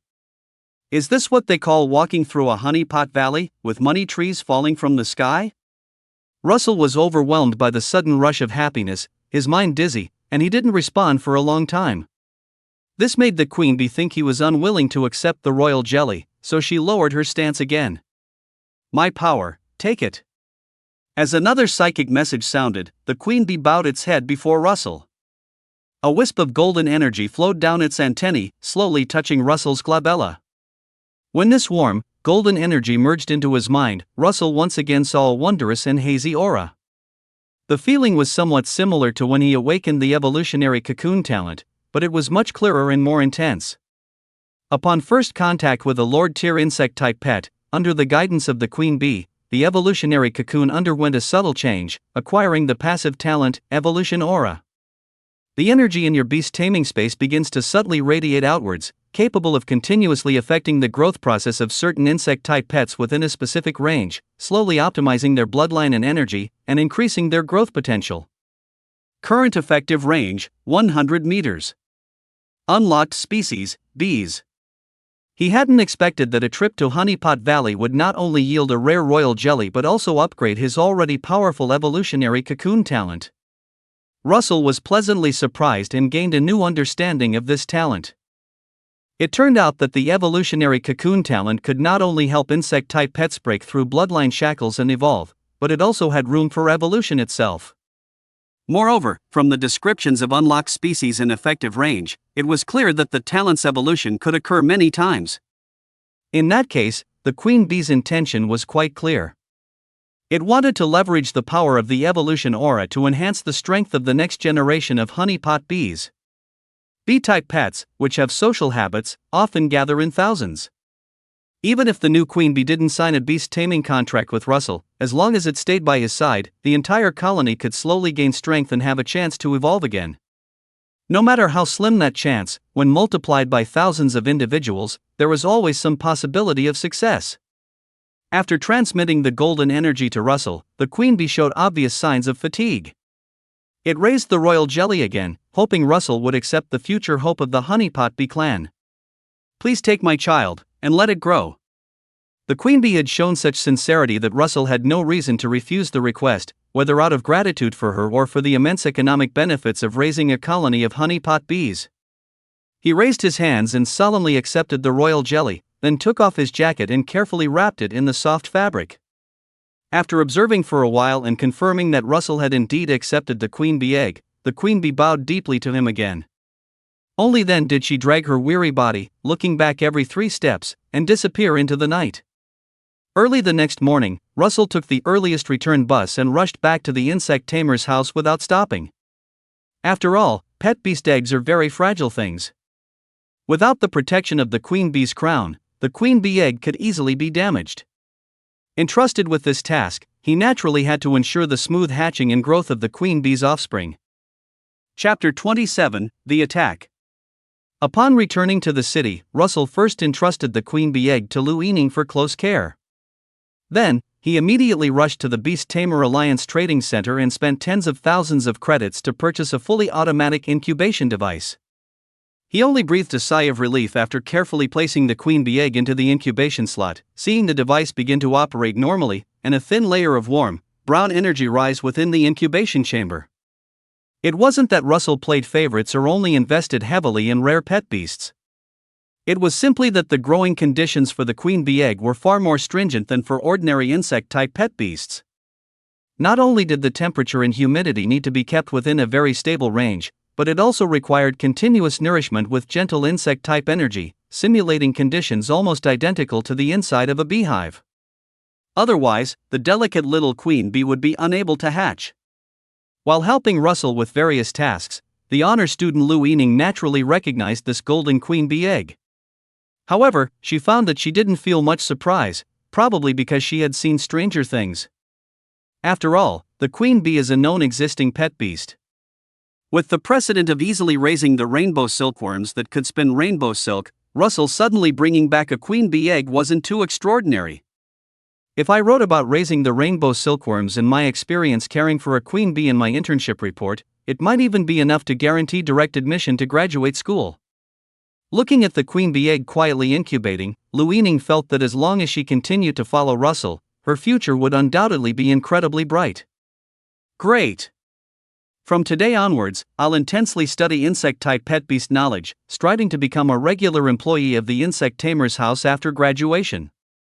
If the insect tamer's house continued to expand, as the most senior employee, she might even become a store manager. Although somewhat introverted, Lu Yining was never half-hearted when it came to her studies and work. She immediately started ordering many books related to insect-type pet beast cultivation online. In the days that followed, Lu Yining often immersed herself in books like Insect Encyclopedia Southern Dutchy chapter and postnatal care of the great silkworm during her leisure time, which greatly pleased Russell. With his employees working so diligently, it made him, the boss who often scrolled on his phone when free, feel a little embarrassed. Despite these thoughts, Russell mostly spent his time lying in his rocking chair playing on his phone during the days leading up to the queen bees hatching and the start of the rookie group arena's top 16 matches. But there was nothing he could do about it. His daily workload of filtering energy was quite heavy now, so the time he needed for rest naturally lengthened. And his phone was just too much fun. In the world of beast taming, almost everything revolved around pet beasts. Even the daily gossip headlines online were no longer about celebrity scandals, but rather news related to various famous beast tamers and their pet beasts. Who fought whom today, tomorrow someone else cleared a secret realm, and sometimes you could even see videos of recent challengers posted by various dojos, making it truly exciting and diverse. One afternoon, Russell was lying in a rocking chair, grinning as he scrolled through an interesting news article titled "The Mystery of Bloodlines." It looks like a dragon, its skills are like a dragon. So why does the lava wyvern not have dragon attributes? When suddenly, several loud bangs successively echoed from the sky. Boom! Boom! Boom! Boom!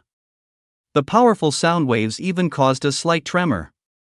At first, Russell thought it was an earthquake, and, frightened, he pulled Lu Yining out of the house. However, the two didn't feel the earth shaking afterwards. Instead, alarms blared from loudspeakers all over the city. Orange alert, an attack has occurred in Black Dew Forest. The Sentinel Legion of San Luo City has rushed to the scene. The situation is under control. All citizens are requested to remain within the urban area. All citizens are requested to remain within the urban area. Hearing the broadcast, Russell finally understood the source of those loud bangs. He had seen similar attack alerts many times in the news, but this was the first time he had personally experienced one. Moreover, the attack that just occurred seemed considerably more severe than those reported in recent news. Although Maple Forest Road was in the outskirts of San Luo City, it was still at least a dozen kilometers from Black Dew Forest. For the roar to resonate over such a wide area, the situation at the scene must have been quite dire. What exactly happened? Faced with uncertainty, Russell decisively opened the search app on his phone. As expected, news of something that shook half the city spread incredibly fast. Just a few minutes later, news about San Luo City encountering a level 4 attack event flooded all major media outlets. According to the usual classification standards for wild pet beast attacks, when a pet beast's rank increases by 2 levels, the event level increases by 1. The recent loud bangs were classified as a level 4 attack event, meaning the wild pet beast that initiated the attack was at least rank 7, and possibly even rank 8. A rank 8 pet beast was already among the absolute powerhouses. If it went berserk, it could obliterate a small village or town in an instant. Of course, Sanluo City, being a Tier 2 city, would not be easily threatened internally by a single rank 8 pet beast. So after understanding the situation, people weren't overly panicked. Instead, they eagerly discussed it online, adopting a watching the drama unfold mentality. However, after sifting through all the news, Russell couldn't find any information about the attacker. This meant that the pet beast had already escaped before the Sentinel Legion and various reporters arrived. It was powerful, attacking with such great momentum, yet it struck and fled swiftly, seemingly not furious. He recalled the incident in his mind, but couldn't think of any high-tier pet beasts near Sanluo City that matched these characteristics. His curiosity piqued, Russell restlessly scoured the internet for a long time, but all the reports he saw were largely similar. Besides stating the address was Sanluo City and the attack event was level 4, there wasn't much concrete information. Approximately 3 hours later, the Sanluo City official government finally issued a bulletin regarding the attack. In the video, a burly middle-aged man sat calmly in an armored vehicle, announcing with an assured expression to the citizens of Sanluo that the alert had been lifted. He was Yen Songbai, a prominent figure often seen in Sanluo City news, the former high-ranking general of the Southern Duchy's Aerial Legion, and currently the garrison commander of Sanluo City. Yen Songbai's main pet beast was a purple-gold tier stormwing lion beast known as the Lord of the Skies, whose strength was firmly rooted in the late 7th tier. A single high-tier skill, Rending Vortex, could directly tear apart metal structures. With this level of strength, coupled with several other local masters of Sanluo City who were also 7th tier beast masters, and the fire support from the city's defenses and the garrison army, it would be difficult for an ordinary 8th tier pet beast to cause much trouble within Sanluo City. With Yen Songbai stepping forward to lift the alert, the attack incident officially came to an end, preventing it from affecting intercity trade and other affairs. At the end of the video, the Sanluo City government also released some footage of the attacking pet beast being driven away. In the somewhat shaky footage, Russell saw a black energy orb constantly dodging amidst numerous attack moves, eventually disappearing into the sky. Unfortunately, due to the extreme density of the black energy, he couldn't clearly see what the pet beast within it looked like. In addition to this video, the Sanluo City government also issued a written bulletin, and within the main text, a description concerning the casualties of the attack caught Russell's attention. Upon examination, the attacking pet beast possessed fairy attributes and was at the early 8th tier level. During its escape, it passed near the Beast Master Alliance Youth Training Camp and was subjected to a spiritual energy beam barrage, resulting in multiple injuries at the training camp. Upon seeing the words Youth Training Camp, Russell felt a chill run down his spine. The Beast Master Alliance Youth Training Camp is a training facility open to all young Beast Masters, located at the edge of the Black Dew Forest. Thanks to its excellent teaching staff and frequent practical training, many outstanding contestants in the Rookie Division's competitive events came from there. After advancing to the top 16, Russell could have participated in the pre-tournament training camp for free this session, but he was busy with the insect house business, so he politely declined. At the time, Russell had long regretted having to give up the pre-tournament training, which was worth several thousand credit points. Now, it seems that a loss may turn out to be a blessing in disguise. Chapter 28, Advancing Bye-Bye. The day after the attack, Russell received a message from the Beast Master Alliance's event department. Due to the attack on the youth training camp, several contestants were injured and unable to compete. Only 7 have confirmed their participation. You will receive a bye this round and proceed directly to the semifinals. Please participate on time. Yesterday's announcement did indeed mention the attack on the youth training camp, but I didn't expect the number of injured to be so high. Originally, there were 16 contestants, but now they can't even fill the top 8 bracket. Plus, he got lucky with a bye, advancing directly to the semifinals. However, this was also a measure of last resort for the Beast Taming Alliance. The damage sustained from an attack by an 8th tier pet beast is incomparable to battles between those of the same tier. Even being grazed by the aftermath can take several months to fully recover from. The venue's schedule was very tight. Quarterly events and rookie competitions were not major attractions and didn't receive the privilege of reserved venues, so the schedule had to be shortened. Luo Su wasn't overly surprised by advancing 2 rounds. He was confident in the strength of his pet beasts. Not to mention winning the championship, at least breaking through the top 16 and top 8 should be no problem. Considering that contestants who make it out of the group stage usually have some strength, the intensity of the competition might be quite high. To allow sufficient recovery time for both pet beasts and contestants, each round after the top 16 would be spaced out by several days. Taking advantage of the additional free week provided by the buy, Luo Su cared for the queen bee eggs while also customizing a new diet for Au. With the income from selling rainbow veils, his financial situation was much more comfortable now. He could basically purchase most common cultivation materials without pain. If he still made a drink-free juice from underworld lantern grass, it would be a bit excessive. After repeatedly reviewing the list of cultivation materials in the Alliance Trading Center, he finally ordered 2 new types of cultivation materials.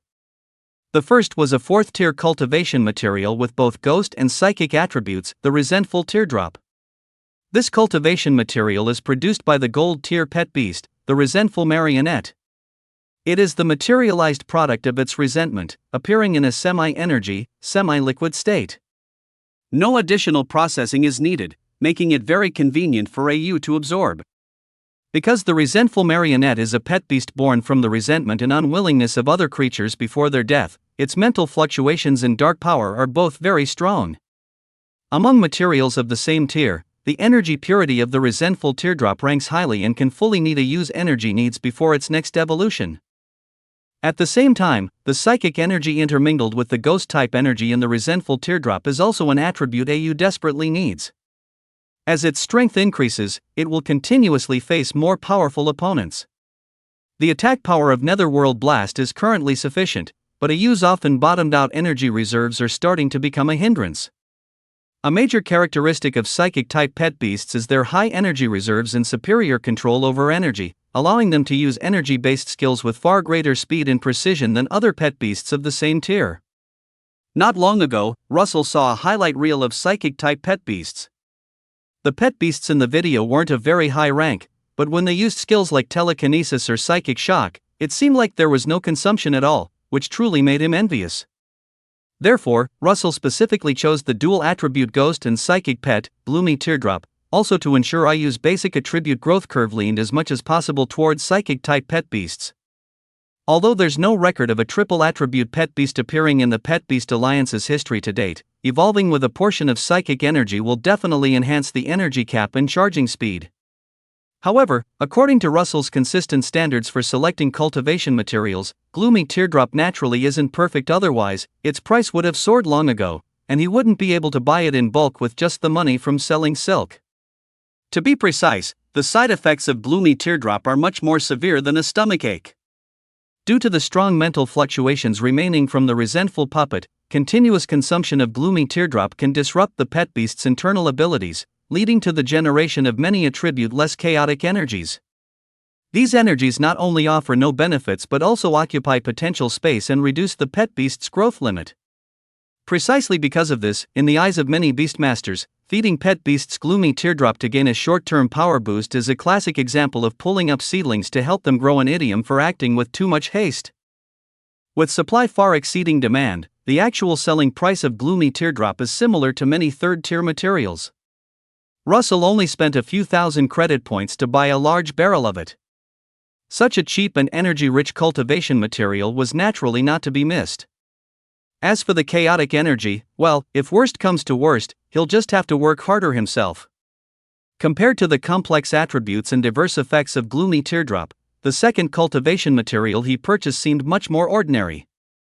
Rose Dew, a plant-type third-tier material, has almost no special features other than perfectly matching the dietary habits of moth-type pet beasts.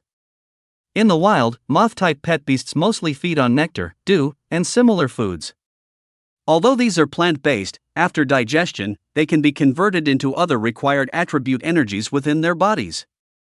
This kind of eating behavior, primarily aimed at filling the stomach, is far inferior to targeted cultivation in terms of both energy conversion efficiency and the rationality of conversion ratios. However, this doesn't mean that eating nectar and dew is completely superfluous. Au's true form is, after all, a moth, not a ghost or an elemental creature. If it doesn't eat proper food for a long time, or if its internal insect-type energy becomes too sparse, its development could directly stagnate. Supplements with meals make for faster and taller growth, right? As for the greatsword mantis, its steel attribute is still very weak at the moment. In the short term, it needs to continue gnawing on softened steel bristles to increase the hardness of its alloy claws. When a pet beast first comes into contact with a suitable cultivation material, the cultivation effect is most obvious. After consuming the tearful droplets for several days, the gloomy energy swirling between a ewe's wings solidified considerably. From a distance, it was no longer weaker than phantom pet beasts like nightmare spirits. The day before the semifinals, Russell, as usual, removed the chaotic energy from a ewe after it had absorbed the tearful droplets, and took the opportunity to carefully check its detailed information. Phantasm moth. Attributes: insect, ghost. Bloodline rank: silver. Life energy tier: tier 2. Skills: gloomy scale powder, butterfly shadow, nether blast, shadow arrow. Growth progress: 31%. Among them, bug type energy accounts for 16%, ghost type energy accounts for 11%, and psychic type energy accounts for 4%. Ability development: psychic barrier not yet mastered, psychic resistance proficiency 24%.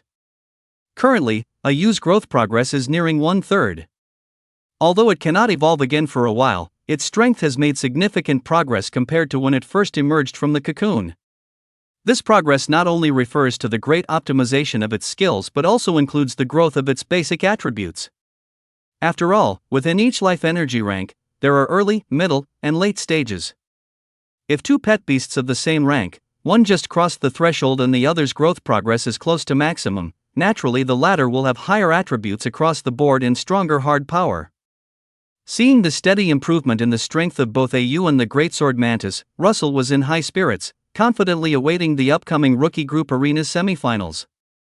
Chapter 29: Combat Type Talent. The next morning, Russell arrived at the arena on time. The semifinal venue had been changed to a larger medium-sized professional arena, with a radius of nearly 100 meters and multi-tiered stands capable of accommodating 5,000 spectators. Even through the soundproof, precise protective force field, Russell could hear the enthusiastic discussions among the audience. A moment later, Lindsay made a dazzling entrance on a concentric dove, enthusiastically introducing the combatants for the first semi-final match. Next up is Chang Shan, an outstanding student from the combat department of Sanluo Beast Taming Academy. His opponent is Russell, a bug-type beast tamer who performed excellently in the group stage, advancing with a perfect record. Will he bring us new surprises today? Clearly, he was deeply impressed by Russell, who, with two bug-type pet beasts, managed to defeat the Bloodfang gluttonous wolf. After the opening remarks, Chang Shan first summoned his pet beast. His starting pet beast was a silver-grade desert thistle. This plant-type pet beast looked like a chaotic tangle of thorns, appearing very ordinary. Similar to its plain appearance, the desert thistle's attack mode was also relatively simple. Besides entanglement and whipping, which all vine-type pet beasts can master, it only knew some low-level skills like shooting thorns. Its ability to be rated as a silver-grade pet beast mainly relied on its exceptionally tenacious vitality. Thanks to its racial talent's robust roots, the desert thistle could flourish even in barren desert regions. In environments with sufficient water and nutrients, it could grow into a terrifying, sprawling thicket of thorns in a very short time. However, the briar's signature skill, Thorny Entangle, cannot target aerial opponents. Against flying targets, it can only attack by swinging its branches and shooting thorns. The power and accuracy of this thorn shot skill are both mediocre. Luo Su felt that it would be difficult for it to gain any advantage in a long-range confrontation with Ayu, who possessed Butterfly Shadow and Nether Blast. After the countdown, Luo Su, with the advantage of aerial initiative, directly ordered Ayu to launch an offensive. Continuously replenish Butterfly Shadow and keep attacking with Nether Blast. Facing an opponent like the Desert Briar, which has almost no mobility, the suppressive firepower of Nether Blast could be perfectly utilized. While Ayu was charging Nether Blast, Chang Shan ordered the Desert Briar to grow with all its might. However, he didn't let the new thorns spread outwards, but instead stacked them layer upon layer, forming a massive thorny sphere. Watching this scene, Luo Su was a bit puzzled. Rolling into a ball to attack is indeed a method of offense for vine-type pet beasts. With the desert briar's thorny nature, even melee pet beasts like demon hounds or blood fawn greedy wolves would probably be unwilling to directly confront such a large thorny sphere head-on. But, this move, like Entangle, also can't target aerial opponents. A third-order silver-grade pet beast surely can't grow into a thorny sphere over 10 meters tall and directly knock Io out of the sky, right? Unable to figure out what Chang Shan was planning, Luo Su decided to just fire a few shots first. After a few days of mental attribute training, Io's skill casting speed had improved slightly. In just over 4 seconds, Nether Blast had already arrived with a roar. Because the desert briar hadn't moved an inch during the charging process, this Nether Blast accurately hit its target, and the howling ghostly energy enveloped the entire thorny sphere. Buzz! As Io's spiritual power increased, the power of its energy-based skills also rose. Even with layers of branches to absorb the impact, the explosion still caused significant damage. Through the thorn bush, which had thinned out several times over in an instant, Luo Su could vaguely see several roots as thick as an adult's thigh buried in the soil, constantly drawing nutrients. With the power supplied by the earth, the desert briar continuously spawned new vines, diligently repairing the gaps blown open by Nether Blast. But Luo Su had no intention of giving Chang Shan a moment's rest. Under his command, Io had already condensed the next Nether Blast. Io, aim for the desert briar's roots and continue the attack. Even the incredibly tenacious desert briar would quickly lose its combat capability if its roots were damaged, preventing it from drawing energy from the earth. However, a contestant who could reach the semi-finals of the rookie group wouldn't have just this much ability. After defending against a Nether Blast, a green light orb appeared in Chang Shan's palm and slowly infused into the briar's roots. Nourished by this energy, the desert bramble's growth rate immediately multiplied several times. The wildly growing vines not only instantly replenished the parts shattered by the Nether Blast, but also expanded the bramble sphere by several more inches. Combat-type talent? Encountering an opponent with a combat-type talent for the first time, Russell felt the pressure double. Chang Shan's talent ability is called Revitalize. He can inject vitality into his pet beasts at the cost of his own stamina and energy. With ample vitality supply, coupled with the desert bramble's already excellent recovery speed, as long as it's not instantly killed or hit in a vital spot, other injuries can recover in a very short time. The fact that he was able to advance to the semi-finals with the desert bramble, which isn't particularly strong in attack and is somewhat clumsy, was mostly due to this talent skill. Matching the most suitable pet beasts according to different talents, allowing many pet beasts that are quite ordinary in their wild state to play to their strengths and become formidable independent fighters. This is the marvel of beast tamer talents. The steady accumulation of nurturing type talents versus the explosive boost of combat type talents is a common and classic scenario in beast taming competitions. Under Chang Shan's enhancement, the desert bramble not only significantly increased its growth speed, but the toughness of its vines also improved. The effect of the second Nether Blast was noticeably much weaker, failing to even tear open a gap. Since the number of broken vines was far less than the number of newly grown ones, the desert bramble, having caught its breath, immediately began to counterattack. It stretched out over a dozen vine whips and brandished them frantically. Vitality provides an all-around growth boost for plant-type pet beasts, naturally including the ability to generate thorns. After each vine of the desert bramble shot out a thorn, a new one would grow back in less than 3 seconds. In an instant, dense thorns shot towards Aya like a rain of arrows. The attack power of these thorns was not high. Even a small body like a nether moth could withstand several stabs. But the problem was, there were simply too many thorns. If it were to take them head-on, it might be hit by more than 10 thorns per second, and in no time, it would be riddled like a sieve. Forced by the situation, Russell had to change his strategy. Be careful to use Moth's shadow to dodge, and look for opportunities to snipe the outer vines with Shadow Arrow. Since the desert bramble's main body was regenerating too quickly, already exceeding the destructive speed of the Nether Blast, he could only direct Aya to dodge while trying to attack the vines extending from the bramble sphere, in order to reduce the range and frequency of the thorn barrage. However, the Shadow Arrow's attack power was quite mediocre. One hit could barely sever a single vine, making its offensive effect far from ideal. As a result, the situation on the field transformed from Aya dominating with aerial bombardment to a fluttering moth constantly fleeing amidst a sky full of shooting thorns. Fortunately, the contestants in the rookie group were all beastmasters of the second and third tiers. The energy feedback from their low-tier pets was still very limited, and couldn't sustain the physical burden of using combat-oriented beastmaster talents for extended periods. Changshan's stamina gave out before Ayu could be shot down from the sky by the thorn barrage. Whoosh!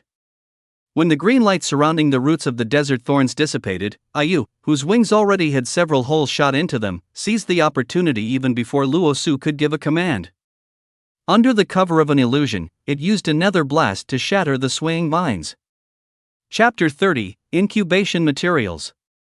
Beastmasters with combat-type talents emphasize quickly defeating opponents with a lightning-fast approach. When the desert thorns couldn't defeat Ayu after a prolonged attack, and Changshan's stamina failed, the decline of the master in pet could no longer be reversed. The phantom moth, isn't it a production-type pet?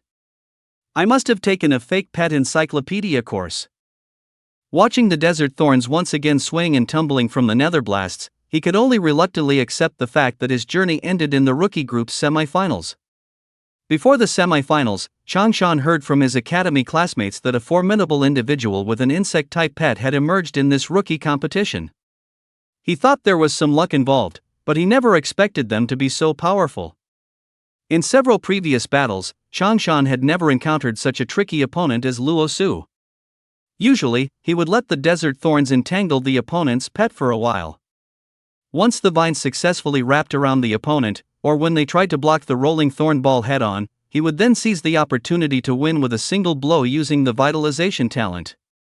If the tactic went smoothly, Changshan would never activate his Beastmaster talent for more than 10 seconds at a time. With his strength as a third-tier Beastmaster, he could use vitalization 4 or 5 times consecutively, which was enough to deal with most opponents of the same tier. But that phantom moth's attack power was ridiculously high. One nether blast almost instantly killed the fully healthy desert thorns, scaring Changshan so much that he didn't dare to probe slowly anymore and immediately activated his Beastmaster talent. Under the enhancement of the vitalization talent, the desert thorns temporarily gained the upper hand with its strong recovery ability. From the audience's perspective, it seemed to be chasing and attacking the phantom moth, but Changshan, the person involved, clearly knew that once the thorn barrage stopped, the desert thorns would immediately face an unbearable counterattack. Facts proved this point a few seconds after his stamina was exhausted and he could no longer infuse vitality into the desert thorns. Ayu regained the initiative. Several nether blasts directly sent the desert thorns back into Changshan's Beastmaster space. I surrender. The match score came to 1-0.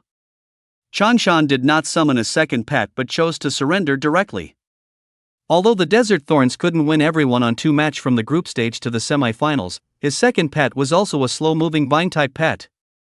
Without the vitalization enhancement, it would simply be a sitting duck in front of Ayu. To avoid unnecessary injury to his pet, Changshan had no need to stubbornly fight a second match. What a spectacular match! The graceful movements of the UFO moth skillfully dismantled the thorny net, instantly reversing the roles of hunter and hunted.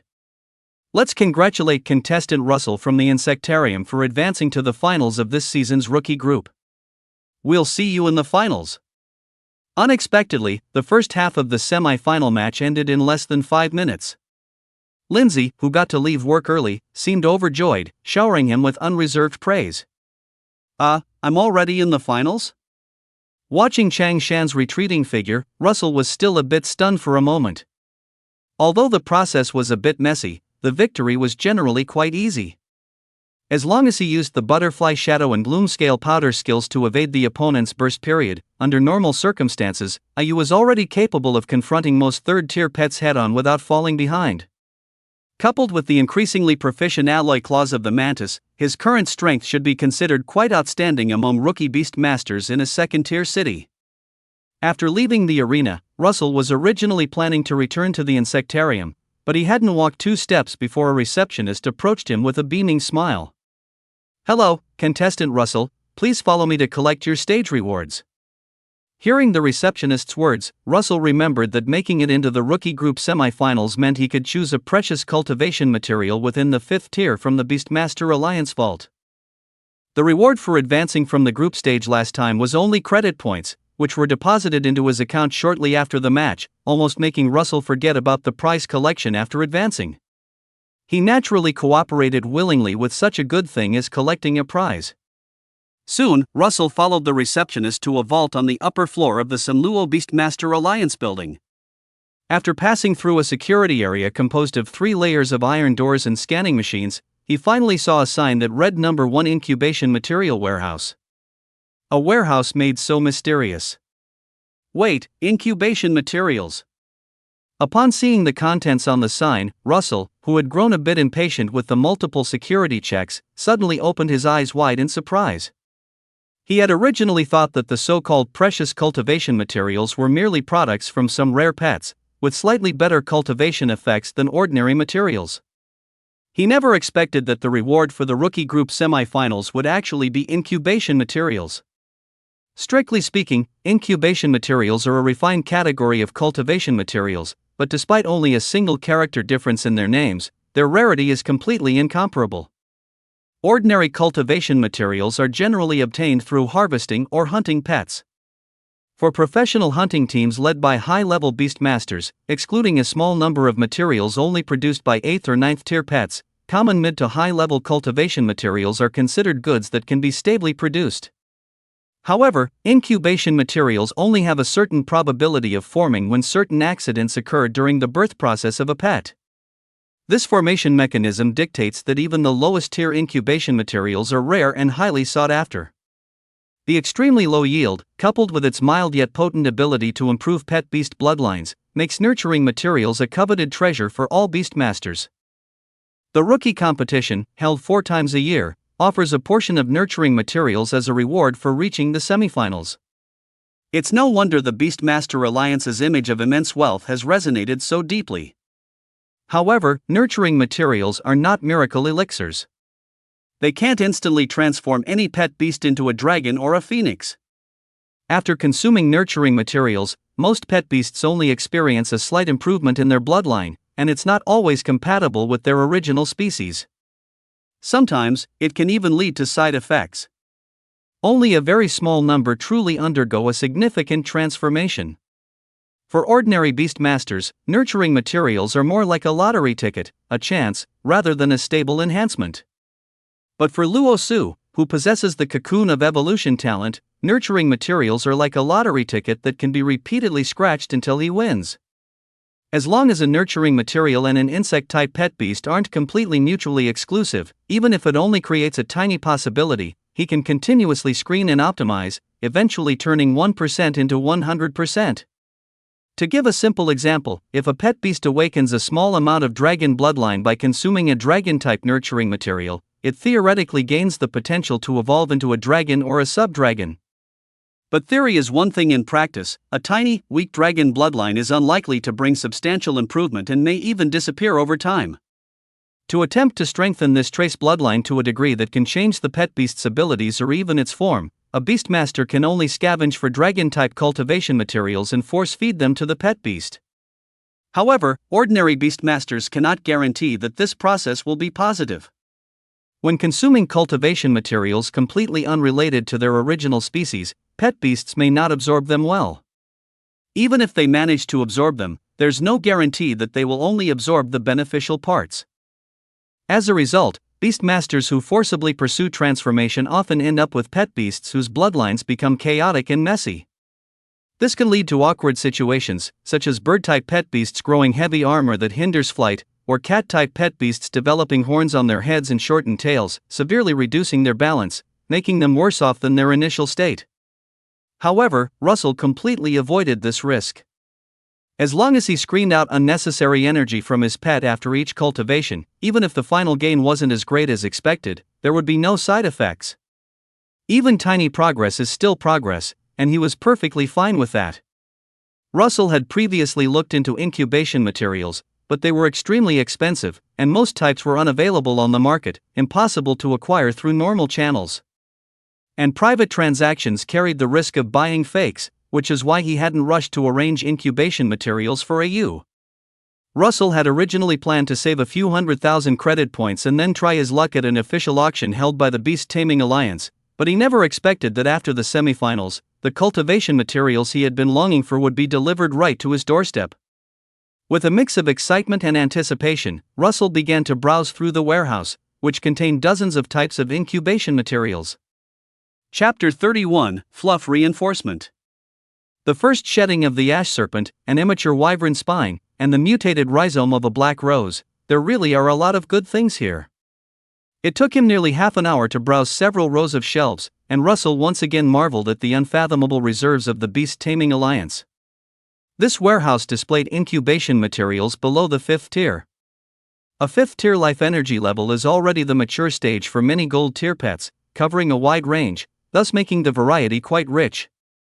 Opportunities to acquire cultivation materials were rare, and Russell was momentarily dazzled. He felt that every material was excellent and didn't know how to choose. Why don't you pick for yourself? After much indecision with no result, Russell handed the choice over to AU. Although beast tamers undergo systematic training and can effectively plan their pet's diet and exercise in daily cultivation, at some critical moments, biological instinct can be more accurate than rational analysis. It wasn't that Russell was too biased, it was just that AU is currently his main combat force and would evolve soon. Compared to the Great Scythe Mantis, which was far from reaching its mature stage and still a long way from evolving to the 4th tier, AU was in greater need of these incubation materials. As for the Great Scythe Mantis's share, next time for sure. Whoosh! I want that one.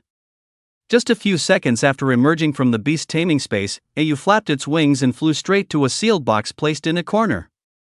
Russell followed behind it and peered inside, discovering that the box contained a semi-mature pupa of a wanderer beetle. This was a fairly rare dual attribute pet of the insect and plant types.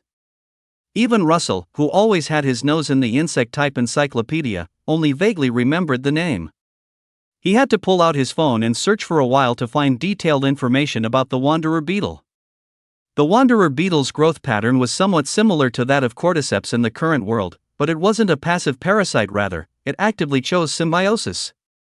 During their larval stage, wanderer beetles plant a black iron-grade plant-type pet beast, the monsoon dandelion, within their bodies. When they mature and pupate, this seed then takes root and sprouts from their energy-formed body, thus creating a symbiotic relationship. Relying on the dandelion growing on its back, the originally slow-moving wanderer beetle can migrate far and wide by riding the monsoon winds, which is where its name comes from. The wanderer beetle pupa in the sealed box, however, seemed to have suffered from the monsoon dandelion growing too fast during the pupation process, absorbing too much energy. This prevented the beetle from breaking out of its shell, resulting in a dead pupa. Normally, in such cases, dead pupae would quickly decompose or become food for other pet beasts. However, shortly after this pupa failed to hatch, it was discovered by a beast tamer adventuring in the wild. After being sealed and preserved, it was finally transported back to this breeding material warehouse in San Luis City. Hello, I'll choose this material. Seeing AU's firm attitude, Russell decisively chose this box of wanderer beetle pupae. Although this pupa, produced by a bronze-grade pet beast, seemed a bit meager compared to some breeding materials from gold-grade pet beasts, Russell didn't feel it was a pity. After all, breeding isn't just about stacking high-level abilities or blindly pursuing rare bloodlines. What suits the pet beast is truly the best. Carrying the packaged prize, Russell quickly returned to the insect house. Breeding materials, once removed from their native environment or sealed container, rapidly lose energy, with their effectiveness decreasing almost every minute, so he dared not delay. The energy in breeding materials is known for being gentle. As long as it doesn't conflict with the pet beast's inherent attributes, no extra preparation is needed for consumption. Russell simply made a small hole in the pupa shell and quickly had AU drink it. After sucking up the liquid in the pupa, which had a faint fishy smell, AU looked very satisfied. Its whole body emitted a light brown glow as it quietly lay on the nearby wooden shelf, absorbing the energy from the breeding material. Before long, Russell also felt a warm energy fluctuation suddenly surge into his beast taming space. However, this energy was quite gentle. Apart from feeling overly full, he didn't experience much discomfort. Because the wanderer beetle's bloodline level and life energy tier were both very low, Ayu fully digested the energy in just about 10 minutes. As Ayu once again stretched its wings and flew around the shop, Russell eagerly observed its changes. Phantasm moth. Growth progress, 33%. Insect-type energy accounts for 16%, ghost-type energy 12%, and psychic-type energy 5%. Body metamorphosis, fluff enhancement has a chance to awaken at the next evolution, current success rate 3%. For every 1% of plant-type energy contained in the body, fluff density and awakening success rate increase by 5%. For every close-range dodge of a wind-type attack of the same tier, floating ability and awakening success rate increase by 0.11%. For every 1% of poison energy in the body, the fur gains a 5% increase in paralysis toxin effect and awakening success rate. After absorbing the chrysalis of this traveling beetle, Ayu's growth progress barely changed, but its information now included a new entry, body metamorphosis. This is the magical aspect of gestation materials. The changes they bring are not about learning new skills or advancing in rank, but rather acting on specific parts of the body to endow pets with new characteristics or forms. Naturally, these physical changes will indirectly affect skills. For instance, the fur strengthening that Ayu is currently awakening can significantly boost both the dark scale powder and butterfly shadow skills. For moth-type pets, scale powder and fur are equally important and serve similar purposes. However, the moth's racial talent is linked to scale powder, which made the presence of fur less prominent. This time, the fur strengthening Ayu awakened included 3 abilities: fur density, buoyancy, and fur paralysis toxin. Among them, fur density can slightly increase its defense and provide support for other fur-related abilities. After all, if the fur is sparse and barely existent, other fur abilities would have no foundation. The buoyancy ability likely refers to the defensive skill that low-level plant-type pets like the monsoon dandelion rely on for survival. Due to developed fur and a very light body, monsoon dandelions automatically evade according to airflow direction when there's air disturbance nearby. Aside from a few natural predators, it's not easy for other pets to catch a monsoon dandelion. With the evasion provided by butterfly shadow, combined with buoyancy, attacks like spike barrage will find it much harder to threaten Ayu. As for the fur paralysis toxin, it's easier to understand. The fur of many moths and butterflies is inherently toxic. The moth's fur also possesses a weak dark toxin, but it's too dilute to be an effective defense. If Ayu's fur could have a potent paralysis toxin when facing melee opponents, it could completely unleash both scale powder and fur, inflicting a barrage of abnormal statuses on unsuspecting foes. Overall, while the traveling beetle's chrysalis didn't grant Ayu incredibly powerful abilities, it largely compensated for its current shortcomings. Creatures possess an instinct for self-preservation. In previous battles, Ayu nearly suffered losses due to insufficient evasion and defense, so it's no wonder it immediately took a liking to that gestation material. Even more remarkably, thanks to the cocoon of evolution talent, the cultivation of these 3 abilities can be controlled and chosen. If Russell doesn't want Ayu to float far away with a mere breeze like a monsoon dandelion, he can control the cultivation of the buoyancy ability to around 30%, which would be sufficient to assist evasion. While the fur density and paralyzing toxin themselves have no side effects, improving these 2 abilities requires Ayu to retain plant-type and poison-type energy during evolution, and not too much, otherwise it will excessively affect the proportion of bug-type and ghost-type energy, putting the cart before the horse and resulting in more harm than good. After pondering for a while, Russell felt that cultivating the floating ability to 27% and then dividing the remaining 70% space equally between fur density and paralyzing toxin, each accounting for 14% of the energy, would be the most stable plan. Chapter 32, Doubles Battle. With a phased goal, Russell's life returned to the routine of stable nurturing, training, and then sleeping and playing on his phone every day. Unfortunately, these abilities can only take effect after the official awakening of the fur enhancement. The short few days of rest between the rookie semi-finals and finals were not enough for Ayu to accumulate growth progress to its maximum value. 5 days later, in the morning, Russell stood on the final arena as scheduled. Welcome to the rookie finals. Under our collective anticipation, Russell from the Imperial Bug House and his bug-type pet have advanced all the way, and today they will compete for the championship honor against Lee Machine from the San Luis City Pet Cultivation Institute. Let's wait and see who will claim this season's rookie championship. Under the spotlights of the arena, Lindsay was as enthusiastic as ever. Due to the rarity of professional beastmasters carrying bug-type pets, and Russell's entire team being bug-type, driven by the audience's curiosity, his popularity soared, making him a very popular rookie player in recent events. Occasionally stumbling upon news snippets of his matches online, Russell, who had never appeared in the news media in his previous life, still felt a little embarrassed. Please, both contestants step forward and jointly draw today's game format. This time, after finishing his opening remarks, Lindsay didn't rush back to the commentary stand. Instead, he waved his hand, pointing to the electronic screens and buttons at both ends of the arena. To increase the entertainment value of the competition, the final adopted a random format, requiring contestants to draw one from replaceable singles, relay singles, and doubles on the spot. It was only when drawing the format that Russell noticed his opponent was a girl wearing glasses, who looked gentle and refined. This girl was clearly a high-caliber player. The look she gave Russell did not carry the disdain or hostility of his previous opponents, but rather a polite smile and nod of greeting. The two pressed the buttons, and the content on the screen kept scrolling, finally settling on the words doubles battle. Doubles battle, as the name suggests, involves sending out two pets simultaneously until one side completely loses its ability to fight. After the format was determined, Russell and Lee Machine returned to opposite sides of the arena, awaiting the start of the countdown.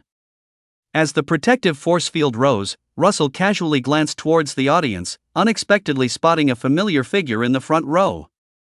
With a neat ponytail and dressed in a research uniform, it was none other than researcher Lee Moran, whom he saw every few days. Seeing her, Russell suddenly realized, Lee Moran. Lee Machine, could they be sisters?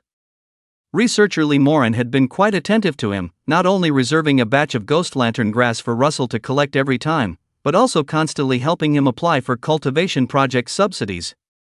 She was truly very diligent and responsible. Now that he had to strike heavily against her sister, Russell felt slightly apologetic. However, the Beast Taming Alliance was rolling in money. The semi-final prize was already so generous, and the grand prize was rumored to be the fruit of the Southern Duchy sacred tree, the Sun Tree, which greatly boosted pet beasts. If it came down to a fight, he still wouldn't hold back. After a brief moment of distraction, the match had already begun. Russell quickly summoned his two pet beasts along with Lee Machine.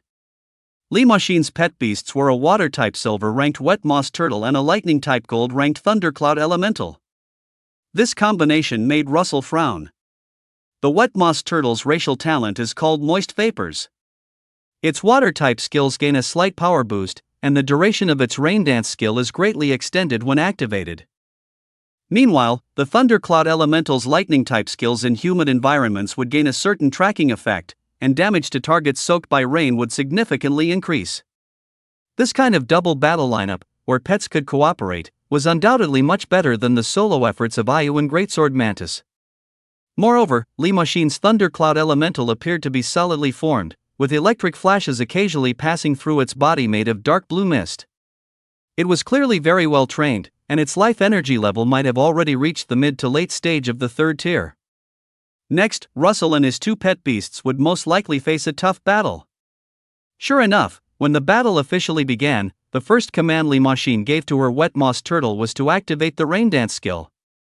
Her adorable turtle, covered in dark green moss, glowed with a blue light, and wisps of water-type energy instantly surged, forming several rain clouds above the arena.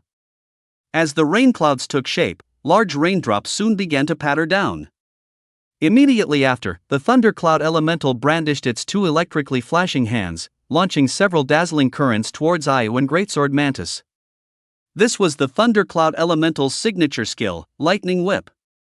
Lightning Whip not only dealt considerable damage but also carried a certain paralyzing effect.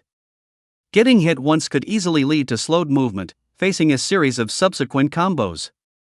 Ayu, use Butterfly Shadow to buy time. Greatsword Mantis, find an opportunity to get around to the wet moss turtle. Facing Lee Machine's fierce assault, Russell immediately responded. After this period of psychic cultivation, Ayu's energy cap had increased significantly. Using Butterfly Shadow more than 10 times consecutively was no problem. Russell planned to have it use its aerial advantage to draw the thundercloud elemental's firepower, helping Greatsword Mantis find a breakthrough against the wet moss turtle. After all, the support-oriented wet moss turtle usually doesn't learn powerful offensive skills. Once the Scythe Mantis gets close, the Thundercloud Elemental, as a pure damage dealer, would find it difficult to protect it. If the Rain Dance skill could be interrupted, with a use current strength, it could directly engage in a long-range battle with the Thundercloud Elemental. However, Russell knew the strategic importance of the Rain Dance skill, and Li Maxin, as a tactical user, naturally understood it even more. How could she easily expose the wet moss turtle to the enemy's attacks? The moment the Scythe Mantis began to circle, Li Maxin immediately grew wary, directing the Thundercloud Elemental to turn its weapon and repeatedly swing its lightning whip, driving it far away. During this process, the Scythe Mantis couldn't dodge in time and was struck by the lightning whip. Half of its body instantly went numb, and it nearly tumbled onto the slippery ground. However, while Li Maxin had the Thundercloud Elemental assist the wet moss turtle, Russell wasn't idle. Seeing the Scythe Mantis in danger, he quickly commanded Yu to provide long-range fire support. Buzz! Before the Thundercloud Elemental could pursue the Scythe Mantis, Yu's first Nether Blast was already launched. Since the wet moss turtle was too far away, Nether Blast couldn't directly target it. And as an elemental lifeform, the Thundercloud Elemental was extremely sensitive to energy fluctuations, most likely sensing the Nether Blast's attack. Therefore, the position chosen for this Nether Blast was in the middle of their two pet beasts. Sensing the explosive ghost-type energy behind it, the Thundercloud Elemental had no choice but to avoid its sharpness, floating backward to a position even further from the wet moss turtle. And at this moment, that was the offensive opportunity Russell had been waiting for. Now's your chance, use Alloy Claw to ambush the wet moss turtle. At his command, the Scythe Mantis, which had successfully shaken off its numbness while the Thundercloud Elemental dodged the Nether Blast, spread its wings and rapidly swooped towards the wet moss turtle. During its flight, its pair of scythe-like arms gleamed with metallic sharpness. The Alloy Claw skill, which it could now skillfully employ, instantly took shape, fiercely striking at the wet moss turtle, which had no time to dodge. At the same time, behind the Scythe Mantis, the Thundercloud Elemental, having recovered, once again wielded its lightning whip and pursued it. In this critical moment, the spectators in the stands couldn't help but hold their breath. Chapter 33, Winning by Surprise. Whoosh! Although the Thundercloud Elemental was in hot pursuit, the Scythe Mantis's attack still arrived first. In a flash, it had rushed in front of the wet moss turtle, raising its metallic scythe arm to launch a fierce attack. However, facing an unavoidable situation, Li Maxin remained calm and composed, with a smile on her face, which made Russell feel a sense of unease. Indeed, the current situation seemed to be entirely within Li Maxin's expectations. Just before the Alloy Claw struck, she calmly issued an order to the wet moss turtle. Wet moss turtle, retract into your shell and defend with water shield. Upon receiving the command, the wet moss turtle immediately pulled its head and all four limbs into its hard shell. At the same time, the water vapor and raindrops around it rapidly condensed, forming a rotating, flowing, translucent water curtain on its body surface. This is a classic water-type defensive skill. Flowing water has an excellent force-dissipating effect, significantly enhancing the user's physical defense. For low-level water-type pet beasts, the water flow shield is not easy to master, and its defensive capability is directly proportional to the user's control over the water flow. Merely learning it has little meaning. The initial spiritual power of the mossy turtle species can only be described as unremarkable, but this water flow shield rotates incredibly fast. It seems Li Maxin has put it through a lot of special training in energy control. Swish! The mantis scythe sliced down, sending splashes of water 1 or 2 meters high. It looked quite impressive visually, but in reality, it seemed to hit nothing. This feeling is like punching a cotton ball with full force. Not only is it incredibly frustrating, but the lack of solid impact can also cause one to lose balance. However, the Thundercloud Elemental would not give the mantis scythe a chance to catch its breath. Before it could adjust its posture, the lightning whip's pursuit, accompanied by crackling electrical sounds, followed closely behind. At this moment, the mantis scythe had missed its strike, its old strength exhausted, and new strength not yet generated.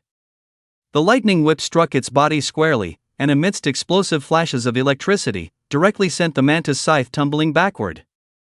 First, creating the illusion that the mossy turtle was very vulnerable to attack, luring the enemy in, then having it use a powerful defensive skill to withstand the assault, enacting a mantis-stalk cicada, Oreo lightning behind scenario. This was Li Maxin's true strategy.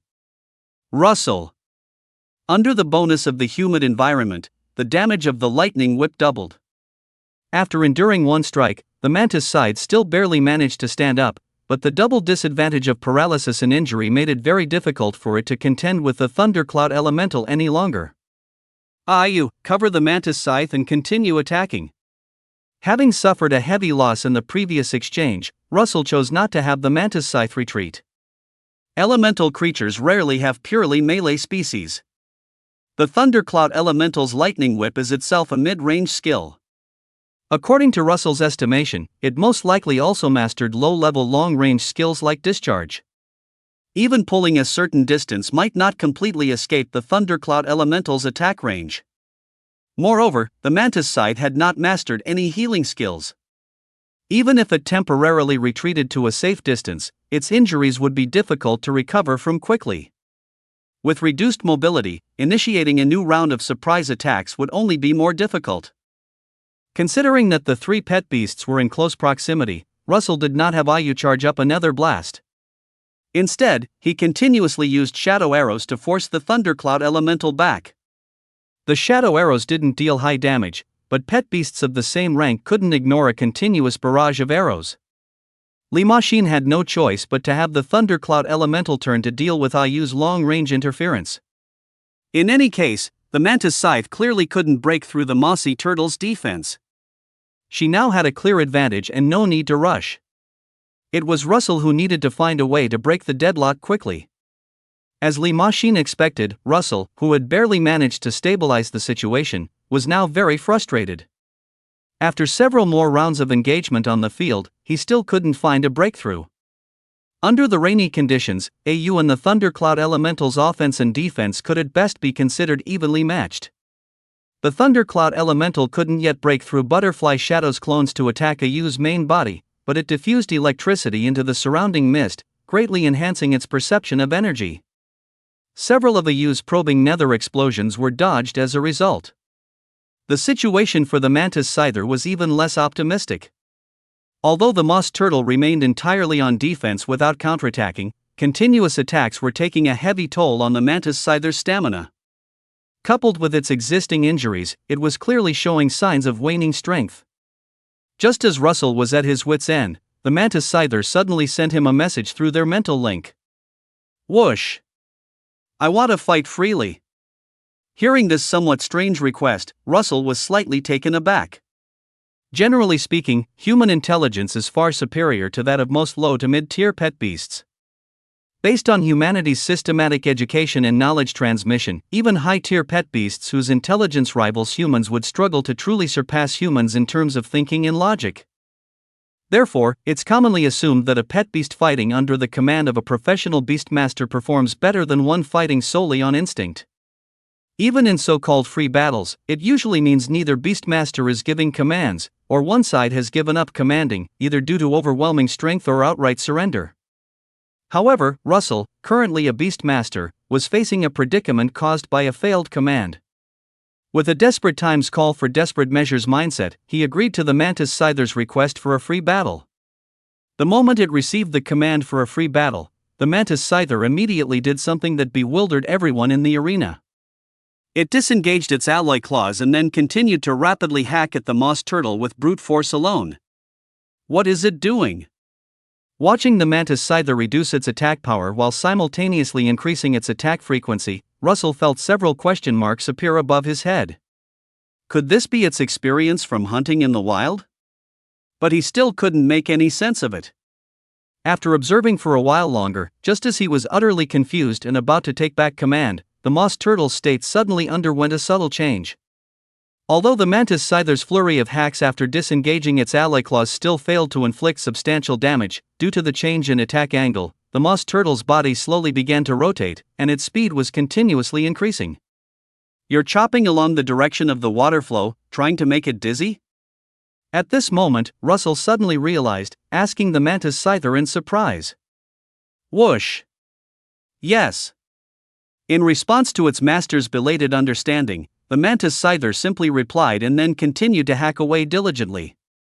Before long, under the force of inertia, the oval-shaped moss turtle, with its body retracted into its shell, spun into a blue top on the floor. Although this spinning didn't exactly inflict damage, prolonged rotation inevitably led to dizziness. In just half a minute, the mossy turtle felt its brain almost scrambled, and its rainfall skill and waterflow shield began to destabilize. This put the pressure squarely on Li Machine. Without dispelling the waterflow shield and extending its body out of its shell, the mossy turtle couldn't move or escape. However, the scyther's attacks were swift and relentless. The moment the waterflow shield was removed, the mossy turtle would surely suffer a continuous barrage.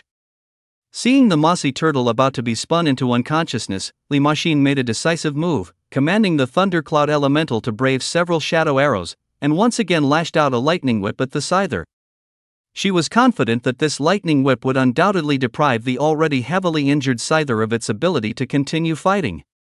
But how could Luo Su simply sit back and allow Li Machine to regain the upper hand? The thundercloud elemental was taking damage to come to the rescue, so he immediately ordered Ayu to follow suit, and also issued a command to the scyther. Ayu, fly towards the mossy turtle, prepare for netherworld blast. Scyther, full force attack for the final round. Knowing it had reached its limit, the scyther obeyed Luo Su's command, gathered the last burst of energy within its body, reactivated its alloy claws, and mercilessly slashed at the mossy turtle 3 times. Then, exhausted, it was recalled by Luo Su into its beast space. In double battles and non-rotational single battles, once a pet is recalled, it is considered defeated. From this perspective, the thundercloud elemental's counterattack had achieved its optimal goal. However, the scyther's exhaustion and retreat were completely within Luo Su's plan, using the scyther as bait to distract the thundercloud elemental, creating an opportunity for Ayu to land a finishing blow. This was his strategy. The moment the scyther disappeared into a white light, a gray energy sphere of netherworld blast suddenly appeared beside the mossy turtle. Oomph!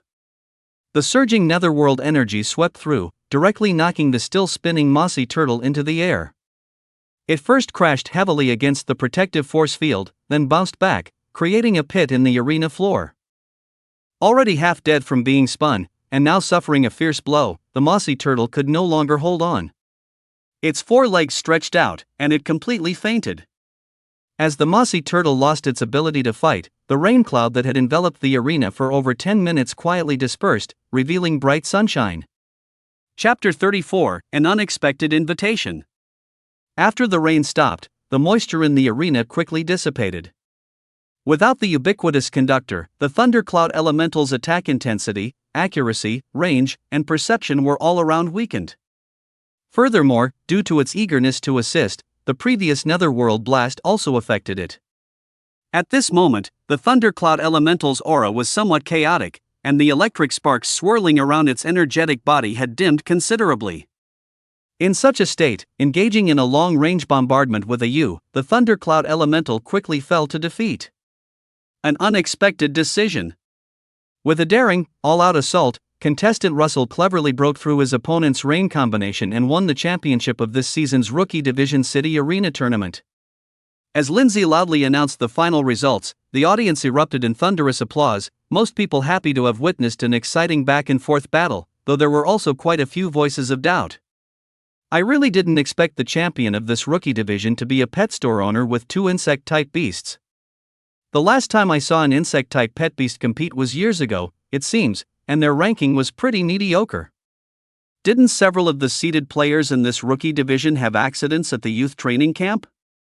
I feel like the value of this championship is a bit low. Who cares about all that, as long as the match was exciting, right? Russell briefly listened to these mixed reviews, then quickly dismissed them from his mind. Having lived 2 lives, and with the cocoon of evolution talent by his side, a little verbal disparagement wasn't worth bothering him. What Russell cared about most now was the prize exclusively for the Rookie Division champion, as advertised in the event promotions, the fruit of the legendary holy tree, the Sun Tree, from the Southern Duchy. Unfortunately, after cooperating with the event organizers for an hour-long series of award ceremonies and interviews, host Lindsay told him that due to the attack at the youth training camp, the competition schedule had been shortened by nearly half a month. This batch of sun trees had not yet fully matured, and Russell would be notified to come collect it later. Russell understood that rushing things wouldn't help in this situation, so he could only express his gratitude to the event department, and then left the venue on his own, ready to return to his bug house to resume his daily training life. As the saying goes, sustained progress comes from balancing work and rest. After completing a round of competitive matches, he planned to take some time off, catch up on the dramas he had missed recently, and also find some fun games to play. Who would have thought that as soon as Russell stepped out of the gates of the Sanluo City Beast Tamer Alliance battle zone, two familiar figures approached him. It was none other than those waiting for him, Lee Moran, a researcher from the Sanluo Fossil Museum, and Lee Machine, who had just competed against him. "Russell, I didn't expect your battling prowess to be so outstanding." The busy Lee Moran obviously didn't usually follow sports news. She took time out today to cheer for her sister, but unexpectedly saw Russell in the finals, and she seemed a little surprised. "So you're the pet store owner my sister mentioned? Is feeding Bloom lantern grass one of your training methods?" As an intern researcher with a promising future, Lee Machine wasn't bothered by her loss in the competition. Instead, she enthusiastically inquired about Russell's training techniques. After the three exchanged a few pleasantries, Lee Moran explained why she was waiting for Russell at the entrance of the battle zone. "Dr. Natsuki just watched the Alliance's official live broadcast of the event, and he sent me a message, hoping to invite you to the Sanluo Beast Taming Institute to visit the insect-type training project." Upon hearing Lee Moran's invitation, Luosu felt half surprised, but mostly wary. The Sanluo Beast Taming Research Institute is a high-end research facility officially established by the Sanluo City Beast Taming Alliance, located at the core of the Beast Taming Academy. Its publicly released research topics and achievements are usually of a very high caliber. For instance, the reason why Honey Pot Company was able to successfully grow hundreds of flower species was largely due to the Little Flower Spirit environmental improvement technology provided by the Sanluo Beast Taming Research Institute. In addition, almost all research institutions within Sanluo City fall under the management of the Beast Taming Research Institute, including the Fossil Museum where Lee Moran works. And Dr. Xiaomu, whom Lee Moran mentioned, is precisely the current head of the Sanluo Beast Taming Research Institute. As the authoritative representative of Sanluo City's beast taming discipline, he has appeared on various news and official programs many more times than Yen Songbei, the commander of the garrison. Being invited by Dr. Xiaomu to visit the Sanluo Beast Taming Research Institute is a dream for many professionals in the cultivation industry. However, it was somewhat strange that such an outstanding authority in the field of beast taming would show interest in him merely because of a moderately sized seasonal rookie tournament livestream. Thinking of this, Luosu even worried that the other party might have detected traces of his cocoon of evolution talent and was trying to lure him into the institute to make him a new research subject and do whatever they pleased. Recalling the persecution of special ability users and various cruel experiments depicted in some novels from his previous life, Luosu couldn't help but feel his scalp tingle. However, on second thought, he quickly dismissed the idea. After all, he was currently just a small third-tier beast tamer, and his official registered household information even listed him as an orphan whose parents had both disappeared. If such a powerful force as the Sanluo City Beast Taming Alliance truly harbored malicious intent towards him, they would have acted silently long ago, without needing to set up any elaborate traps. After some analysis, Russell speculated that Dr. Xiaomu indeed discovered some extraordinary aspects in his pet breeding, but did not understand the underlying reasons. That's why he wanted to meet him to discuss the topic of insect pet breeding. If that's the case, the meeting with Dr. Xiaomu could be considered a rare opportunity. After all, the Beast Taming Alliance is incredibly wealthy, and advanced research institutions are the last place to lack funding. For someone of Dr. Xiaomu's caliber, even a small benefit trickling through his fingers would be enough to make up for a long period of his own hard work. With this in mind, Russell ultimately accepted the invitation to visit the Sanluo Pet Research Institute.